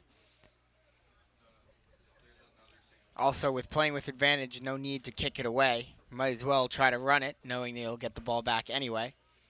Still an 8-point lead for Indiana. A lot tamer of a start to this second half. Although I guess the first couple minutes of that first half were pretty much a feeling out process, but after that, the offenses really did start to get going, and it's interesting that it hasn't really translated to the second half. Yeah, I think a little less speed. Maybe the guys are a little tired, or perhaps taking their foot off the gas a little. Indiana wants to be conservative, but this doesn't really look conservative. It's a good offload by Cabreros to the far side. One thing of note for sure has been Indiana's speed, and got to look at it there as they progressed all the way into Wisconsin territory. Picked up right down the middle and nearly breaking through. Middle of the pitch. Now it's Jancy who's brought down. Hannon will kick it low, trying to find a teammate. Bobbled a bit, picked up, but it's a knock-on call, and that's a good call by the referee. As Parker Wall nearly broke through, but you could definitely see went off the hand of Sam Sullivan first, and the referee sees it and calls the knock-on. That would have been a great play for the Hoosiers had they got it to work. The low kick from Hannon trying to spring an attack. Yeah, we definitely talked a lot about Hannon right there, and that low kick was as creative as it gets. But how about Parker Wall, the captain, number 12, who recovers that ball that Hannon kicked? The inside center has been just everywhere today. He has an assist earlier in the game to Luke Peters, and I think he's been an integral piece to what Indiana is trying to build offensively.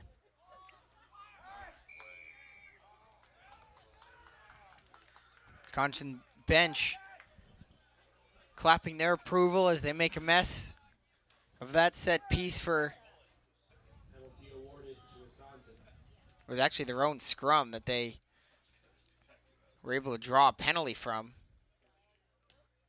Bell will kick it high and into touch over across midfield. Good kick from Carter Bell.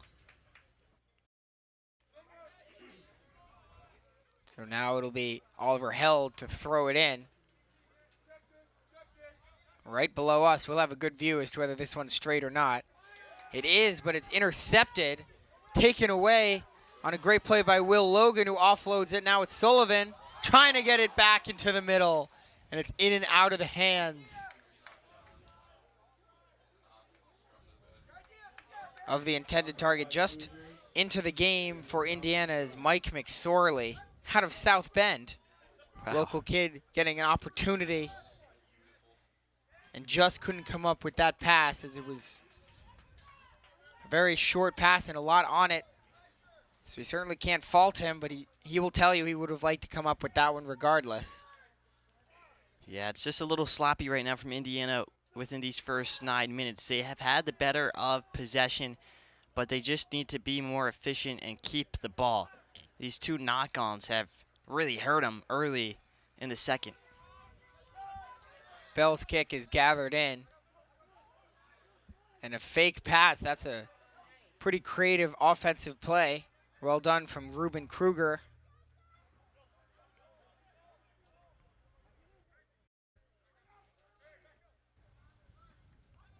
Timing play works out well. Cabreros breaks a couple tackles, and he's brought down by his jersey. Wow, what a play. I think that was Bell who got him on the tackle. More physicality behind the play. Players separate. It's very loud on the field. You can hear it from up here. We hope you can hear it on our stream. We've got a mic pointing out the window to try to pick up as much field sound as possible. Certainly don't need a mic in the press box to hear the field sound down there as it's bobbled, picked up, but knock-on is called. Seemed like there might have been a knock-on on both sides. Ball was treated like a hot potato for a second with the 2 teams. One of the Indiana players goes down. Well, I don't think Sam Sullivan, number 6 on Indiana in the skull cap, the American skull cap that is, was ready for that pass from Luke Peters. Very quick thinking from Peters, just wasn't on the same page with his teammate.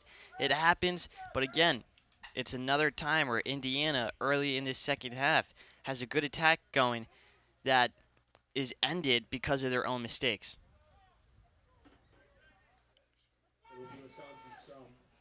So Wisconsin scrum coming up. With just a hair over 29 minutes to go in this one. It's a 6th half of action on the channel today, and the scrum collapses. Collapses quite quickly. Indiana players last to their feet is Jancy, and he'll have to retreat after causing the scrum to collapse. Another penalty, so a lot sloppier from Indiana in the second half than we saw in the first half. Kick from Bell in and out of the hands of an Indiana fan down there. So we'll call a knock-on the fan. It'll stay Wisconsin's ball.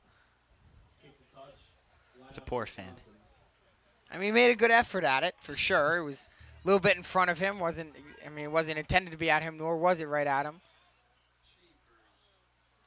Line out was almost not straight, but they let it go, they being the officials, who have had to use their whistles a lot in this game, and it's a takeaway. And look at the speed of Luke Peters for his 2nd try of the game. A bolt of lightning in black, and Peters scores. That's lovely from Luke Peters. Just exhilarating rugby. He wins the ball and takes it himself, usually playing on the near side of the pitch at the right wing position. He goes to the inside, he wins the ball, and just runs through everybody. As you said, Charlie, a bolt of lightning. And he's got his 2nd of the game, and certainly not the 2nd good play he's made this game. He's been very, very noticeable for all the right reasons so far for Indiana in this game. Certainly making his case, cementing himself as a favorite if they were to award a Man of the Match award. Yeah, you'd have to think so. He's just been everywhere, and he's been at the center of most of their really elite attacks. 2 tries, as you just said, Charlie. Luke Peters came into Indiana with tons and tons of experience. He actually played for a rugby club, which I believe was called Irish Rugby Club.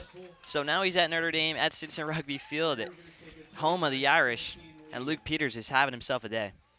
Yeah, the freshman out of Indianapolis, one of the lightest players on this Indiana team at 165 pounds, according to our roster, but makes up for it and then some with that blazing speed. There was no doubt once he got through that first line that he was gone. Even though Wisconsin had a couple guys back, it was like hot knife through butter, as he slipped right through and found the try zone. And what a burst of energy it must bring not only Peters himself but his team to see such a snap of the fingers sort of run leading to the score, and knock on against Wisconsin is, you can tell they've lost a little bit of their mojo, now down 15 points. Yeah, I haven't seen a lot of Wisconsin's attack in the second half. It's just been all Indiana, mostly in the Wisconsin half. Indiana's just had the ball, they possessed the ball, and they have the tries to show for it now.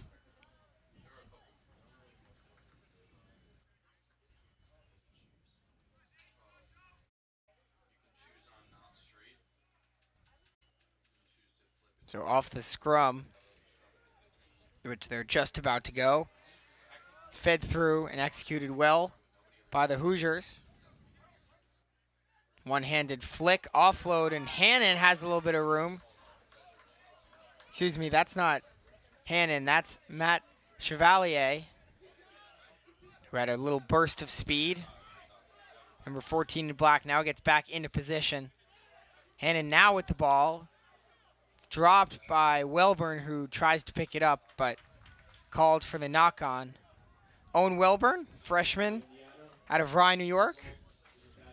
Played hockey with his brother, Will, older brother.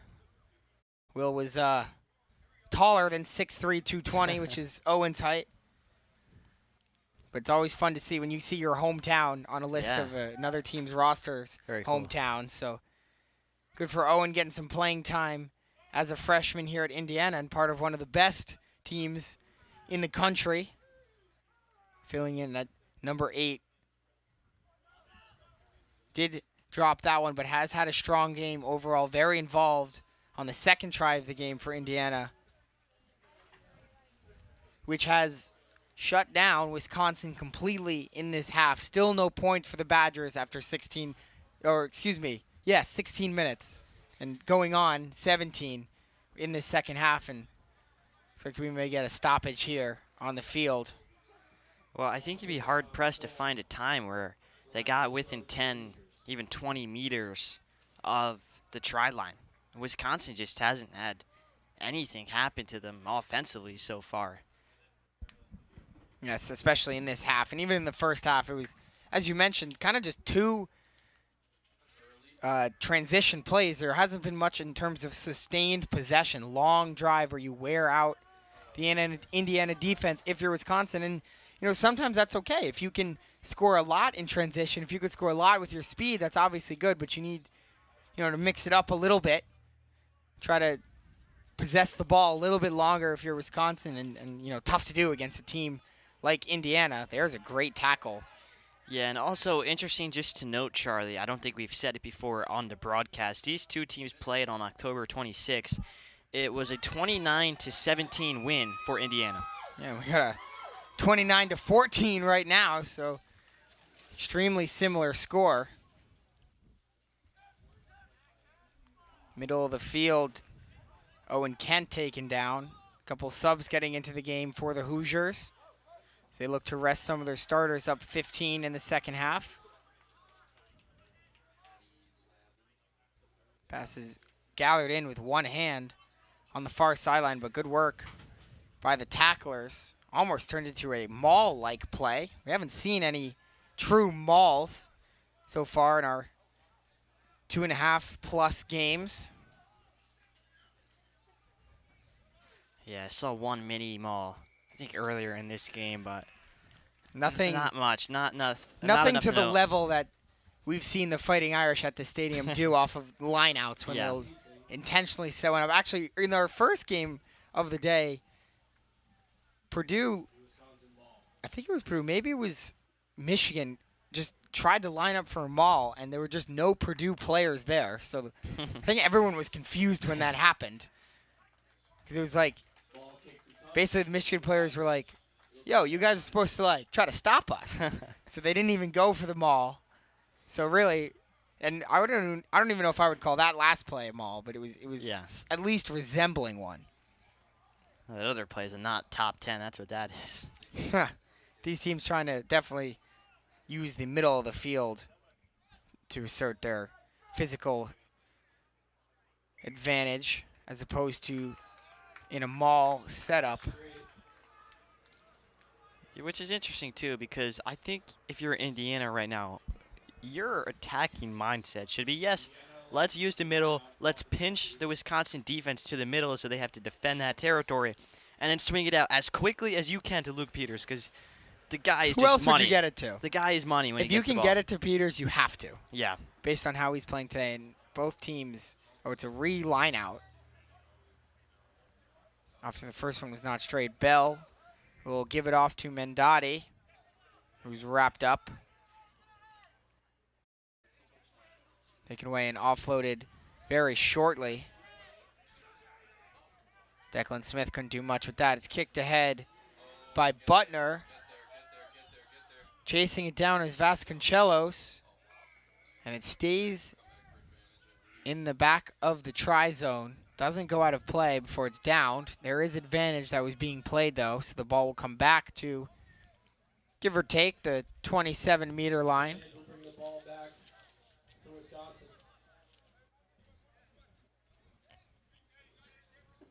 And Bell will have an opportunity to set his team up in prime field position, looking for their first score of the half. And he will get it inside the 22.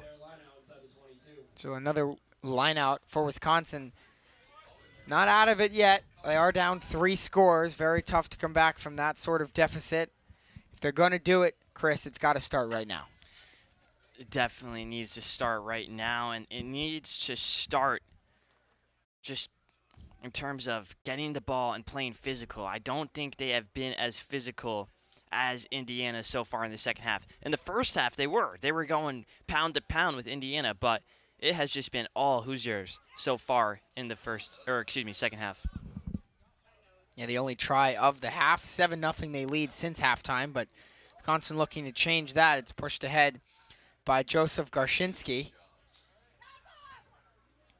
Or it's Eric Harris getting some help from teammates, leaving it behind him. Dangerous pass, but it is gathered in on the wing. Very high intensity defense right now for Indiana.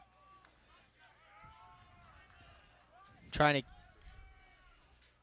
shut this Wisconsin offense down as best they can. Garshinsky again off a very quick developing play. Not much room. As we see every time Butner picks up the ball, he seems to have 2 options that are just covered by Indiana's defense. Whether he goes right, whether he goes left. We've even seen him consider taking himself, but all 3 are seemingly always taken away right now. Yeah, look how disciplined Indiana's defense is. It's so hard to break down a defense that is just in a wall like they are. They don't get out of place. They just play total team defense, and that's exactly what you need to do. Just all credit to Luke Gross, yet again, the head coach of Indiana, for implementing this and making sure they follow his instruction. Luke Gross, joined by assistants Nick Taylor, Stephen Lemaster, Turner Edwards, and Alec Burcham.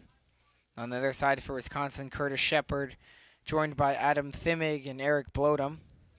Very solid coaching staffs in all these teams, but these 2 in particular, especially considering the seasons they had. Indiana, a perennially a good team in this conference, whether it be in 15-on-15 or 7-on-7.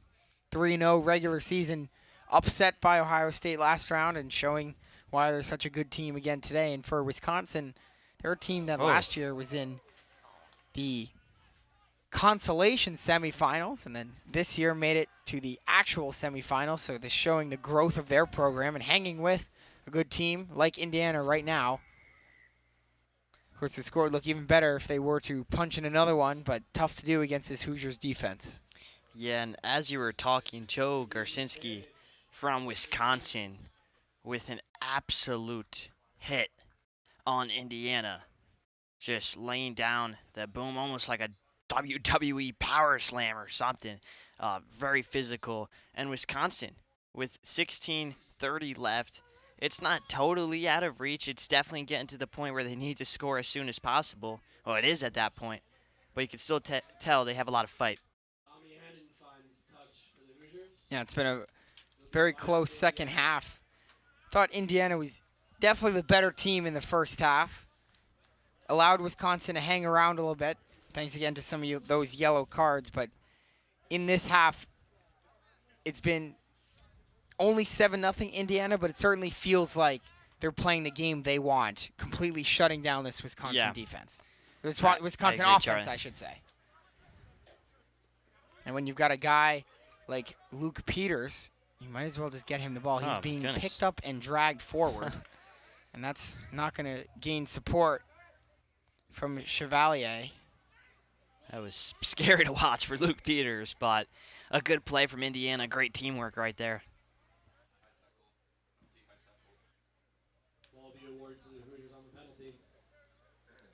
So another penalty against Wisconsin as they get into desperation mode, down 15. Hannon's kick into the wind, ends up into touch, just between the 10-meter line and midfield. Wisconsin very content to take their time. I should say Indiana content to take their time. Wisconsin looking to get the ball back and speed things up a little bit, but hard to do when you've got a disciplined offense and a disciplined defense against you. And that's what the Hoosiers have, is they whistle blows before the line out. Maybe a substitution on the far side. Referee's looking over there, trying to get some guidance. It's amazing, Charlie, that Indiana only has 3 wins on the year.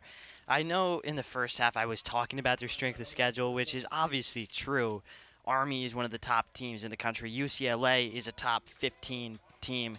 So many of the squads they face are great.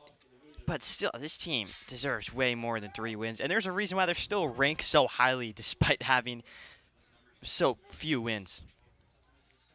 Yeah, this is a team that looks like it would be prime for upset material. I mean, they play the game the right way.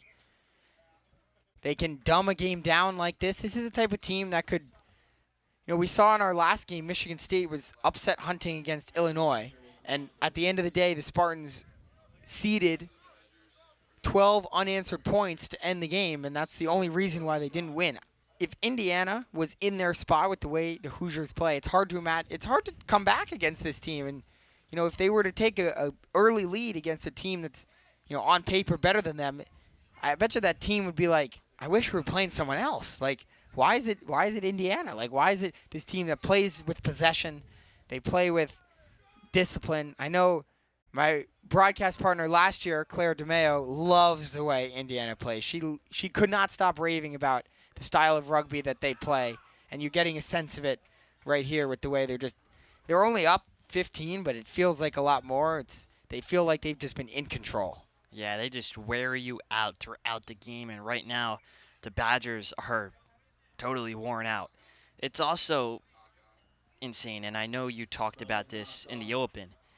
On November 2nd, it was 33-27 versus Ohio State. They only lost by 6 points, Indiana. Meanwhile, the Ohio State-Notre Dame game was 40-39. So by that measure, Notre Dame, who's right now the #1 team, and Indiana are only 7 points theoretically apart, right? So they're right there with the top guys and the top guns in the Big Ten. They just need to add that little extra element, maybe the extra element of consistency, or not having a couple of the knock-ons that they've had throughout this game, and they're right there with the top guys. It's going to be really fun to watch them, given that they make the NCR playoffs. Yeah, it's just what a good team looks like. And, yeah, not a great team, not a perfect team, but a good team, and a very good team at that. And, it'll never be perfect. Even schools like Navy are not actually perfect. They are about as close as you can get, though, at this level of competition. But you have to be thinking Indiana only schedules this difficult slate of non-conference games because they know they can hang with it. They know the value of those matchups, and they know the value of a try is 5, and they've added that to their score. I believe the referee has not made the signal. He's actually maybe calling it back.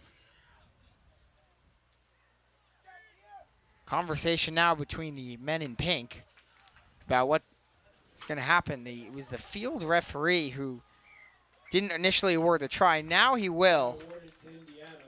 So the try is scored. It was number 9, Keenan Mikowski, with the try. And Mikowski, some starter, has stayed in for this whole game, the senior out of Illinois. And after some discussion, it was correctly, I believe, determined that try was scored, bringing Indiana up to 30. Only the second team we've seen break that threshold today, the other being Michigan in their win over Purdue, where they managed to get 41. So Indiana looking to become the top scoring team of the day. Only one try away, assuming a successful conversion here from Hannon from right in the middle.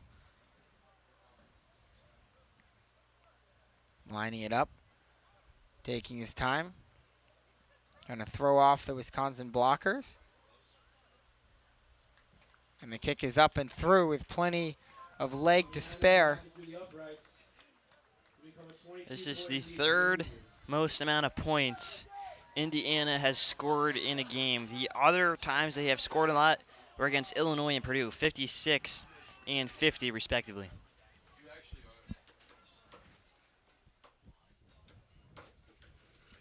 Under 10 to play in this one, and with a 22-point lead, Indiana looking like they're going to comfortably claim third place in the Big Ten. Wisconsin looking to try to cut the deficit a little bit before this one is over.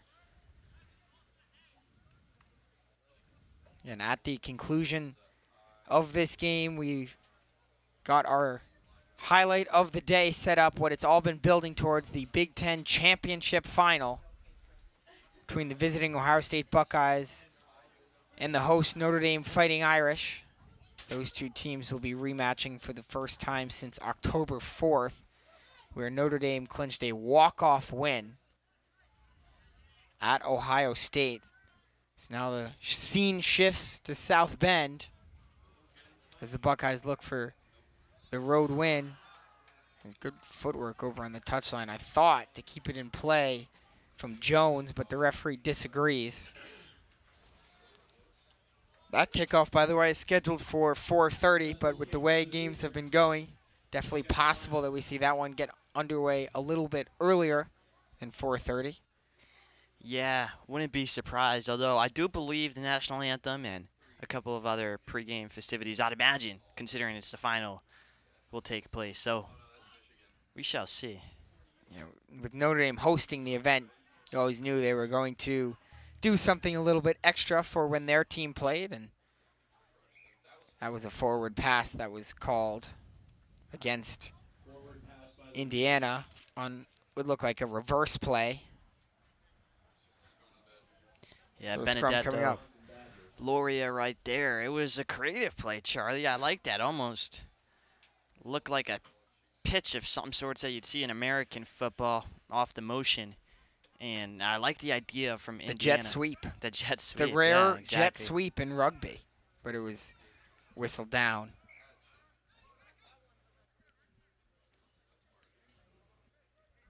Referee will have him do it again. Sorry, Chris. No, speaking of American football, Notre Dame, in between these games, we just received word, being the Notre Dame YouTube channel, have to announce number 8 now in the AP poll. It puts us in line to host a playoff game, doesn't it? Believe so. A lot of work still to do for them, but we obviously, all the Big Ten schools have great football, and think about Michigan, who we saw in our first game, national champions last year. Notre Dame ranked number 8. Wisconsin, a little bit of an underperformance this year, but still a solid season for them. Certainly could have been way worse. Could have been Florida State. Yeah, Wisconsin, the great jump around tradition as, oh no, this does not look good. Tommy Hannon's down, limping. He's back to his feet, though. There you go. Should mention Indiana, by the way. Where's Indiana in that poll? Are they above Notre Dame? Oh, I don't know. I only saw the Notre Dame, but I would imagine Indiana's above with the season that they're having. Yeah, just coming off a 20-15 win over Michigan yesterday, where the Hoosiers football team, boy, have they been fun to watch. Wouldn't it be cool if it was Indiana versus Notre Dame in the college football playoffs first round? It wouldn't even matter where the game was. It would be like a neutral site, essentially. Yeah, that would be really Other cool. than, I suppose, in-game audio, because certainly whatever team was the visitor would have great fan turnout. Seeing the Hoosiers rugby offense trying to go to work. Again, looking, one more try would tie them for the most points by any team in today's action, and a successful conversion following would put them in the lead. But the Wisconsin defense not so eager to let that happen. Under 5.5 to play in this second half. Indiana 36, Wisconsin 14 in a battle for third place in the Big Ten. We've already seen Purdue and Michigan battle it out for 7th place, with the Wolverines coming out on top, and then a battle for 5th place between Illinois and Michigan State. Spartans led at half, but the Illini come away with the victory by 7, clinching 5th place, relegating Michigan State to 6th place.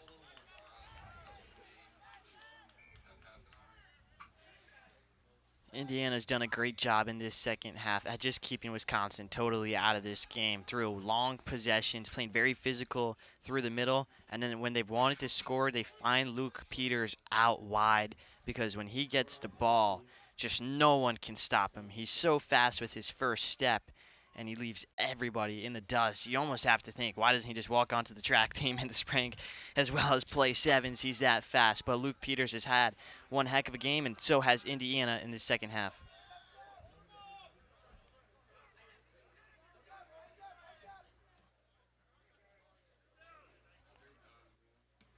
Bell's kick, low line drive. And it's bobbled briefly. No knock-on call just yet. Oh. And now a dangerous play. Yeah, it's a going down to the ground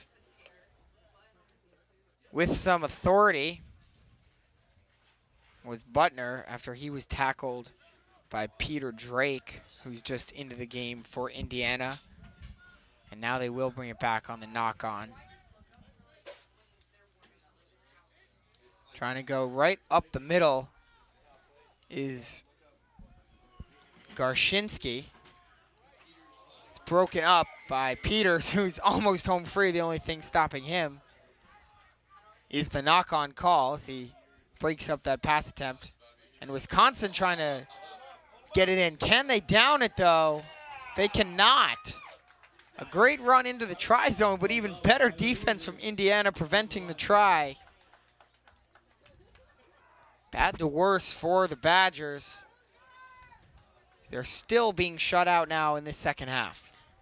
Yeah, well, Indiana coach Luke Gross is by the press box watching this game from afar and hasn't cracked many smiles throughout. Pretty mellow face, but he smiled on that play right there. He's happy with his defense, and that's a huge stop from Indiana.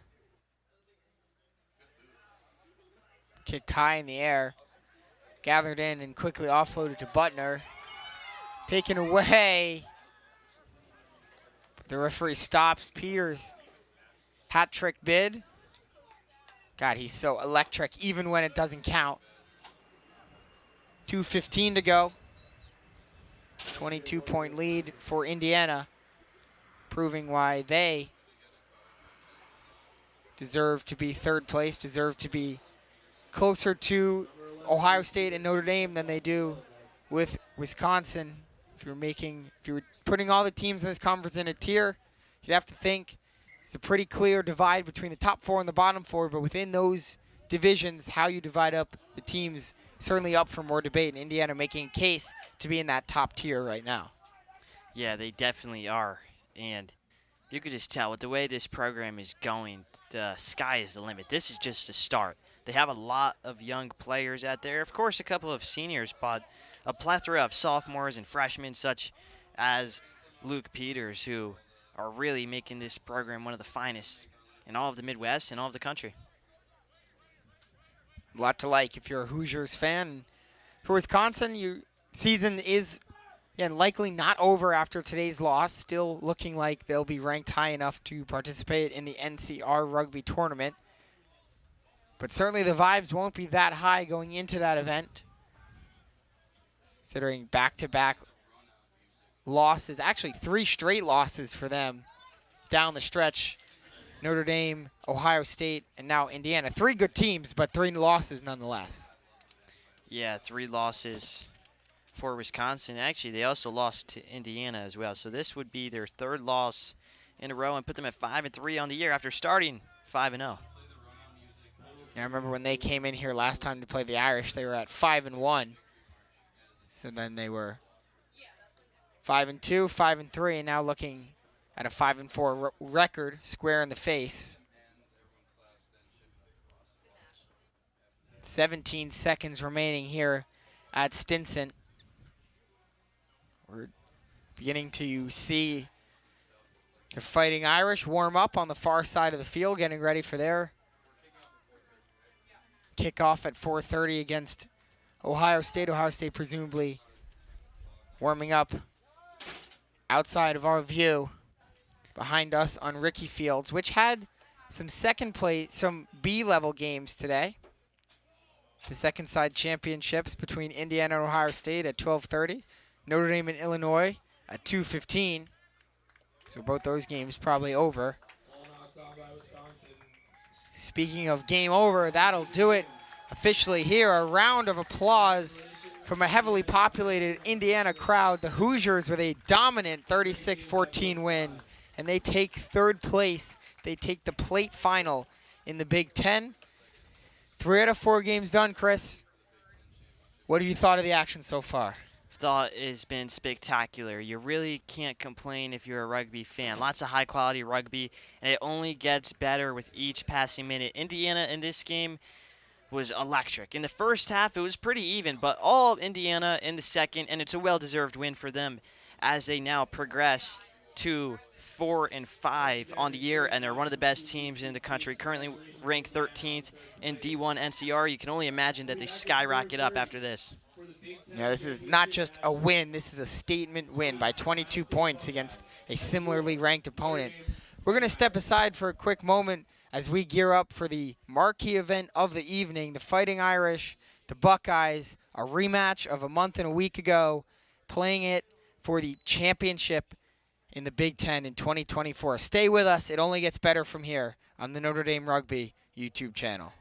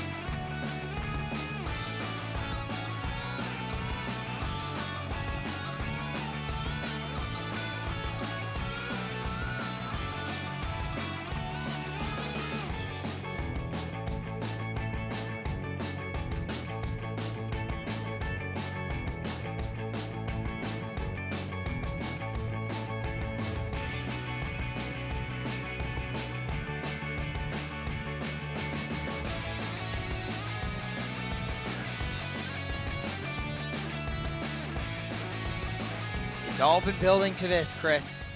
Championship Sunday at Stinson Rugby Field in South Bend, Indiana. It's the host Fighting Irish. It's the visiting Wisconsin Badgers the Ohio State Buckeyes. We just saw Wisconsin, but this is Ohio State looking for revenge after their October 4th game, which Notre Dame won on a walk-off try and conversion. So happy to have you with us here on the Notre Dame Rugby YouTube channel. Charlie Morris alongside my partner, Chris Daly. If you've been with us the whole day, you know that the games have only gotten better. The action, the teams, the opponents, everything has only picked up as the day has gone along, and it's all culminating in this, Chris, the championship. This is a conference championship on the line in one of the best conferences in college rugby. Yeah, to the viewers, you can't see, I am smiling. The energy at Stinson Rugby Field from both the Ohio State fans and the home Notre Dame fans is palpable, especially considering it was that 40-39 walk-off overtime win for the Fighting Irish last time they played, which was in Buckyland. It was in Columbus, Ohio. This has all the makings to be such an amazing final game. Also, need to note, Captain Jack Dulick on Golf Rugby Report, one of the biggest, or actually the biggest website for college rugby, said that their loss against Notre Dame was self-inflicted. The Notre Dame players, they're not happy with that. The Ohio State players, they're not happy with how they played and how that ending transpired. Gosh, so much energy, so much physicality. Just be ready for it, because this is going to be a fun one, Charlie.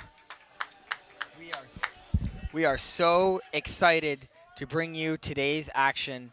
We have been excited all day, but really this is what it's been building to. And Notre Dame will kick it off, and we are underway in the Big Ten Championship in 2024. And Ohio State will grab it in. Seamus Kennedy going to boot it right back, and it goes well out of bounds at about the midfield line.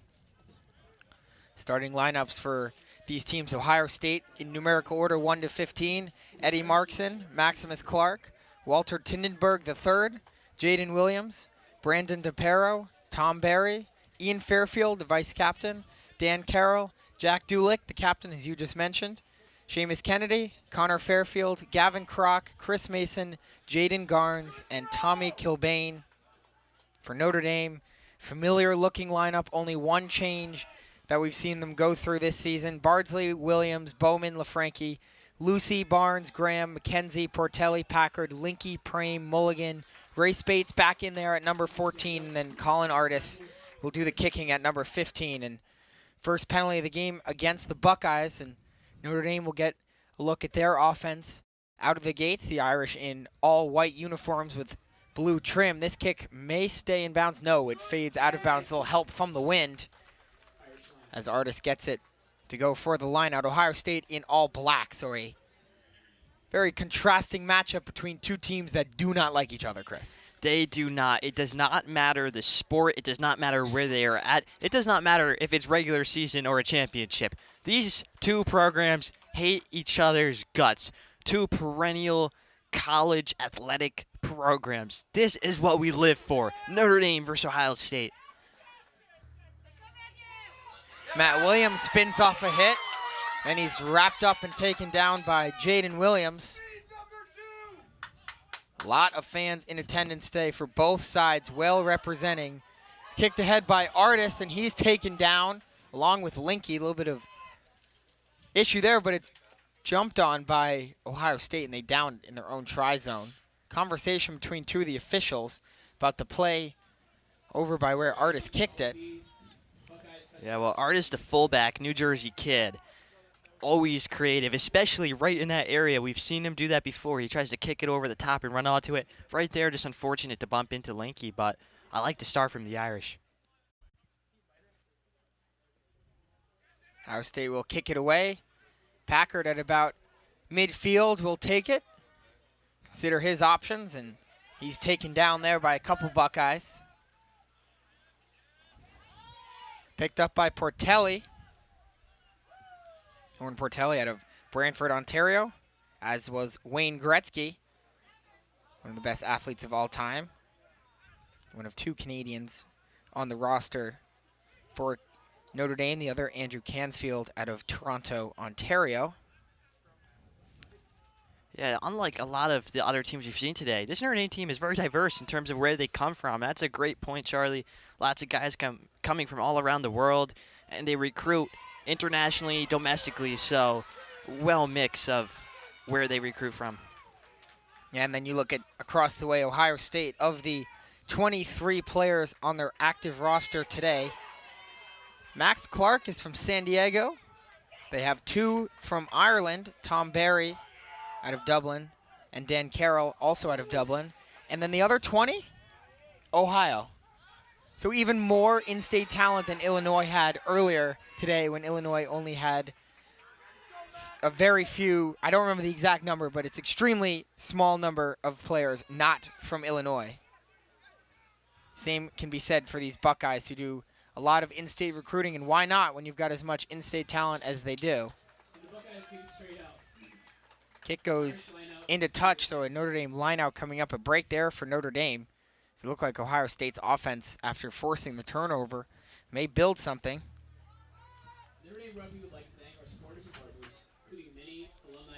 So early on, again, it's 4th game now. It seems all 4 games have kind of followed this model where the teams seem to feel each other out at the beginning before trying to assert themselves and play their game, and we're seeing a little bit of that here. And Notre Dame goes for that rolling maul. We touched on it in the last game, how often they go for this one, and it's broken free by Barnes. John Barnes taken down inside the 22. And Notre Dame using their physicality to their advantage early on. Ohio State, though, takes the ball away. Somehow in that scramble, the Buckeyes ended up with possession. So a good run for Barnes, but his team loses it, whether it was him or someone else, and now Ohio State will kick it away. Well, you can tell this is going to be an even game, and John Barnes, the kid from Dubai, played for the Jamaica U18s, just making an instant impact. They're going to need him to have a big day, as well as Jackson Graham. A lot of those guys in the center of the pitch need to play physical, they need to play strong, and most importantly, Charlie, as we saw with the other games, they need to play clean.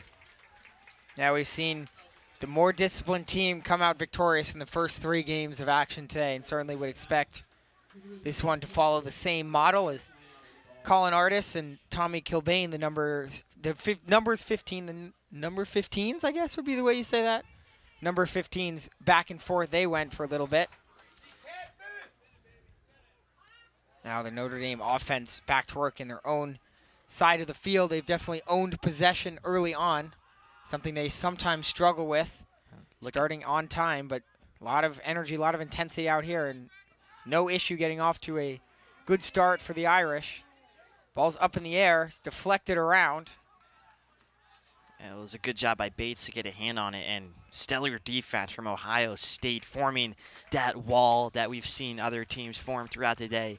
Again, as you mentioned, Charlie, these are 2 very disciplined teams, so it's about who can limit those mistakes, and then when the other team does, of course, make a mistake, who can take full advantage of it. I think in a championship game like this, where the energy is high, the emotions are high, mistakes are bound to happen, and it's just about how you can prevent it. Still no score, just about 7 minutes into our final game of the day. For those of us who've been here the whole time, we thank you for listening. For those of us who are just here for this game, you've picked a great one to come for. Big Ten championship on the line between 2 of the most evenly matched, 2 of the best teams in the country, and an offload attempt bounces away from Connor Fairfield, and he'll be wrestled down. Now in the middle, a fake offload for Williams, trying to find some space before he's taken down. Jackson Graham with a tackle on Kennedy, trying to find his way through. Now they try the other way, and it's juggled but held on to. Save a knock-on. Powerful running from Dan Carroll. Ball's bouncing around. Ohio State just trying to stay as composed as they can right now. Charlie, just from the early looks of it, this is going to be a very physical game. Both teams look super intense right now. The offloading from Ohio State has been great, but lots of hard hits, and we're only 8 minutes into this match. The wind keeps that ball in play as a mistake by Ohio State. So instead of getting a line out deep in Notre Dame territory, it'll be Notre Dame ball from their own try line. I believe. Now they move forward a little bit. The referee indicates where she wants the ball to go. Whole new reffing crew between last game and this game. These ones wearing the yellow. Last three actually were in pink. But this officials crew donning the bright yellow you often see soccer officials wear. Run down the middle of the field for Tommy Kilbane inside the 22 before he's finally taken down. That's great from Tom Bowman to take him down, the backtracking tackle. No one saw it coming, but Bowman making a play. And that's all heart right there to prevent something that could have been very bad for this Notre Dame team. Ohio State still with it, though, right on the precipice of the game's first points. Trying to muscle it in, and they do. The Buckeyes strike first. Tough to tell who downed it in the try zone, but either way, Ohio State off and running early on in this one. Lots of Ohio State fans here, and they are loud. That's a well-deserved try, though, from Ohio State.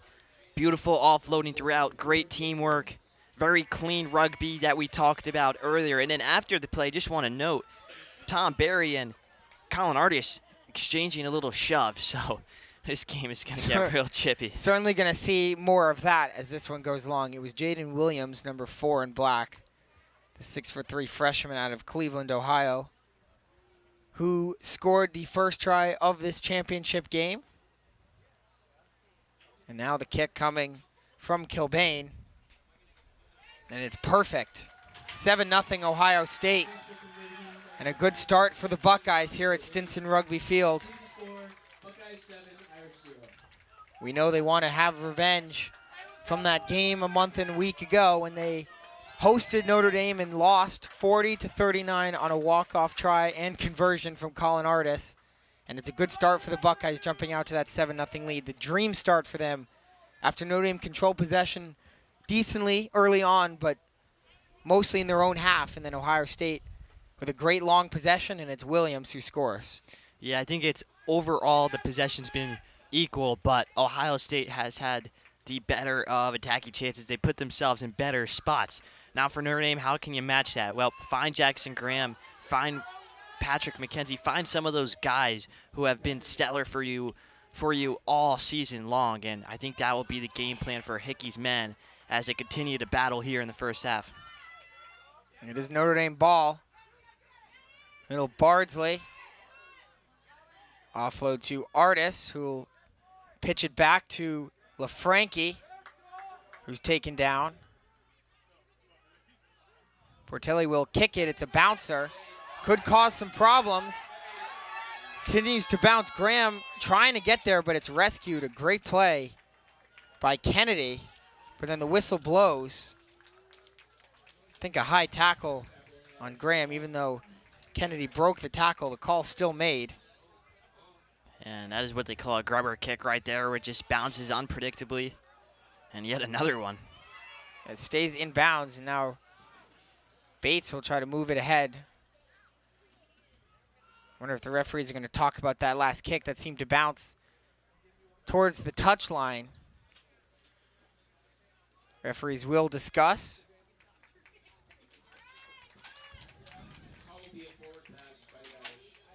We're going to call a forward pass, actually. Is not sure who was over there trying to keep that ball in bounds for Notre Dame. Maybe Andrew Packard.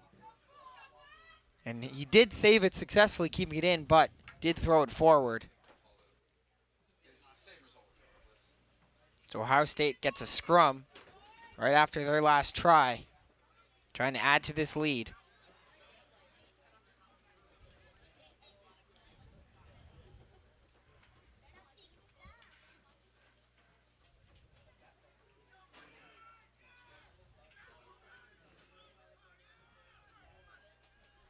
Just about 13 minutes into this first half, and it's been almost all Ohio State so far. That is a bounce pass that's picked up by Kilbane, who's been excellent early on.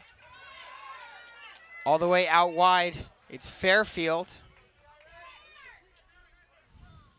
Middle is Ian Fairfield, brother with Connor Fairfield, numbers 7 and 11 respectively.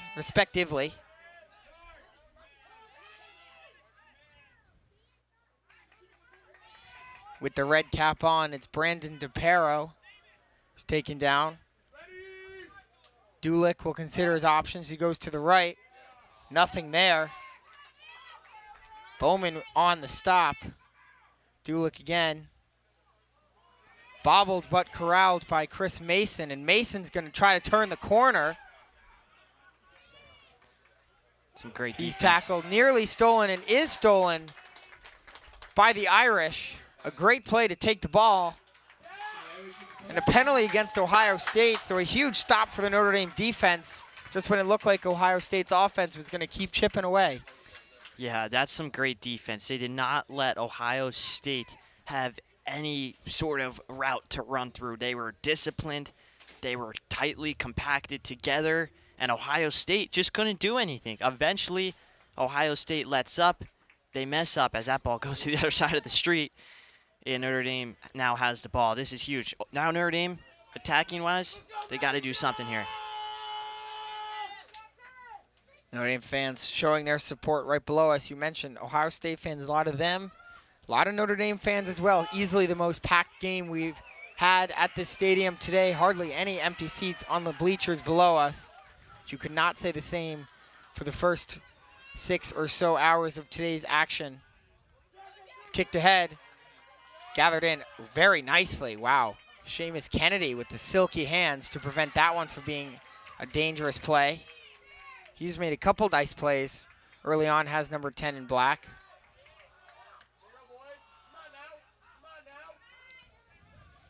Moving towards us, the Buckeyes. Gavin Kroc will give it off to Chris Mason. Dulick into the middle, and a strong tackle on Dan Carroll. He went down in a heap. Yeah, Bowman and Williams have been everywhere for this Notre Dame defense, especially number 3, Tom Bowman. Several big tackles, and we're only 15 minutes in. Yeah, excellent defensive player. There's a tackle by Matt Williams.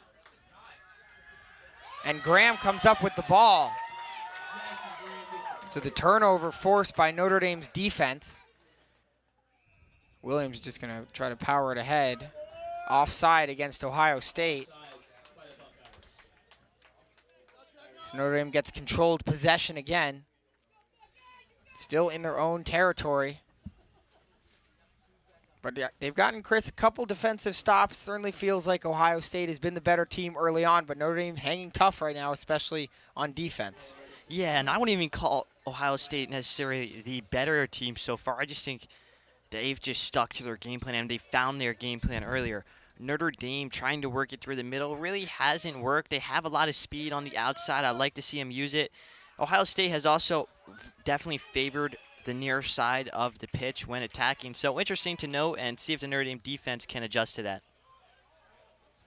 One thing you notice for sure is that Ohio State has been very clean on offense, and it's taken by Kilbane. He's tackled. That's a good defensive play. The Ohio State offense right back to work.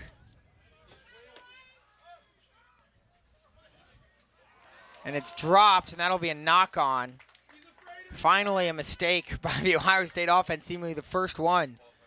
And it's Williams who had that one go off his hands.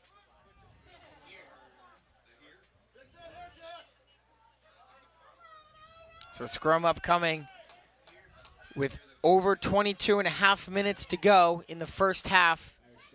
7-0 Ohio State leads Notre Dame in the quest for the 2024 Big Ten Championship. Both these teams will certainly be playing in the NCR tournament, which starts next weekend right here on the Notre Dame Rugby YouTube channel for the Fighting Irish, that is. These teams just battling for seeds at that point, and of course, conference championship never hurt anyone. Of course, never hurt anybody. Especially considering these two teams played in the regular season. This matchup means so much more to both of them. The Irish looking to prove it wasn't a fluke. The Buckeyes looking to show that they indeed beat themselves and that they are better than what they showed that day.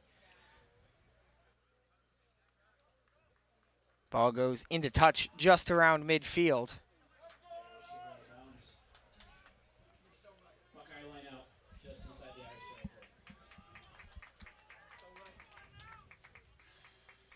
This is a Notre Dame team coming into today as number 12 in the NCR rankings, number 25 on Rugby Hawk with a 7-1-0 record. Ohio State 33 on Rugby Hawk. So they're neck and neck, 40-39 in the last game. Also, need to say, when going down this year, going down first, Notre Dame has been very successful.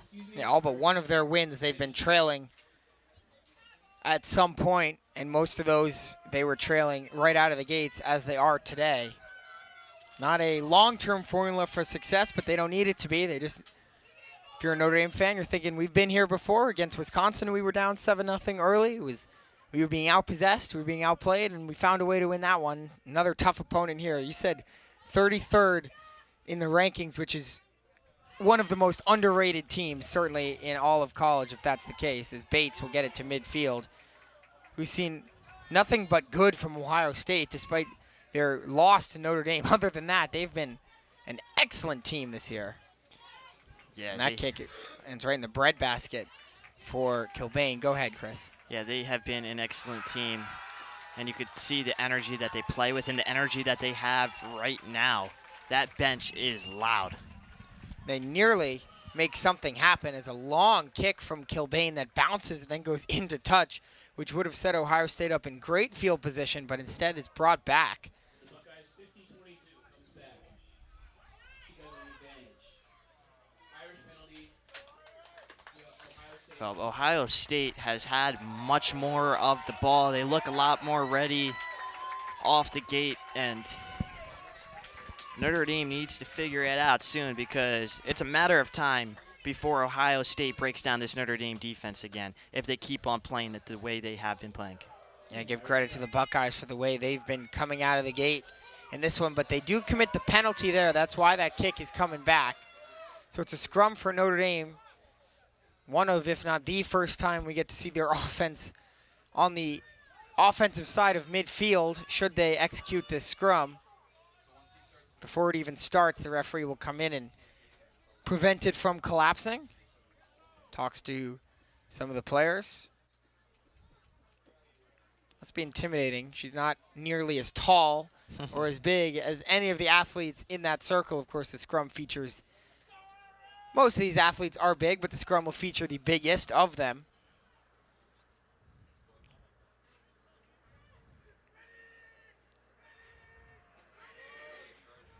And the ball officially fed through. Working to get it is McKenzie, and he does. Shakes one hit, but good work by Barry to stay with McKenzie. And a penalty against the Irish.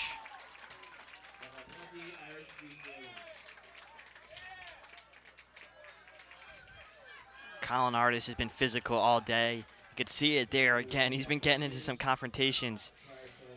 And he's that guy. He's the enforcer for this Notre Dame team. Even though he's not the biggest guy, he is the guy who always has his teammates back.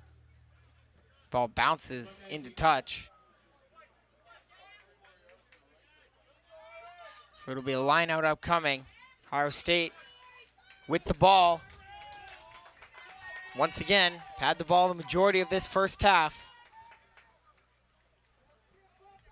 And it'll be Max Clark who'll throw it in. And it's gathered in. Well executed by the Buckeyes on that deep line out. DePero.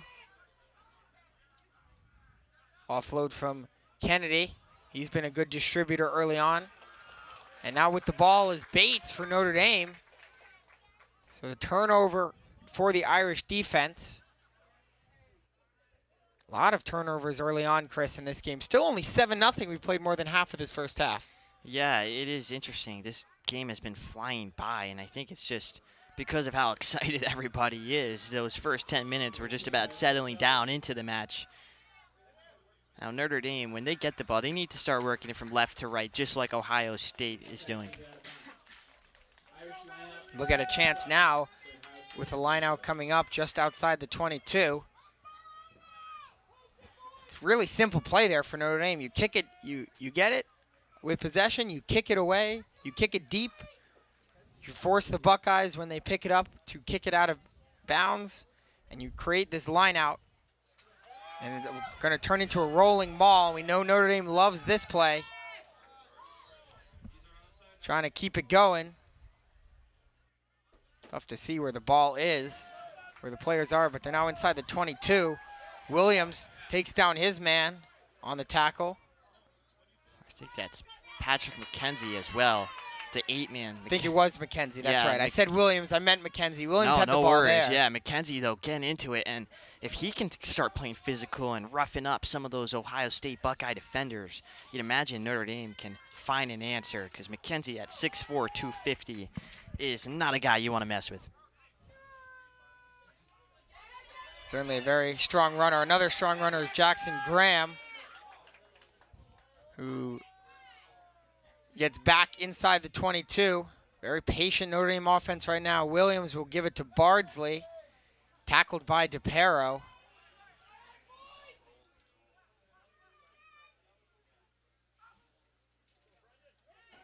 Lucy thinking about it.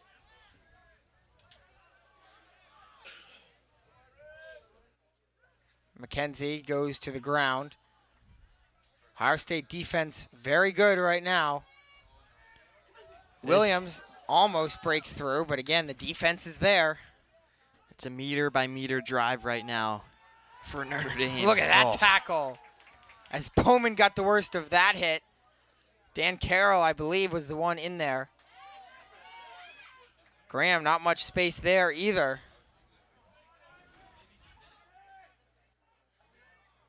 Packard will just try to kick it. It's gathered in by Kennedy. And a great defensive possession for Ohio State, completely shutting down Notre Dame once they got inside the 22. Yeah, we have yet to see a team come into Stinson Rugby Field against Notre Dame and play the way Ohio State has played so far. They've been brilliant defensively and offensively. That was a great stand by the Buckeyes defense.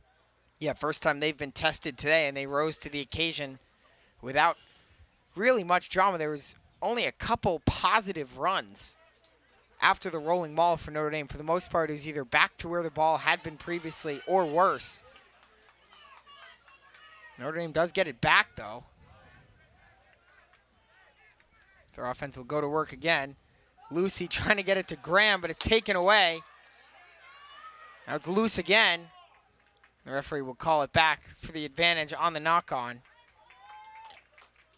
Ohio State still leading 7-0 in a very close, tense, highly contested matchup here at Stinson Rugby Field. We didn't see the sun rise, but we saw it emerge from the clouds earlier, and now we're seeing it dip back below some of the cloud line. It's pretty shady here at Stinson as sun begins it has began its set, but certainly well underway now. Here it's almost 5 p.m. locally.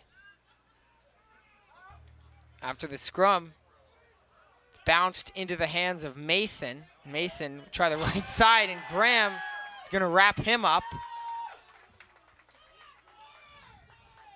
A couple of guys on the Notre Dame bench wanted a penalty against Ohio State there. They're not going to get it. A couple of the guys on Ohio State wanted a penalty against Graham. They're not going to get it. Now some animosity down there. Mason comes to the defense of his teammate. It looks like Mason was just giving Jackson Graham a hug. No hard feelings. I think there was a little bit more behind that one. Yeah, I was just... Ohio State player is still down. Yeah. Injured on the far side.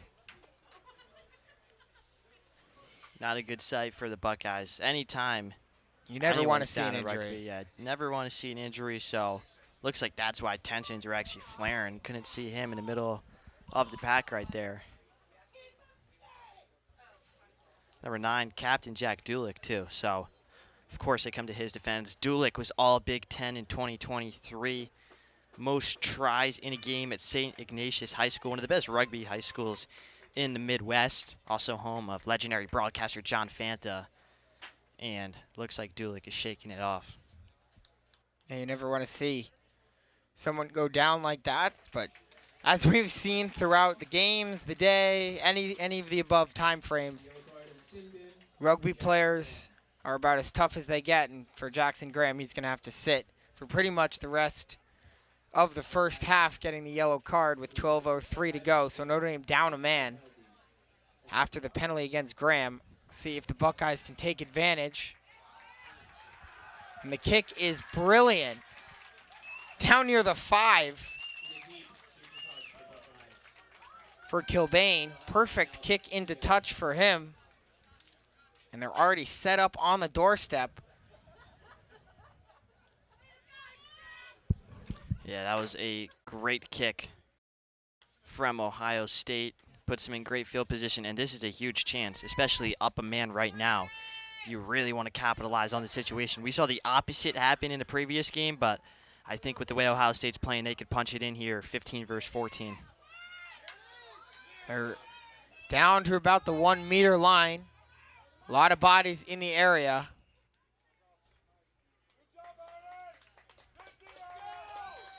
And a penalty called.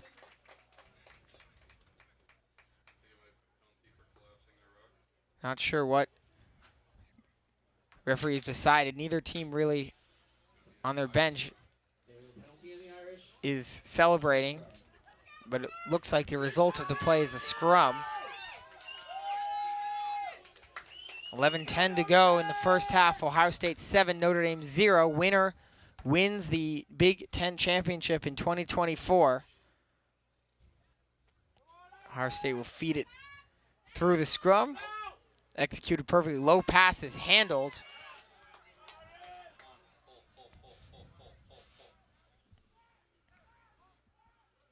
Buckeyes trying to score here in the middle of the field to set up an easier conversion attempt, but still a lot of work to be done despite how close they are.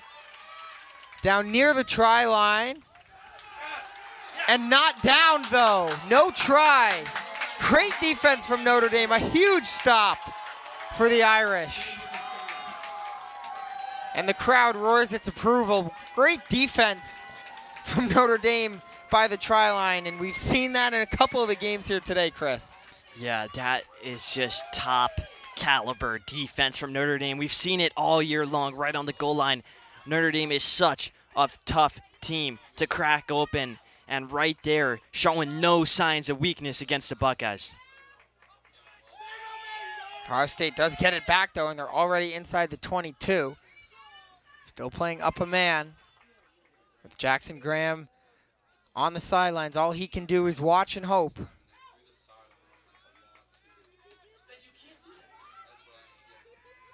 To the ground is Ian Fairfield, and penalty against Ohio State. And it looks like number 11, Connor Fairfield, right here, near side of your screen, near side of the pitch, a little unhappy. He wants the ball out there. Look how much open space he has. He wants Ohio State to open up their attack a little bit, which they were doing a lot within the first 25 minutes of the half, and they had good success doing so. So a scrum for the Irish upcoming. Just about 9 minutes to go in the first half. And it's taken by McKenzie. Shoves off a hit, as he's been doing all season. Irish are going to kick it away. It's going to bounce towards the middle. Continues to bounce, but it's gathered in with sure hands by Kennedy. Kennedy will kick it towards the touchline. And it's off the foot of a Notre Dame player and goes into touch. Ohio State fans now roar their approval. Battle of some loud fan bases right below us, Chris. Yeah, definitely. Very rowdy fan bases, and why not? It's a Big Ten championship game. That was a good play, though, from McKenzie to actually kick it out, because it's actually more favorable than it would have been had it just gone out of bounds. Could have definitely been way worse if it had taken a bounce. So both teams, I'd say, will take that one.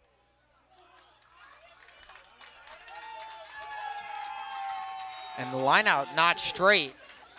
The Ohio State bench is up in arms. led by head coach Tom Rooney, assisted by Pete Malcolm, Ron Bowers, and Taylor Howden. None of them pleased with that call from the official. Yeah, none of them. And mentioning Tom Rooney, he's been the head coach at Ohio State for 33 years.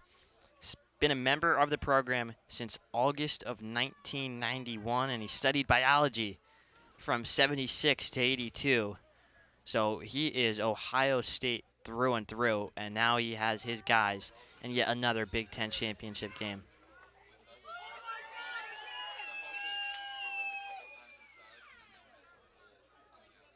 Notre Dame with the ball. Ohio State's defense flocking right now, and why not? The way they've been defending. Takes a lot of energy to play defense this way, and energy not lacking for either of these two teams. Not at all. Although Ohio State has definitely had one more possession of the ball and two more favorable possession in more favorable territories of the pitch. Notre Dame needs to start possessing the ball in their attacking half. Have yet to see much of that in the first half. And a great offload breaking through the front line is Ian Fairfield, for he's taken down, gets back to his feet, and then takes a penalty. The referee not making any friends in red today. Definitely Another call no. against the Buckeyes, and the fans can't believe it. The bench can't believe it. Well, the good thing for the referee is her job is not to make friends. Her job is to make the right calls, and so far from what I've seen today and in all these past games, I definitely trust the refereeing crew's been performing well.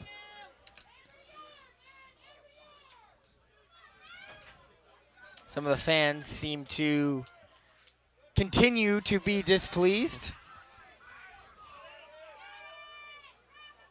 And there's a hard hit.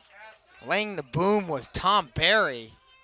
And Portelli got the worst of that one for Notre Dame. Lucy is swung down. 5:20 to play in the first half. Here's Barnes. Not much room there.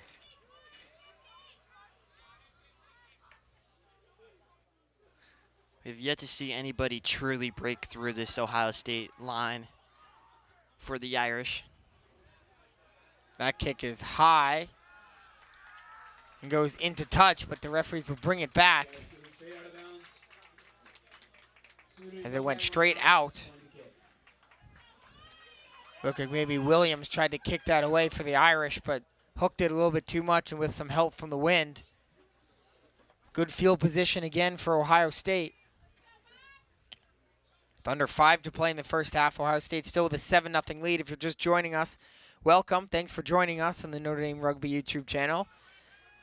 This is the 4th of 4 games today. That's a knock-on against Ohio State on the dropped offload. First game of the day, the Shield final for 7th place in the Big Ten. Michigan with the victory over Purdue.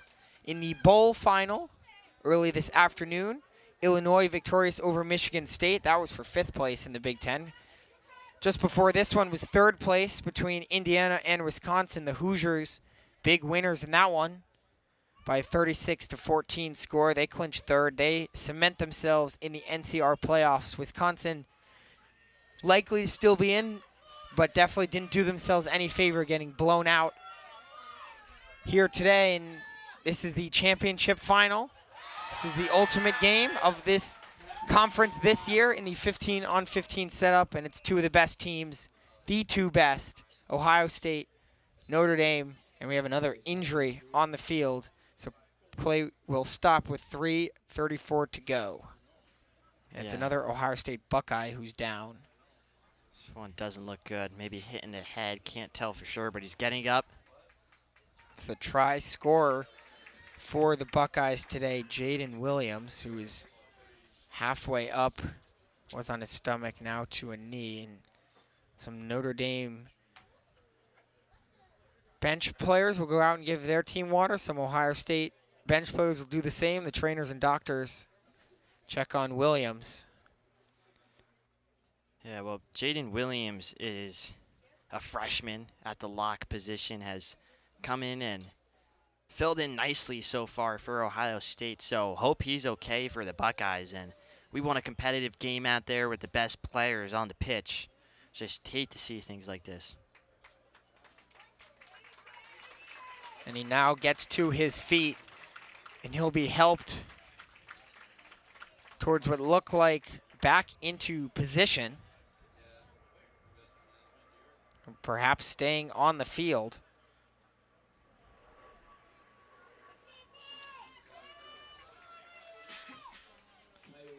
Well, Williams from Cleveland, Ohio, went to St. Edward High School.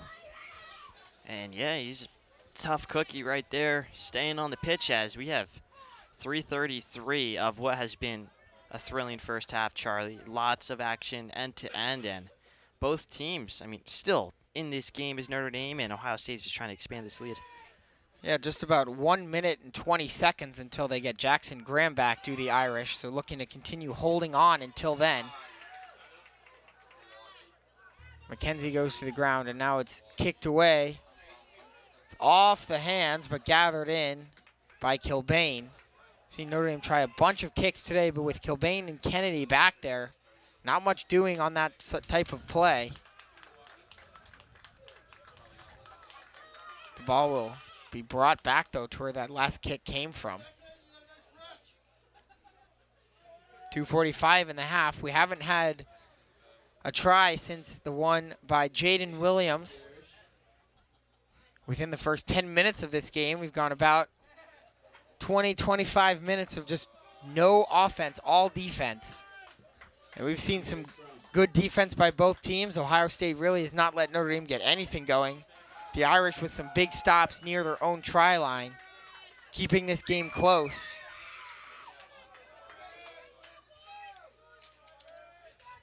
Notre Dame will set up their scrum. From inside Ohio State territory, fans trying to urge them on, looking for their first points of the game.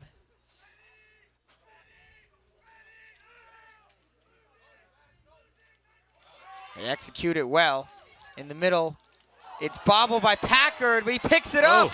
Packard is not home free, and it is a knock-on. Not sure if it was ruled to have gone forward or just straight down, but the referee going with the safe call, calling it a knock-on. Jackson Graham is back for Notre Dame. They successfully do not give up any points playing down a man, so it missed opportunity for the Buckeyes.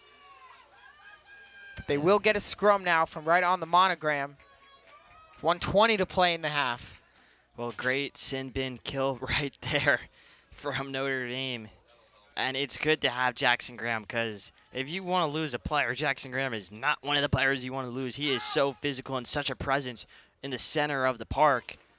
With a minute left, I mean, he can make a difference, and especially in the second half. It's good to have him out and not have such cold feet as he steps onto the pitch in about 20 minutes to start the second. Yeah, it's good for him to get his legs back moving before the halftime break. So Notre Dame, interesting decision by Colin Artis once he got to that ball just a couple seconds ago, choosing not to kick it. Instead, holds onto it, tries to win some possession. Again, it's very hard to have good kicking plays against this Ohio State. The back two especially, Kennedy, number 10, and Kilbane, number 15, have really limited Notre Dame's ability to go for plays like that. So Artis looking to keep possession for his team, and now will kick it well into touch. Time just about to expire in the first half. This very well could be the last possession of the half for either team. Williams will throw the line out in.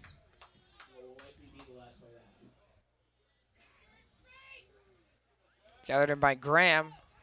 Name thinks about a maul, but the ball is dropped briefly. Bardsley picks it up.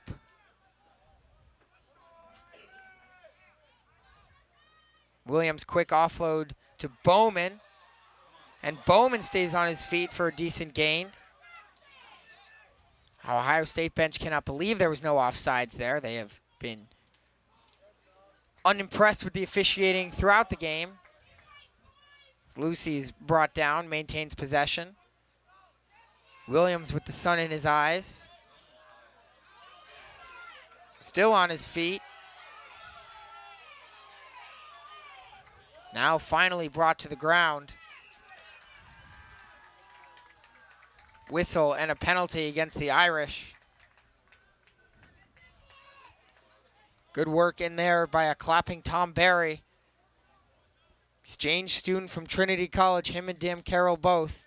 Numbers 6 and 8 for the Buckeyes, and they've made an impact early on in this championship game, and it was Barry who caused the confusion there on Notre Dame's possession and ended up drawing the penalty. Yeah, that's great work from Barry, and Will Linke on that possession was calling to get it out wide. Notre Dame is definitely very heavy in terms of going down the middle. That's what they've done all year. They try to use their big bodies in the center of the park to attack. However, they have guys out wide that they need to start utilizing who have speed, who can diversify the offense and give them the extra layer that they need to crack down this Ohio State defense. See if the Buckeyes can get one final score before the half is over. So after penalty against Notre Dame, choosing not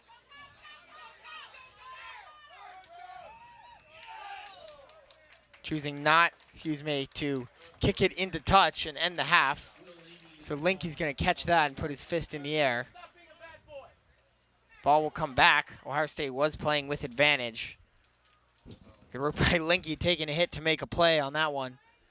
Knew he was going to get hit hard by Connor Fairfield and ate it without problem. So again, time officially expired in the half. Ohio State will continue to possess. Thinking about a kick from this spot, maybe. No, they're going to choose to kick it into touch at about the 5-meter line. That's where it's going to be marked. Good chance for the Buckeyes to add on to this 7-0 lead as the first half winds down. What a big moment in the game this may turn out to be, whichever way it goes. Yeah, it's going to be a pivotal moment. Either a Notre Dame stand or a Bucky's try, and look at that. Bowman gets it. Yeah, the line out was dropped. So Notre Dame now playing with advantage. Have to see if they're content just to end the half or whether they want to get aggressive. You have to imagine they just end the half. And there it is. Kicked into touch, and that will do it for the first half. Very low scoring first half here in this championship game. Two teams about as evenly matched as you can get, but it's Ohio State with the 7-0 lead after 40 minutes of play. We'll take a quick break, and when we come back, we've got the last half of offense, the last half of action for this game, hoping to see some offense from either of these two teams when we return. We'll be right back.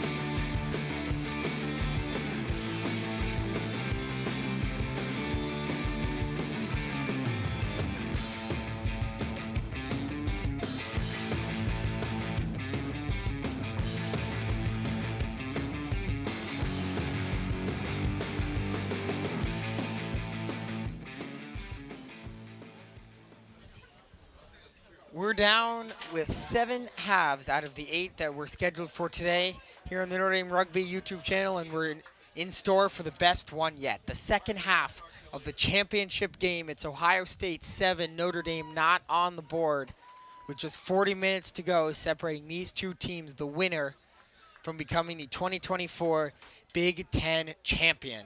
So happy to have you with us. Charlie Morris alongside my partner, Chris Daly.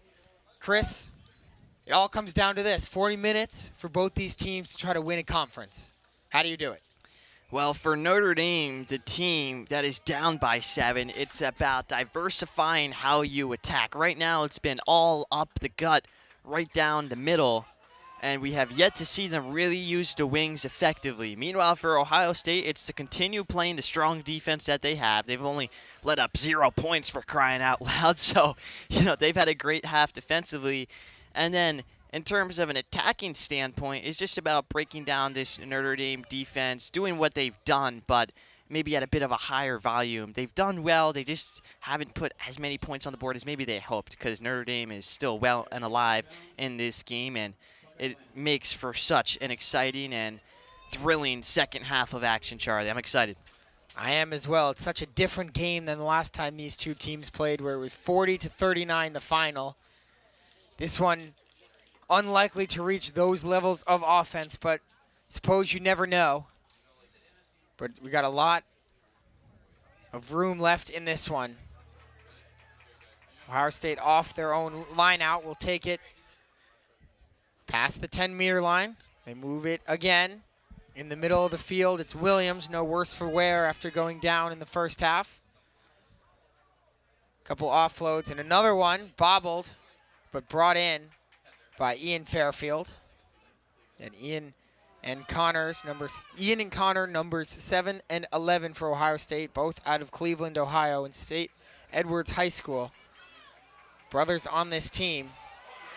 Ball is loose, and it's jumped on by Williams. It's a knock-on against Ohio State. So Notre Dame will take the ball. It's bouncing dangerously. Wind having an effect on that, as it is very windy here in South Bend. The cooler temperatures from earlier are starting to make a return, as is the wind chill. We're fortunate to be in an indoor press box, but we are next to an open window, and there are some occasional breezes that will come in and disrupt our papers and give us a little reminder of what the players are dealing with out there on the pitch right now. Yeah, well, I might be a bit of a wimp, but I'm cold, and my papers are flying. You were saying we're indoors. I feel like I'm outdoors. I might put my jacket on. I don't know, but yeah, you love to see it. It's South Bend weather. It doesn't get any better than this. This is great rugby weather. Yeah, perfect rugby weather. Other than the wind. If you could eliminate the wind, this would be about as good as it gets. As McKenzie with a good run for Notre Dame before he's tackled from behind. We've seen the wind be most impactful on kicks. Linky's tackled up high. That's going to be whistled down. No card. Certainly didn't look like it was enough, but I think a couple Notre Dame players on the bench were hoping for one. Either way, first time really they've gone to the wings. One of the first times Will Linky's had the ball, and he instantly draws the penalty.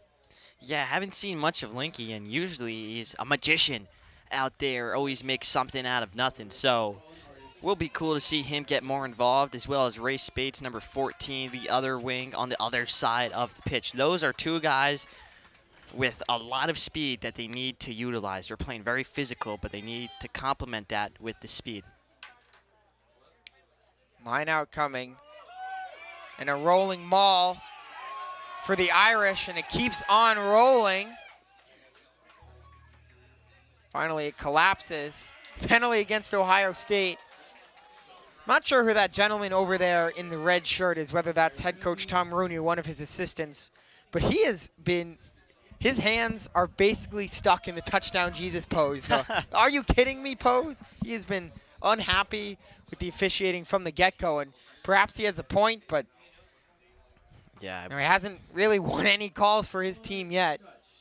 Well, someone's got to show the frustration. It might as well be. I think that's the assistant coach, Tom Rooney, considering he's been there since the 90s. I don't know if that's him. Unlikely to be. With all due respect to Coach Rooney, one of the greats in college rugby. It's taken away on the line out by the Buckeyes. Great line-out defense there. Now they'll try to march it back up the field.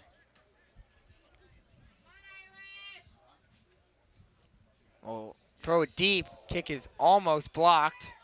Linky's going to run onto it and kick it forward. Bounces around. Linky's got it. How about that? How about that? Will Linky, everybody. Making it happen. As here's Bardsley shoving his man down. He's wrapped up high. That's going to be a penalty. Notre Dame playing with advantage right now and feeling it. Their sidelines starting to get engaged here as it's offloaded to Linky, who's going to kick it ahead where it's gathered in. Again, kick play is not really working for Notre Dame, but they will come back to their advantage and play it from there. Yeah, I was just about to say, I don't know if I'm a fan of the kick, but of course, with the advantage, helps Notre Dame big time. So it'll be Williams on the tap and go. Actually, they'll shift it. A little bit of a set play here for the Irish. And it's Bowman on the tap and go, and Bowman's down near the 5, and Bowman's near the 1. Hard to believe he's not in yet. We'll go to Williams trying to shed a tackle. Still well defended by Ohio State. Notre Dame as close as you can get right now.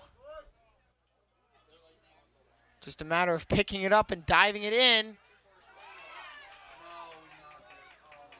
And a knock-on against the Irish. A devastating blow. Great defense from Ohio State, forcing the mistake. And the best chance for Notre Dame, and they get nothing out of it. It looked like it was number 5, the freshman Brennan Lucy, with the knock-on. Just so unlucky right there. And Notre Dame is so close. You can feel the energy, Charlie. The bleachers are shaking right now. This is the closest they've been all day. Both teams' fans trying to drown each other out. It is intense down here. It is loud.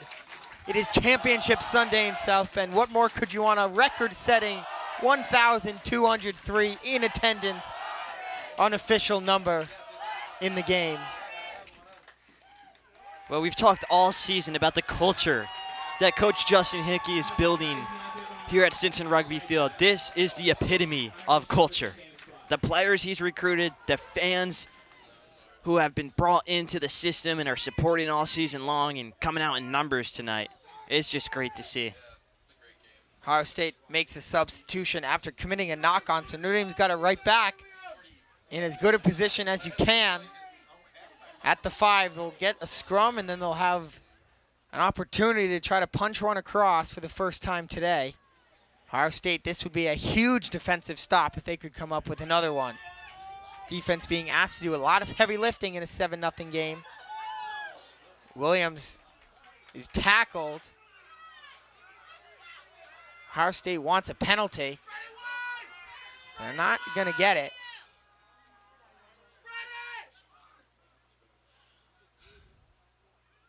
Hard to see where the ball is amongst all those people over on the far side of the field. Bowman goes down with it.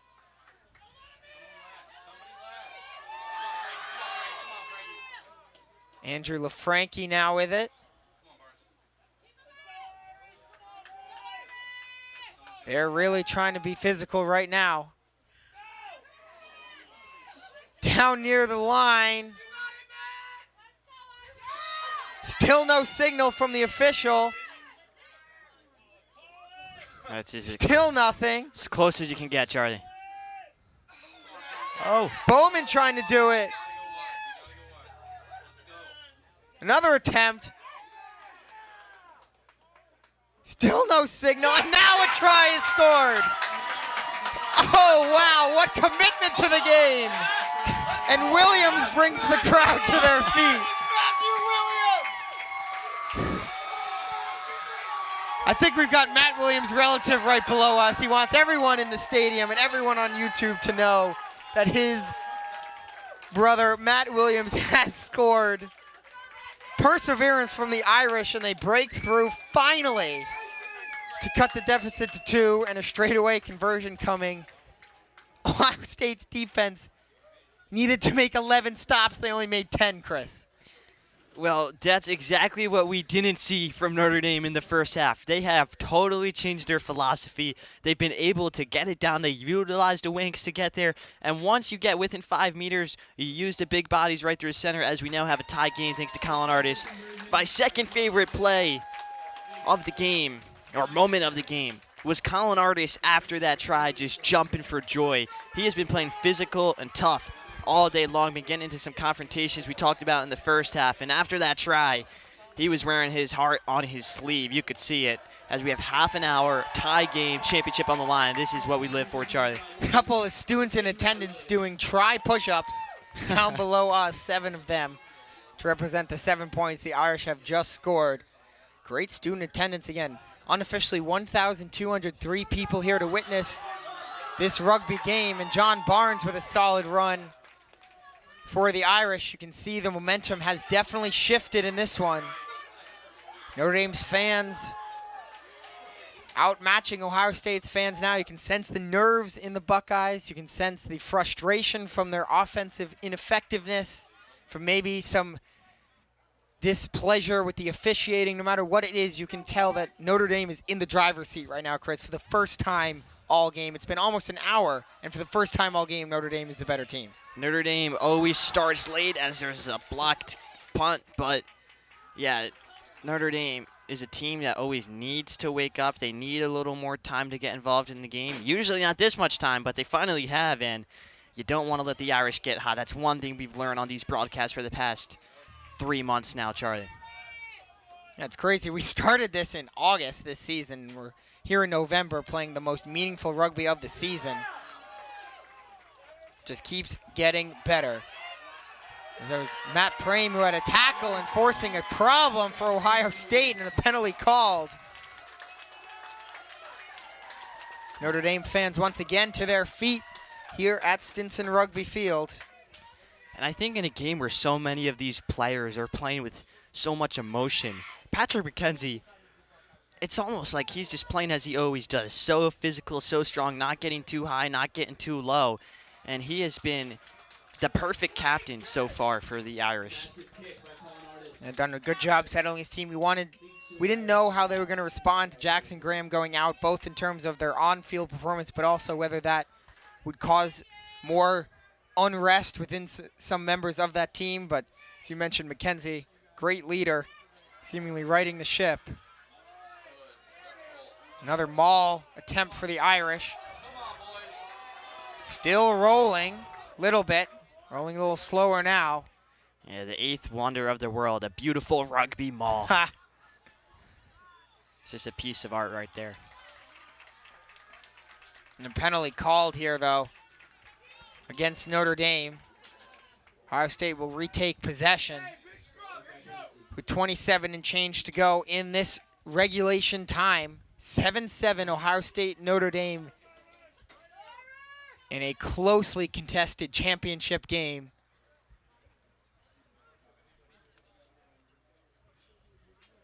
Scrum coming for Ohio State.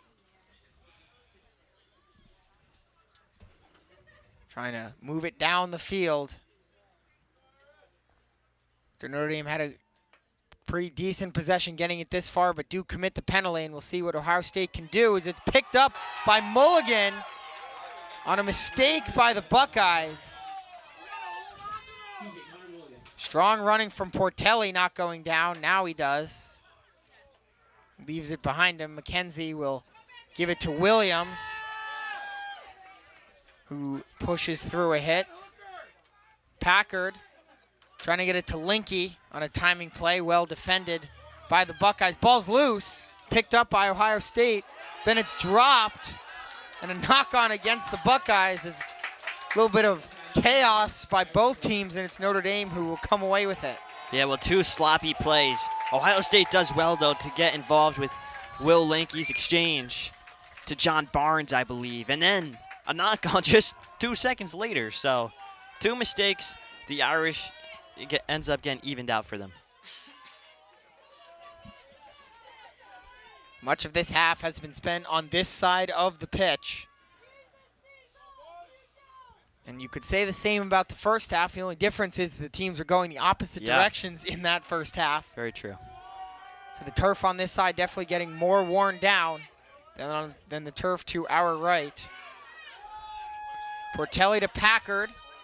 Packard quickly to Bates. He's wrapped down around the waist, I should say, by Mason. Packard will go back to Bowman.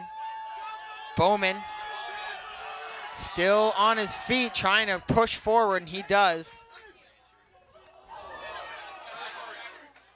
And it's dropped. But Ohio State was offside, so Bardsley will push it through. Notre Dame had been playing with advantage for a very brief moment of time. Barnes now, wrapped up, tackled down.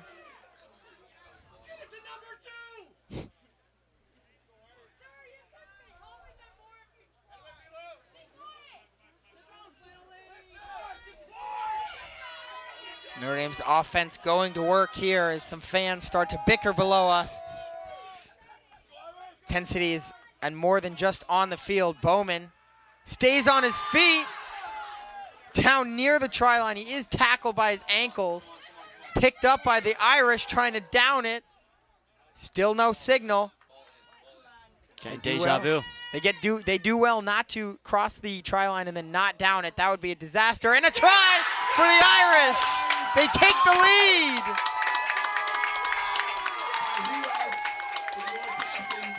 McKenzie, the captain. And Notre Dame's got all the momentum right now, Chris.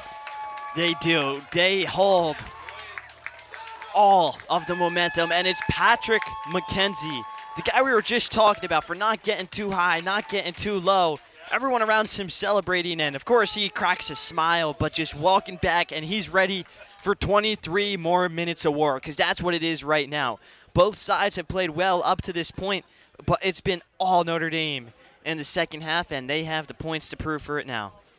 12 unanswered in this half for the Irish after being shut out in the first half, and Ohio State behind the uprights going to get in a huddle, try to sort themselves out. Artis' kick is pure. And he's saying the same thing you are, Chris. He's pointing at his team like, we're not done yet, boys. We got to get to work. And a lot of time left, and you know Ohio State. Yeah. I would be shocked if the Buckeyes end this game with 7 points, Chris. I would be shocked. So a lot of work to do for both these teams, but what a half so far for the Irish. Yeah, what a half for Notre Dame indeed. This has just been exactly what Coach Hickey had planned. And maybe it was a late start. Would have Coach Hickey loved to have this happen in the first half? Yes, but better late than never. They just turned alive in the second half so far. And we've seen this before as Jackson Graham gets it all. Wow. Almost like we've seen before, the exact same try. Great play from Brandon DePero to eat that hit from Jackson Graham, because Graham had a full head of steam, I guess, whatever you want to say. And we've seen before, actually, at one of the night games, I believe, Jackson Graham got the ball in that exact situation and ran it all the way to the house. So he is lethal when he gets the ball. Yeah, but it's a mistake there. Packard trying to kick it down the right touchline. The wind grabs a hold of it and a little bit of spin. And it goes into touch, way into touch. Buckeye line out just inside the Irish 22. So a line out for the Buckeyes with 21 and a half minutes to go in this second half. Ohio State looking for their first point since the very start of the first half, about 6 or 7 minutes in. Yeah, well, look at this. We have yet to see this all throughout the second half. Ohio State, all of a sudden, in their own attacking half. This is good to see if you're a Buckeyes fan right now, because they have yet to really gain any momentum in this second half. Still a long way to go, but would definitely be big for momentum. Obviously, the points are important, but you have to think if Notre Dame scores again before Ohio State scores again, it becomes nearly impossible for the Buckeyes. If they want a chance to come back in this game, it has to be the next possession. Not the next possession. They have to be the next team to score. especially with the momentum in this second half. The fans here at Stinson, a lot of Notre Dame fans here, good amount of Ohio State fans here. If their team can get that crowd into the game, it changes the landscape in the second half dramatically, Chris. Yes, it does. And even right now on the pitch for Ohio State, just to move the ball around and have a possession to diffuse a lot of the momentum that Notre Dame has, I think that will be very important for them. They need to go back to their roots and kind of play the way they were playing in the first half. Jack Dulick was involved. Ian Fairfield was everywhere. Connor Fairfield, his brother, was everywhere. So if those guys can get going again, I think Ohio State can find some success. And like you said, Charlie, there's still a lot of rugby to play. We still have around 20 minutes. Yeah, far from over here at Stinson. Buckle up. We're getting down to the nitty-gritty if we haven't been already. Ohio State's offense moving laterally right now. And a little bit of pushing and shoving behind the play between Matt Williams and freshly into the game, Davey Kotnick.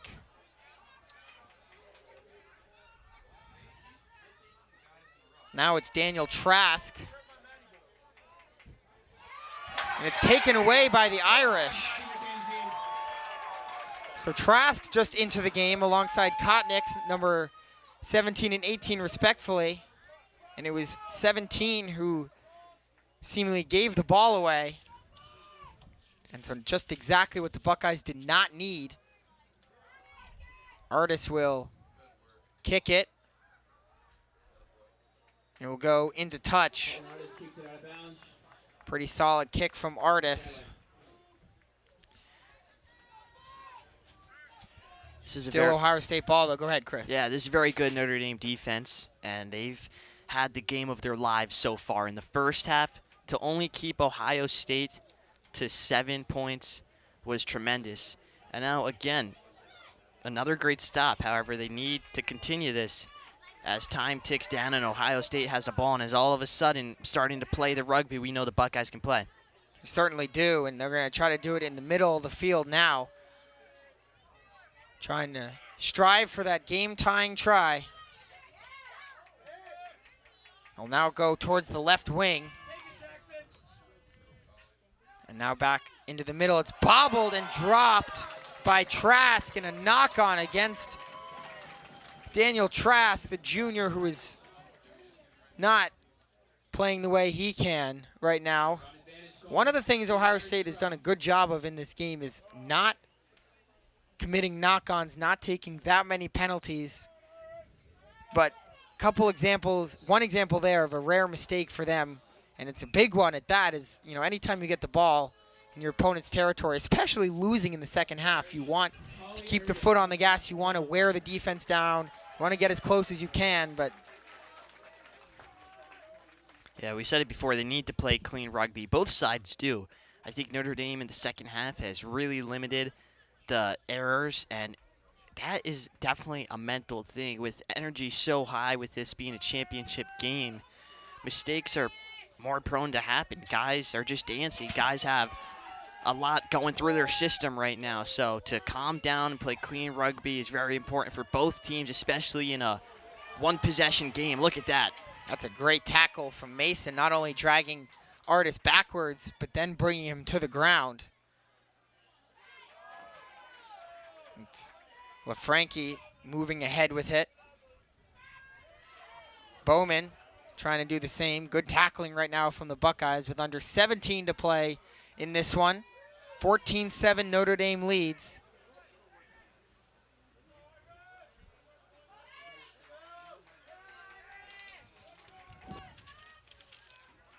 Notre Dame's offense in no rush right now and certainly taking their time. Ohio State could not be playing defense more aggressively, and Artis will boot it away. It'll go into touch, so Notre Dame very content to play this game right now, just trying to hold on to this lead, making Ohio State work hard for it. Yeah, well, they had to do that right there. They could not win the ball back. Ohio State was doing very well, so they win the ball. They can't move it forward now. Find Colin Artis, find his foot, and just get it the heck on out of there. Just take a breath, and that's exactly what Notre Dame did. So a line out coming for Ohio State, executed perfectly, and it's gathered in by Williams, who's been a good player for Ohio State today, one of the bright spots, the only try in the game for the Buckeyes way back, what feels like forever ago, over an hour of game time ago in that first half. It's a high kick, gathered in, great jump from Kilbane. He's also been a good player for the Buckeyes. On the near side, Whoa. we got a penalty called. High tackle against the Irish on the ball carrier, Seamus Kennedy. Kennedy right next to the touchline will kick it into touch. He will be kicking it into the wind, so he has to make sure he gets it there, and he does comfortably. And Jaden Garnes hobbling number 14 for the Buckeyes.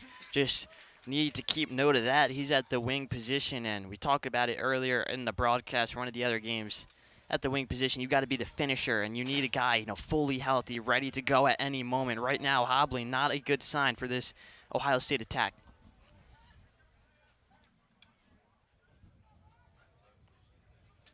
.37 and counting in the second half. Max Clark will throw it in. Maybe Ohio State, no, they do not go for the maul. They look like they were setting up maybe to do so, but opt against it. And they go to Croc instead. Taken by Kilbane. Ohio State down near the 5. See if they can push it across. Right by the touchline and in for the try. A great possession by the Buckeyes, and they score a try to cut the deficit to 2 with 14 minutes to go. Well, since letting up, it's been all Ohio State. And that was well-deserved. A very long possession, probably around 7 minutes or so. It's just been Ohio State ball. Notre Dame had the answers, but eventually it just becomes too much. And Ohio State, with the big and physical roster that they have, are able to power through this Notre Dame offense, find a way. And with 13 minutes left, we're getting flashbacks to the last game between these two sides. A very close game to finish. So a game-tying conversion kick coming up for Kilbane if he could get the ball to rest on the tee as he wants, and now he does. Not too bad an angle. The kick is up and through to tie the game. So after 3 halves and 28 minutes between these two teams, the total score is Notre Dame 54, Ohio State 53. All that matters right now, though, is the 14-14 game, and it's getting late in this one. Maybe too early to say next score wins, but next score, large advantage, let's say. Yeah, I agree with you. Next score, large advantage. Sounds good to me, and I believe so, because it's a low-scoring affair between two very potent defenses, two attacks that are very good, but just taking a while to score right now. Notre Dame needs to break through, needs to find a hole, and they need to do it soon. Portelli leaves it behind him. Here's Bowman, met by a couple Buckeyes who bring him down. They go for the ball. Penalty against Ohio State. Maybe a kick for Notre Dame, thinking about it. Colin Artis is asking for the ball, so you imagine that's exactly what they're doing. And they will. The Irish will opt for the kick to try to take the 17-14 lead, and Artis has a great boot. So the kick for points from to the left of the uprights. Definitely an interesting decision here. Of course, it would be good for Notre Dame if they were to take the lead, but only by 3. You know that Ohio State's offense is going to come to play the rest of the way, so it's a rather passive call, I would like to say. I think it's the right call, Charlie. With just 11 minutes left, it's what Notre Dame needs to do. Artis' kick is good.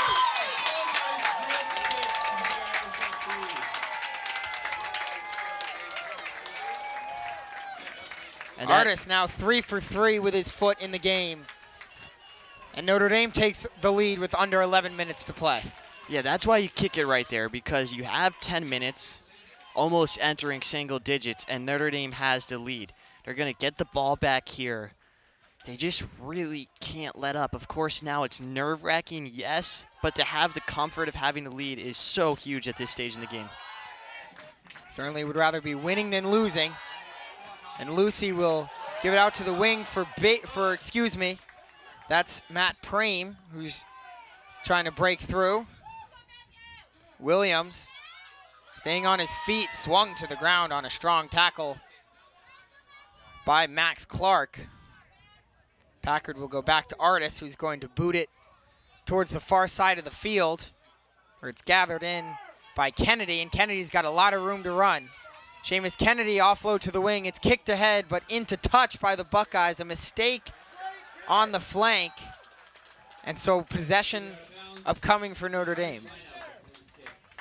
Under 10 to play in the second half.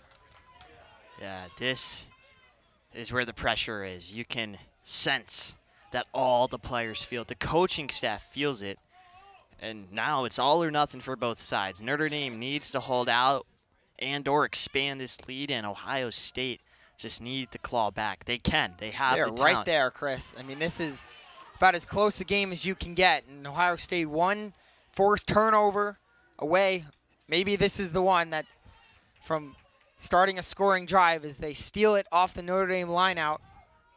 Yeah, Notre Dame needs to be smart not to cause any penalties, because the last thing Notre Dame needs is Ohio State to have a chance to also garner 3 points and tie the game up.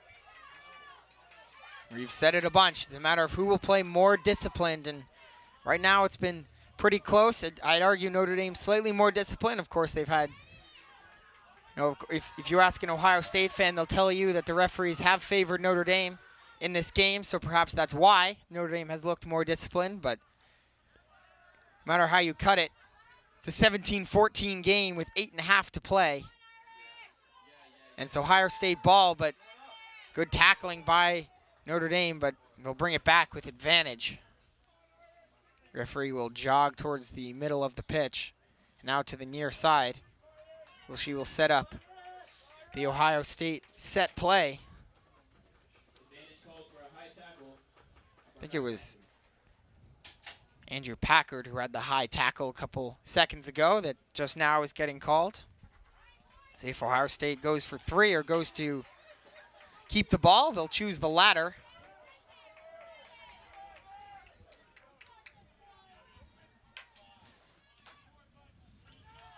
Kennedy's kick, a good one. Goes into touch inside the 22. Things getting testy now. A try would give Ohio State the lead. A try and a conversion would give them a try lead, meaning Notre Dame would be unable to retake the lead with a kick for 3. Rolling maul for Ohio State, and it's pushed ahead by Clark. They try to strip it from him, but Clark will go to the ground with possession. Smart play by Ohio State's number 2. Notre Dame's defense just wasn't ready for that rolling maul right there. First time we've seen Ohio State go to that play today. Ohio State inside the 5 now, trying to get it into the try zone and down it. They're right there. Flipped out, and Kennedy loses it. It's punched out of his hands. But we have a conversation between the officials coming up. This will be a huge moment in this game. And it's a knock-on against Ohio State.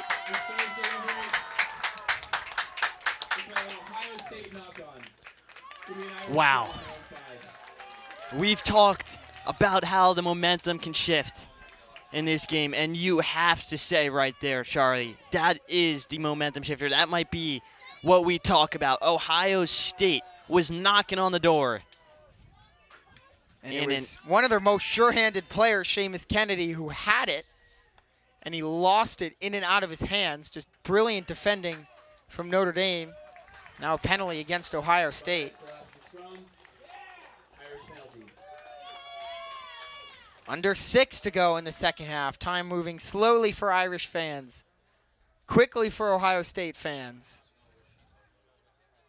17-14 lead for the Irish in white. Short arms, the Irish cannot kick the touch. This will be a tap and go for Notre Dame, and McKenzie will try to just bulldoze it through. He's met by a couple black jerseys who try to bulldoze again. Notre Dame still in possession. LaFranchi, excuse me.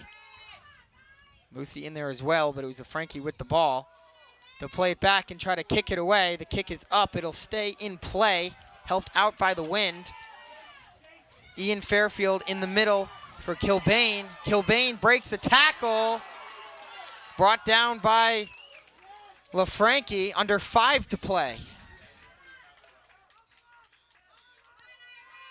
Williams.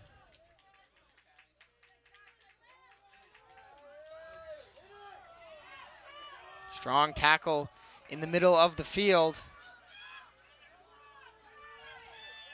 Dan Carroll, latest ball carrier.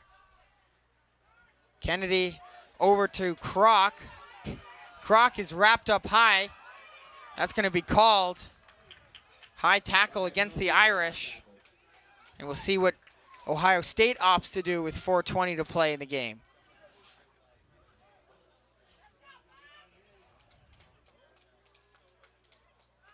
No indication of a kick just yet, so it looks like they're going to try to go for the win. Coach Tom Rooney being aggressive. Yeah, we could see Rooney on the sideline throwing his papers, and I believe he said we're going for it. So they are playing to win the game. That's a gutsy call right there from Ohio State, but they've had success within 5 meters before. Have they also had a knock on? Yes, but you can fancy their chances. They believe in themselves. Yeah. What can you say? They think they can get it across, and it's a successful line out turned into a rolling maul for the Buckeyes. Down near the 5 before it starts to slow down briefly, but then picks up momentum again. Buckeyes carrying it down towards the try line. Still not in. Down near about the 1. No signal yet from the official. Looks like they're a meter short. And they're in for the try. The Buckeyes score with 3:04 to go. And they take the lead, 19-17. And now under 3 to play, and the Buckeyes jump in front for the first time since the first half. Well, the decision to go for it might be the smartest one of the game right there by Tom Rooney. He's been a head coach for 33 years. He's seen a lot of things. He trusted his players, and his players capitalized. That is huge, and Ohio State takes the lead. Now with time ticking, it's going to be very hard for Notre Dame to find their way back into this game. This is an important conversion for Kilbane. If it goes through, it forces Notre Dame to score a try to win. If not, it would come down to only a kick for Notre Dame to win. Of course, at this point, tie pretty much out of the question. Kilbane's kick is good. Great kick from Kilbane with plenty of leg and perfect accuracy. Ohio State's got the lead by 4 now with under 2 minutes to play. And it's desperation time now for the Irish, as suddenly Ohio State, the team, intent to milk the clock and run out the rest of this game. Yeah, and if you look at this game as a whole, Charlie, Ohio State were the better team for 40 minutes in the first half. Then it was Notre Dame for about 25. And now it's been Ohio State for the past 14. So for the majority of the game, Ohio State has been the superior side, and they have a deserved lead because of it. It's still a heartbreaker for Notre Dame, who fought so hard, who stayed in it. And with a minute left, they're looking if they can do something. You talk about a kick, which is out of reach now. Yeah, you got to go for the try. Need the try. Irish do get the ball. Great kickoff. Causing problems, so a scrum coming up for the Irish. Less than a minute to go. This is it. This is the championship drive right here if you're Notre Dame. Ohio State just needs a stop as the scrum is collapsed. So they'll do it again. At this point, time is arguably unimportant. It's going to expire in the next 35, 34, 33 seconds. It'll come down to whether Notre Dame can score a try or not. They already have a walk-off against the Irish this year. A walk-off against the Buckeyes this year. Do the Irish? Do they have that magic again? Can the Buckeyes get the stop this time around that they missed in the regular season? So much at stake in the Big Ten championship. All these players giving it all they've got. Knock on against Ohio State. Somehow in there, the referee determined that Ohio State knocked it forward. Time officially expired, and this is it. One more dead ball ends it and crowns Ohio State 2024 Big Ten champions. One more try for Notre Dame crowns themselves Big Ten champions. It's about as dramatic as it gets. 21-17 the current score. No time on the clock. Sun completely set in South Bend. Lights on at Stinson Rugby Field. Crowd is loud, they're into it, and why wouldn't you be? Packard will give it to Bates. Bates is brought down. Now it's LaFranchi trying to bulldoze his way in front. Taken by Collie Erden, and Erden does pretty well. Strong tackling right now from Ohio State. Alex Adams running well, still on his feet. He'll go down with it. Packard off to Mulligan. Mulligan taken down. Notre Dame going backwards right now. LaFranchi puts his head down, runs forward.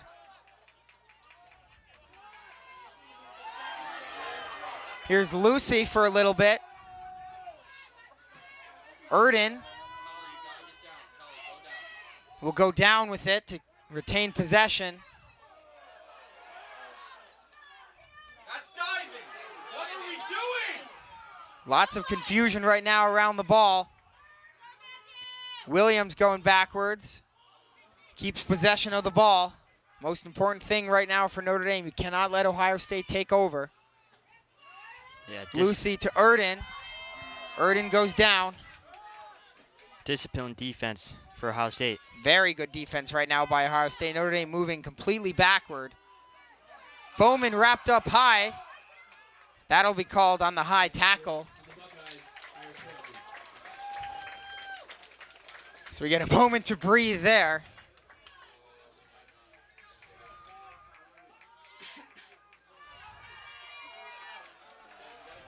Notre Dame offense going back to work. Needing a miracle right now. Lucy taken down by a couple Buckeyes. One of them, Gavin Kroc, in there. Taken by Andrew Cansfield.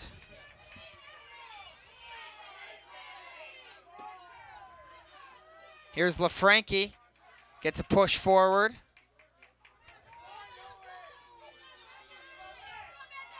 One of the longest possessions of the night for any of the 8 teams in action. Ball carrier still not going down for Notre Dame. Now he will. And it's a penalty against Notre Dame. And the Ohio State players begin to celebrate. That penalty ends it. Ohio State, the 2024 Big Ten champions in college rugby. They defeat the Irish on their own home turf, 21-17. This was an absolute battle between the undisputed 2 best teams in the Big Ten. They deserve to be here, and they delivered. What a show they put on for us today. Notre Dame can hold their head high, knowing that they were down for much of that game. They dragged They dragged themselves back. They came back, and for Ohio State, they answered the call. When their backs were against the wall, Ohio State turned up, and it's a deserved win, and they received the at-large bid for the Big Ten. What a game for the Ohio State Buckeyes. They battled. Looked like it was slipping away from them in the second half, but they bounced back. They get the big late try conversion to bring it to 21, and that was enough for them to take home the Big Ten championship. What a day of rugby action, culminating with one of the best rugby games, Chris, I've ever seen. I'm sure you'd have to feel the same way. I 100% feel the same way. Again, as we talked about, two, not just of the best teams, two of the best programs. The way they recruit, the way they go about themselves, or even their social media presence, everything about these programs is cream of the top, right? They're at the top of the college rugby mountain. I don't think this will be the last time we see these teams within these next few years here in this game. We could expect this to be a rivalry that continues to form and grow 1-1 on the year. But what a game, and Ohio State wins the one that matters the most. Yeah, they win the 2024 Big Ten Conference. They entered the tournament as the 2nd seed in their division. They defeat the number 1 seed in the West in Indiana. They defeat the number 1 seed in the East in Notre Dame. They are champions. They're in a huge huddle. As soon as they won, they came over to their fan section. The fans really showed out for Ohio State. Got to give them credit for coming to support their guys. And on the flip side, Notre Dame now saluting their crowd, which was very supportive of them in their second half comeback effort, which fell just short.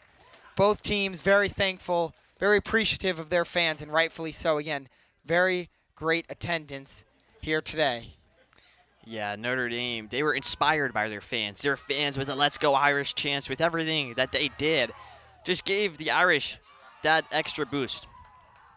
The extra boost, though, wasn't enough, as it's the Ohio State Buckeyes who come away with the championship in 2024. Thanks for watching, whether you're here for just the final couple minutes or the full day.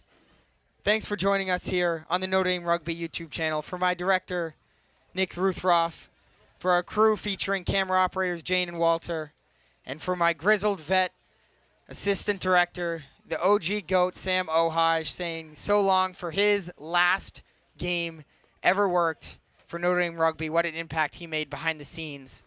And my partner, Chris Daly, I'm Charlie Morris, saying so long from South Bend.